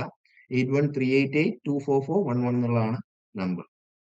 സോ URC ടീമിന്റെ നമ്പർ കിട്ടിക്കഴിഞ്ഞാൽ ഇനി നിങ്ങൾ ചെയ്യേണ്ട ഒരു കാര്യം എന്ന് വെച്ച് കഴിഞ്ഞാൽ നിങ്ങൾക്കിപ്പം അഡ്മിഷൻ റിലേറ്റഡ് ആയിട്ടാണ് ഒരു ക്വയറി വരുന്നതെന്ന് ഇരിക്കട്ടെ. അഡ്മിഷൻ റിലേറ്റഡ് ആയിട്ടാണ് ഒരു ക്വയറി വരുന്നതെങ്കിൽ നിങ്ങൾ ഈ രീതിയിലുള്ള ഒരു ഫോമാറ്റ് ഇതിനോടകം തന്നെ നിങ്ങൾക്ക് ലഭിച്ചിട്ടുണ്ടാവും. എനിക്ക് തോന്നുന്നു ഒരുവിധം മുമ്പത്തെ ലേണേഴ്സിനൊക്കെ തന്നെ എനിക്ക് തോന്നുന്നു ഈ ഒരു ഫോമാറ്റിലുള്ള ഒരു ടെംപ്ലേറ്റിലുള്ള ഒരു വാട്സ്ആപ്പ് മെസ്സേജ് ലഭിച്ചിട്ടുണ്ടാവും. നിങ്ങളുടെ മൊത്തം പേര്, എൻറോൾമെന്റ് നമ്പർ എന്താണ്, പ്രോഗ്രാം ഏത് പ്രോഗ്രാമിലാണ് എൻറോൾ ചെയ്തിരിക്കുന്നത്, UG ആണോ PG ആണോ, ഇനി കോഴ്സ് ഏതാണ്, റീജിയണൽ സെന്റർ ഏതാണ്, അതുപോലെ തന്നെ നിങ്ങളുടെ സ്റ്റഡി സെന്റർ ഏതാണ്, നിങ്ങൾ ഇപ്പൊ ഫേസ് ചെയ്യുന്ന ഇഷ്യൂന്റെ ടൈപ്പാണ്. ഞാൻ പറഞ്ഞ അഡ്മിഷൻ റിലേറ്റഡ് ആയിട്ടുള്ള ഒരു ഇഷ്യൂ ആണ് നിങ്ങൾ ഫേസ് ചെയ്യുന്നതെങ്കിൽ അഡ്മിഷൻ റിലേറ്റഡ് ആയിട്ടുള്ള ഒരു ഇഷ്യൂ ആണ് ഫേസ് ചെയ്യുന്നത്. ഇനി അതിന്റെ ഒരു ഇഷ്യൂ എന്താണെന്നുള്ളത് ചുരുക്കം വാക്കുകൾ അല്ലെങ്കിൽ മനസ്സിലാവുന്ന രീതിയിൽ നമുക്ക് വളരെ സിമ്പിൾ ആയിട്ട് മനസ്സിലാക്കാൻ പറ്റുന്ന രീതിയിൽ ഒരു ചെറിയൊരു എക്സ്പ്ലനേഷൻ കൊടുക്കുക. എന്താണ് നിങ്ങൾക്ക് അറിയേണ്ടത്? നിങ്ങൾക്ക് പറയേണ്ടത് കൺഫർമേഷൻ എപ്പോൾ വരുന്നുള്ളതായിരിക്കും. അഡ്മിഷൻ റിലേറ്റഡ് ആയിട്ട് വരുന്ന ഒരു കാര്യമാണ്. സോ കൺഫർമേഷൻ പെൻഡിങ് ആണെന്നുള്ളത് നിങ്ങൾ അവിടെ മെൻഷൻ ചെയ്ത് കഴിഞ്ഞാൽ എപ്പോഴാണ് അപ്ലൈ ചെയ്തത്, ബാക്കി നിങ്ങൾ പേയ്മെന്റ് ഒക്കെ തന്നെ. ഓക്കെ, നമ്പർ ഒന്നുകൂടെ ഞാൻ കാണിക്കാം. 8138824411 24411. ഇതാണ് നമ്പർ. എല്ലാവരും നോട്ട് ചെയ്തിട്ടുണ്ടാവുന്ന കരുതുന്നു. സേവ് ചെയ്ത് വെക്കുക. URC ടീമാണ് ലേണേഴ്സിന്റെ പറഞ്ഞ കാര്യം. അപ്പം ഈ ഒരു ഫോമാറ്റിൽ തന്നെ എന്ത് ചെയ്യുക, നിങ്ങൾ നിങ്ങളുടെ ഇഷ്യൂ റേസ് ചെയ്യുക. ഇതാകുമ്പോൾ വളരെ എളുപ്പത്തിൽ നമുക്ക് ഒരൊറ്റ മെസ്സേജിൽ തന്നെ നമ്മുടെ ടീമിലെ മെമ്പേഴ്സിനെ ഈ ഒരു ഇഷ്യൂ അറിയിക്കാനോ അത് എത്രയും പെട്ടെന്ന് സോൾവ് ചെയ്യാനോ നമ്മളെ ഹെൽപ്പ് ചെയ്യുന്ന ഒന്നാണ്. അപ്പം ഇനി അതിന്റെ ഒപ്പം തന്നെ നിങ്ങൾക്ക് സ്ക്രീൻഷോട്ടോ അല്ലെങ്കിൽ മറ്റു വീഡിയോ എന്തെങ്കിലും തന്നെ അറ്റാച്ച് ചെയ്യാൻ പറ്റുന്നുണ്ടെങ്കിൽ അതോട് അറ്റാച്ച് ചെയ്തിട്ട് ഫോർവേഡ് ചെയ്യുന്നതായിരിക്കും എന്തുകൊണ്ടും ബെറ്റർ. സോ അത് നോക്കിയിട്ട് അതിന്റെ സ്റ്റാറ്റസ് എന്താണ്, കൺഫർമേഷൻ എന്തുകൊണ്ടാണ് വരാത്തത് എന്നുള്ളതിന്റെ കൃത്യമായിട്ടുള്ള റീസൺ, അല്ലെങ്കിൽ പൊതുവെ ഇപ്പം 2 ആഴ്ച വരെ എടുക്കും എന്ന് പറയുമ്പോൾ മിക്കവാറും 2 ആഴ്ച വരെ എടുക്കുന്നത് കൊണ്ടായിരിക്കും. ഇനി അതല്ല, ഇനി എന്തെങ്കിലും ഡിസ്ക്രിപ്പൻസി വന്നിട്ടുണ്ടെങ്കിൽ, സപ്പോസ് നിങ്ങളുടെ അപ്ലിക്കേഷൻ കൊടുത്തതിൽ നേരത്തെ തന്നെ റേസർ പറഞ്ഞു, URC ടീമിന്റെ ഒരുപാട് കാര്യങ്ങൾ റേസർ ഓൾറെഡി മെൻഷൻ ചെയ്തതാണ്. അതായത് നിങ്ങളിപ്പം കൊടുത്തതിൽ നിങ്ങളുടെ ആധാറിലെ നെയിമും നിങ്ങളുടെ 10th നെയിമും വേറെയാണ്, അല്ലെങ്കിൽ ഇപ്പം മാരേജിന് ശേഷം നെയിം മാറിയ കേസൊക്കെ വരുന്ന സാഹചര്യങ്ങളിൽ അതാണെന്നുള്ള അവർ കൃത്യമായിട്ട് പറയും. പറയുന്ന സാഹചര്യങ്ങളിൽ അത് മാറ്റി കൊടുക്കാനൊക്കെ തന്നെ യു ആർ സിക്ക് പോസിബിൾ ആണ്, അല്ലെങ്കിൽ യു ആർ സി ടീം അത് ചെയ്യുന്നതായിരിക്കും. അപ്പം ഇങ്ങനത്തെ കാര്യങ്ങളൊക്കെ തന്നെ കൃത്യമായിട്ട് അറിയിക്കണമെങ്കിൽ ഈ തന്നിരിക്കുന്ന ഫോമാറ്റിൽ തന്നെ നിങ്ങൾ എന്ത് ചെയ്യേണ്ടതുണ്ട്, ഇഷ്യൂ അപ്ഡേറ്റ് ചെയ്യേണ്ടതുണ്ട്. അപ്പൊ ആ ഒരു ഫോമാറ്റ് നിങ്ങൾക്ക് മെന്റേഴ്സിന്റെ അടുത്ത് നിന്ന് കളക്ട് ചെയ്യാവുന്നതാണ്. സോ അത് കളക്ട് ചെയ്യുക, എന്നിട്ട് അങ്ങനത്തെ എന്തെങ്കിലും ഇഷ്യൂസ് ഉണ്ടെങ്കിൽ നിങ്ങൾക്ക് യു ആർ സി ടീമിനെ കണക്ട് ചെയ്യാവുന്നതാണ്. ഓക്കെ, ഇനി നമ്മൾ വരുന്നത് നമ്മുടെ ആക്ഷൻ ടാസ്കിലേക്കാണ്. ഓക്കെ, സോ ആക്ഷൻ ടാസ്ക് ഞാൻ നേരിട്ട് തന്നെ കാണിച്ചു തരാം. അപ്പൊ ഇത്രയും ദിവസത്തെ ആക്ഷൻ ടാസ്ക് ഒക്കെ മൊത്തം ചെയ്തവരുണ്ടെങ്കിൽ ഒന്ന് ചാറ്റ് പറയണേ. എല്ലാ ദിവസവും ആക്ഷൻ ടാസ്ക് ചെയ്ത ലേണേഴ്സ് പറയുക. അത് വളരെ ഇമ്പോർട്ടന്റ് ആയിട്ട് ഞാൻ പറഞ്ഞില്ലേ, മുമ്പ് നമ്മൾ ആദ്യത്തെ സെഷനിൽ തന്നെ പറഞ്ഞിരുന്നു, നമുക്ക് വളരെ ഡെഡിക്കേറ്റഡ് ആയിട്ട് നിങ്ങളുടെ ആവശ്യങ്ങളനുസരിച്ച് നമുക്ക് ചെയ്യാനൊക്കെ തന്നെ വളരെയധികം ഹെൽപ്പ് ചെയ്യുന്ന ഒരു കാര്യമാണ് ആക്ഷൻ ടാസ്ക് എന്നുള്ളത്. നിങ്ങളുടെ ഒരു എബിലിറ്റി, നിങ്ങളുടെ ഒരു സൗകര്യം എത്രത്തോളമാണ്, നിങ്ങൾക്കുള്ള സമയം എത്രത്തോളമാണെന്നൊക്കെ കൃത്യമായി മനസ്സിലാക്കി നമ്മൾ അസിസ്റ്റ് ചെയ്യാൻ ഹെൽപ്പ് ചെയ്യുന്ന ഒരു മെക്കാനിസം ആണ്. സോ ഇന്നത്തെ ആക്ഷൻ ടാസ്ക് എന്ന് പറയുന്നത് കുറച്ച് ചോദ്യങ്ങളാണ്, എന്ത് റിലേറ്റഡ് ആയിട്ടുള്ള നമ്മുടെ സെഷൻ ബേസ് ചെയ്തിട്ടുള്ള കുറച്ച് ചോദ്യങ്ങൾ തന്നെയാണ്. അപ്പൊ ആക്ഷൻ ടാസ്കിലേക്ക് പോകുന്നതിന് മുമ്പായിട്ട് എനിക്ക് പറയാനുള്ള ഒരു കാര്യം എന്ന് വെച്ച് കഴിഞ്ഞാൽ, നിങ്ങൾ ഈ പറഞ്ഞ സെഷനിലുള്ള പ്രധാനപ്പെട്ട കാര്യങ്ങളൊക്കെ തന്നെ നോട്ട് ചെയ്തിട്ടുണ്ടാവും എന്നാണ് കരുതുന്നത്. അപ്പൊ അത് റിലേറ്റഡ് ആയിട്ടുള്ള ചോദ്യങ്ങൾ മാത്രമേ നമ്മൾ ചോദിച്ചിട്ടുള്ളൂ. അപ്പൊ അതില് യൂണിവേഴ്സിറ്റികളെ പറ്റി നമ്മൾ സംസാരിച്ചു, സെൻട്രൽ യൂണിവേഴ്സിറ്റിയെ പറ്റി നമ്മൾ സംസാരിച്ചു. അതുപോലെ എടുത്തു പറയേണ്ട മറ്റൊരു കാര്യം എന്ന് പറഞ്ഞു കഴിഞ്ഞാൽ, ഇപ്പം ഓരോരോ യൂണിവേഴ്സിറ്റികൾ, ഫോറിൻ യൂണിവേഴ്സിറ്റികൾ എടുത്തു കഴിഞ്ഞാൽ നമുക്ക് അറിയാൻ പറ്റും, വിസിറ്റർ എന്ന് പറഞ്ഞുള്ള ഒരു പോർഷൻ ഉണ്ടാവും, വിസിറ്റർ ഓഫ് ദ യൂണിവേഴ്സിറ്റി എന്ന് പറയുന്നത്. സോ ഇഗ്നോനെ സംബന്ധിച്ച് ഒരു ചോദ്യത്തിന്റെ ഉത്തരം ഞാൻ തരാം. ഇഗ്നോനെ സംബന്ധിച്ച് വിസിറ്റർ ഓഫ് ഇഗ്നോ എന്ന് പറയുന്നത് നമ്മളുടെ പ്രസിഡന്റ് ആണ്. സോ ഇതിലിപ്പോ ഒരു ചോദ്യത്തിനുള്ള ഉത്തരം ഞാൻ ഓൾറെഡി പറഞ്ഞു തന്നിട്ടുണ്ട്. പക്ഷെ ബാക്കിയുള്ള ചോദ്യങ്ങളും നിങ്ങൾ ശ്രദ്ധിച്ചിട്ടുണ്ടെങ്കിൽ നിങ്ങൾക്ക് ഉത്തരം പറയാൻ പറ്റുന്ന ചോദ്യങ്ങളാണ്. ഇനി ബാക്കി ചോദ്യങ്ങളിലേക്ക് നമുക്ക് കിടക്കാം. ആദ്യം തന്നെ നിങ്ങളുടെ പേരാണ് കൊടുക്കേണ്ടത്. നിങ്ങൾ ഏത് പ്രോഗ്രാമിലാണ് എൻറോൾ ചെയ്തിരിക്കുന്നത് വെച്ച് കഴിഞ്ഞാൽ നിങ്ങൾക്ക് അതോടെ സെലക്ട് ചെയ്യാം. ഹിസ്റ്ററി ആണെങ്കിൽ ഹിസ്റ്ററി സെലക്ട് ചെയ്യാം, പേര് കൊടുക്കുക. ഇനി താഴേക്ക് പോകുമ്പോൾ ഏതാ മെന്റർ LSE ആരാണെന്നുള്ളത് നിങ്ങൾക്ക് അവിടെ നെയിം ചെയ്യാം. ഇനി ചോദ്യങ്ങൾ വരികയാണ്. In which year was the Indira Gandhi national open university established? ഇതിന്റെ ഉത്തരം നമ്മൾ ഓൾറെഡി പറഞ്ഞിട്ടുണ്ട്. ഇഗ്നോ ഈസ് ക്ലാസിഫൈഡ് ആസ് എന്ത് തരം യൂണിവേഴ്സിറ്റി ആണ് ഇഗ്നോ എന്നുള്ളതാണ് ചോദ്യം. അത് നമ്മൾ ഓൾറെഡി പറഞ്ഞു. The visitor earlier called as ex officio chancellor of IGNOU is the prime minister, president, vice president, minister of education of India. അതും ഇപ്പൊ തന്നെ നമ്മൾ ഡിസ്കസ് ചെയ്തൊരു കാര്യമാണ്. ഇനി what is the usual weightage of assignments towards final course grade in most IGNOU programs? Already discuss ചെയ്തൊരു കാര്യമാണ്. ABCIDയുടെ full form എന്താണെന്നുള്ളതാണ് അടുത്ത ചോദ്യം. ഇനി approximately how many months before the next academic session does the online re-registration portal usually open? അതായത് അടുത്ത academic സെഷന് മുമ്പായിട്ട്, അല്ലെ എത്ര മാസം മുമ്പായിട്ടാണ് ഏകദേശം റീ-രജിസ്ട്രേഷൻ പോർട്ടൽ ഓപ്പൺ ആവുക എന്നുള്ളതാണ് ചോദ്യം. ഓൺലൈൻ റീ-രജിസ്ട്രേഷൻ പോർട്ടൽ എപ്പോൾ ഓപ്പൺ ആവുന്നതാണ് ചോദ്യം. അടുത്തത്, the official IGNOU E identity card can be downloaded from? ഈ ഐഡന്റിറ്റി കാർഡ് എവിടുന്ന് ഡൗൺലോഡ് ചെയ്യാമെന്നുള്ളത് ചോദ്യമാണ്. ഇതിന്റെ ഉത്തരവും നിങ്ങൾക്ക് ഈ പറഞ്ഞുപോയ കാര്യങ്ങൾ നോക്കിക്കഴിഞ്ഞാൽ അറിയാൻ സാധിക്കും. Which online service lets learners download a digitally sign degree certificate after convocation? ഞാൻ നേരത്തെ വളരെ സിമ്പിൾ ആയി പറഞ്ഞ ഒരു കാര്യമാണ്. നിങ്ങൾക്ക് കോൺവൊക്കേഷൻ ഡിഗ്രി ഓൺലൈൻ ആയിട്ട് ഒരു പ്ലാറ്റ്ഫോമിൽ നിന്നും ഡൗൺലോഡ് ചെയ്യാന്ന് ഞാൻ പറഞ്ഞിരുന്നു. ഈ വിദ്യയാണോ, ഡിജി ലോക്കർ ആണോ, സ്വയമാണോ, NID ആണോ എന്നുള്ളത് നോക്കുക. ഇനി ഈ രണ്ട് ചോദ്യങ്ങൾ വളരെ ഇമ്പോർട്ടന്റ് ആണ്. How confident and proud do you currently feel about having chosen IGNOU for your higher education studies? അതായത് ഇത്രയും കാര്യങ്ങൾ കേട്ട ശേഷം, ഇത് നിങ്ങളുടെ ഒരു ഒപ്പീനിയൻ ആണ് ഇനിയുള്ള രണ്ട് ചോദ്യങ്ങളിൽ നമുക്ക് വേണ്ടത്. അപ്പൊ അത് നിങ്ങൾ വളരെ ആത്മാർത്ഥമായി തന്നെ എഴുതുന്നുണ്ടെന്ന് കാര്യം ഉറപ്പുവരുത്തുക. ആദ്യത്തെ ചോദ്യം എന്ന് പറയുന്നത്, ഇഗ്നോയിലെ നിങ്ങളുടെ ഈ ഒരു മുടങ്ങിയ പഠനം അല്ലെങ്കിൽ തുടർ പഠനം ഇഗ്നോയിൽ ആക്കുന്നതിനെ പറ്റി എത്രത്തോളം കോൺഫിഡന്റ് ആൻഡ് പ്രൗഡ് ആണ് നിങ്ങൾ എന്നുള്ളതാണ് ചോദ്യം. ഇപ്പൊ ഇങ്ങനെ ഒരു യൂണിവേഴ്സിറ്റിയിൽ നിന്ന് ഒരു കോഴ്സ് എടുക്കാൻ പറ്റുക എന്ന് പറയുമ്പോൾ, അല്ലെങ്കിൽ ഇങ്ങനെ ഒരു കോഴ്സ് എടുക്കാൻ തയ്യാറാവുക എന്ന് പറയുമ്പോൾ, അതിൽ എത്രത്തോളം കോൺഫിഡന്റ് ആണ് നിങ്ങൾ എന്നുള്ളതാണ് അവിടെ മെൻഷൻ ചെയ്യേണ്ടത്. ഇനി അടുത്ത ചോദ്യവും വളരെ ഇമ്പോർട്ടന്റ് ആയ ഒരു ചോദ്യമാണ്. ചോദ്യം ഇതാണ്: friend is leaving towards a private distance learning university because their exams are easier. അതായത് എക്സാം എളുപ്പമാണെന്നുള്ളത് കൊണ്ട് നിങ്ങളുടെ ഒരു സുഹൃത്ത് മറ്റൊരു യൂണിവേഴ്സിറ്റിയിലേക്ക്, അല്ലെങ്കിൽ ഒരു പ്രൈവറ്റ് ഡിസ്റ്റൻസ് ലേണിംഗ് യൂണിവേഴ്സിറ്റിയിലേക്ക് പോവുകയാണ്. അപ്പൊ നിങ്ങളെ സംബന്ധിച്ച് നിങ്ങൾ ഇഗ്നോയിൽ ഒരു ലേണർ ആണ്, നിങ്ങൾക്ക് ഇഗ്നോ എന്താണെന്നുള്ളത് ഇപ്പൊ ഇതിനോടകം തന്നെ വളരെ കൃത്യമായിട്ട് തന്നെ അറിയാം.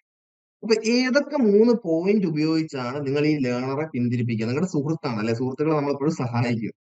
അപ്പൊ അങ്ങനെ ഒരു പ്രൈവറ്റ് യൂണിവേഴ്സിറ്റിയിലൊക്കെ തന്നെ പോയിട്ട് പരീക്ഷകൾ എളുപ്പമാണെന്നുള്ള ഒരു കാര്യം കൊണ്ട് ഡിഗ്രി എടുക്കുകയാണ് അല്ലെ PG എടുക്കുകയാണെന്നുള്ള ഒരു സുഹൃത്തിനെ നിങ്ങൾ എന്തൊക്കെ 3 കാരണങ്ങളാണ് പറയുന്നത്. 3 കൃത്യമായിട്ടുള്ള കാരണങ്ങൾ പറഞ്ഞുകൊണ്ട് നിങ്ങൾ എന്ത് ചെയ്യണം? നിങ്ങൾ തിരിച്ചു കൊണ്ടുവരണം. അപ്പൊ എന്തൊക്കെയായിരിക്കും നിങ്ങളുടെ കാരണങ്ങൾ? ഇഗ്നോയിൽ നിന്ന് കോഴ്സ് അവൈലബിൾ ആയിരിക്കെ പ്രൈവറ്റിൽ പോകുന്ന ഒരു സുഹൃത്ത്, പരീക്ഷകൾ എളുപ്പമാണെന്നുള്ളതുകൊണ്ട് പോകുന്ന ഒരു സുഹൃത്തിന് എന്തൊക്കെ കാരണങ്ങളാൽ നിങ്ങൾ ഇഗ്നോയിൽ തന്നെ തുടരാൻ അല്ലെങ്കിൽ ഇഗ്നോയിൽ ഒരു കോഴ്സ് എടുക്കാൻ ഏത് രീതിയിലാണ് നിങ്ങൾ പറയുക എന്നുള്ളതാണ് ചോദ്യം. സോ ഇത് എഴുതിയ ശേഷം എന്ത് ചെയ്യുക? സബ്മിറ്റ് ചെയ്യുന്നുണ്ട് എന്നുള്ളൊരു കാര്യം പ്രത്യേകം ഉറപ്പുവരുത്തുക. സോ അതോടുകൂടി നമ്മുടെ സെഷൻ 3 ഇവിടെ നമ്മൾ ക്ലോസ് ചെയ്യുകയാണ്. ഇഗ്നോയിനെ പറ്റിയുള്ള എല്ലാ കാര്യങ്ങളും തന്നെ നിങ്ങൾ വളരെ കൃത്യമായി തന്നെ മനസ്സിലാക്കിയിട്ടുണ്ടെന്നാണ് ഞാൻ വിശ്വസിക്കുന്നത്. ഇനി അടുത്ത സെഷന്റെ കാര്യങ്ങൾ വളരെ ബേസിക് ആയിട്ട് ഞാൻ പറഞ്ഞു പോവാം. നെക്സ്റ്റ് സെഷൻ എന്ന് പറയുന്നത് സെഷൻ നമ്പർ 4 എന്ന് പറയുന്നത് സിലബസ് ഡീകോഡിംഗ് ആണ്. അത് നിങ്ങൾ ഓരോരുത്തരും വ്യത്യസ്ത കോഴ്സുകൾക്ക് ജോയിൻ ചെയ്തിട്ടുള്ളവരാണ്. അപ്പൊ ആ ഒരു കോഴ്സിനകത്ത് വരുന്ന വ്യത്യസ്ത പേപ്പറുകൾ ഏതൊക്കെയാണ്, ആ പേപ്പറുകൾ ഓരോ പേപ്പറിന് എത്രത്തോളം ക്രെഡിറ്റ്സ് വരുന്നുണ്ട്, അതുപോലെ ലേൺ വൈസിലെ ഓരോ മെറ്റീരിയൽസും ഏതൊക്കെ രീതിയിൽ നിങ്ങൾക്ക് ഈ കോഴ്സ് കംപ്ലീറ്റ് ചെയ്യുന്നതിനായിട്ട് ഉപയോഗിക്കാം എന്നുള്ള കാര്യങ്ങളൊക്കെ വളരെ വിശദമായി നിങ്ങളുടെ മെന്റേഴ്സ് പറഞ്ഞു തരുന്ന ഒരു സെഷനാണ് നമ്മളുടെ സിലബസ് ഡീകോഡിംഗ് എന്നുള്ളത്. അതിന്റെ കൂടെ തന്നെ അസൈൻമെന്റ്സും അതുപോലെ തന്നെ മറ്റ് എക്സാംസിനായിട്ടും നിങ്ങൾക്ക് എങ്ങനെ കൃത്യമായി സമയം സ്പെൻഡ് ചെയ്യേണ്ടതുണ്ട്, എങ്ങനെ കൃത്യമായിട്ട് പ്ലാൻ ചെയ്തുകൊണ്ട് നമുക്ക് പഠിച്ചെടുക്കാം എന്നുള്ള കാര്യങ്ങളും, എങ്ങനെ കൃത്യസമയത്ത് തന്നെ അസൈൻമെന്റ് സബ്മിറ്റ് ചെയ്യാം, ഏത് രീതിയിലാണ് അസൈൻമെന്റിനെ അപ്രോച്ച് ചെയ്യേണ്ടത് തുടങ്ങിയ കാര്യങ്ങളൊക്കെ തന്നെ ഈ ഒരു സെഷനിൽ ഡിസ്കസ് ചെയ്യുന്നതായിരിക്കും. അപ്പൊ സെഷൻ 4ന്റെ ഒരു ബ്രീഫ് ഔട്ട്ലൈൻ എന്നുള്ള ഇതാണ്. ബാക്കി എല്ലാവരും തന്നെ സെഷനിൽ കയറുമ്പോൾ നിങ്ങൾക്ക് കൃത്യമായിട്ട് കാര്യം മനസ്സിലാവും. വളരെ അക്കാഡമിക് ആയിട്ടുള്ള നിങ്ങളുടെ ഈ ഒരു കോഴ്സ് കംപ്ലീറ്റ് ചെയ്യുന്നതിന് നിങ്ങൾ ഒരുപാട് ഹെൽപ്പ് ചെയ്യുന്ന, ഇതിന്റെ ഒരു മൊത്തം ഒരു അണ്ടർസ്റ്റാൻഡിങ് ഉണ്ടാക്കുന്നതിൽ വളരെയധികം കോൺട്രിബ്യൂട്ട് ചെയ്യുന്ന ഒരു സെഷനാണ്. അതുകൊണ്ട് എന്തായാലും ആ സെഷൻ അറ്റൻഡ് ചെയ്യുക. ഇനി നമ്മുടെ ലേൺ വൈസിലെ എല്ലാ ലേണേഴ്സിനോടും നിർബന്ധമായും പറയാനുള്ള ഒരു കാര്യം എന്ന് പറഞ്ഞു കഴിഞ്ഞാൽ, ഇഗ്നെ സംബന്ധിച്ചുള്ള എല്ലാ അപ്ഡേറ്റ്സും എല്ലാ കാര്യങ്ങളും കൃത്യമായിട്ട് അറിയുന്നതിനും ലേൺ വൈസിനെ പറ്റി കൂടുതൽ മനസ്സിലാക്കുന്നതിനും എല്ലാം തന്നെ നിങ്ങളെ ഹെൽപ്പ് ചെയ്യുന്ന വ്യത്യസ്ത സോഷ്യൽ മീഡിയ പ്ലാറ്റ്ഫോംസ് ഉണ്ട്. അതിപ്പോ യൂട്യൂബ് എടുത്തു കഴിഞ്ഞാൽ നിങ്ങൾക്ക് അവിടെ ലേൺ വൈസ് യൂട്യൂബ് ചാനൽ കാണാൻ സാധിക്കും. ഒരുപാട് ആൾക്കാർ ഒരുപക്ഷെ ആ വീഡിയോസ് കണ്ടിട്ടായിരിക്കണം ഇന്നിവിടെ ലേൺ വൈസിലേക്ക് എത്തിയിട്ടുണ്ടാവുക. അപ്പൊ ലേൺ വൈസ് യൂട്യൂബ് ചാനൽ നിങ്ങൾക്ക് ആവശ്യമായിട്ടുള്ള ഒരുപാട് കോണ്ടന്റ്സ് വരുന്നതാണ്. സോ സബ്സ്ക്രൈബ് ചെയ്യാൻ മറക്കാതിരിക്കുക. അത് കഴിഞ്ഞ് നമ്മുടെ വാട്സ്ആപ്പ് ചാനലുണ്ട്.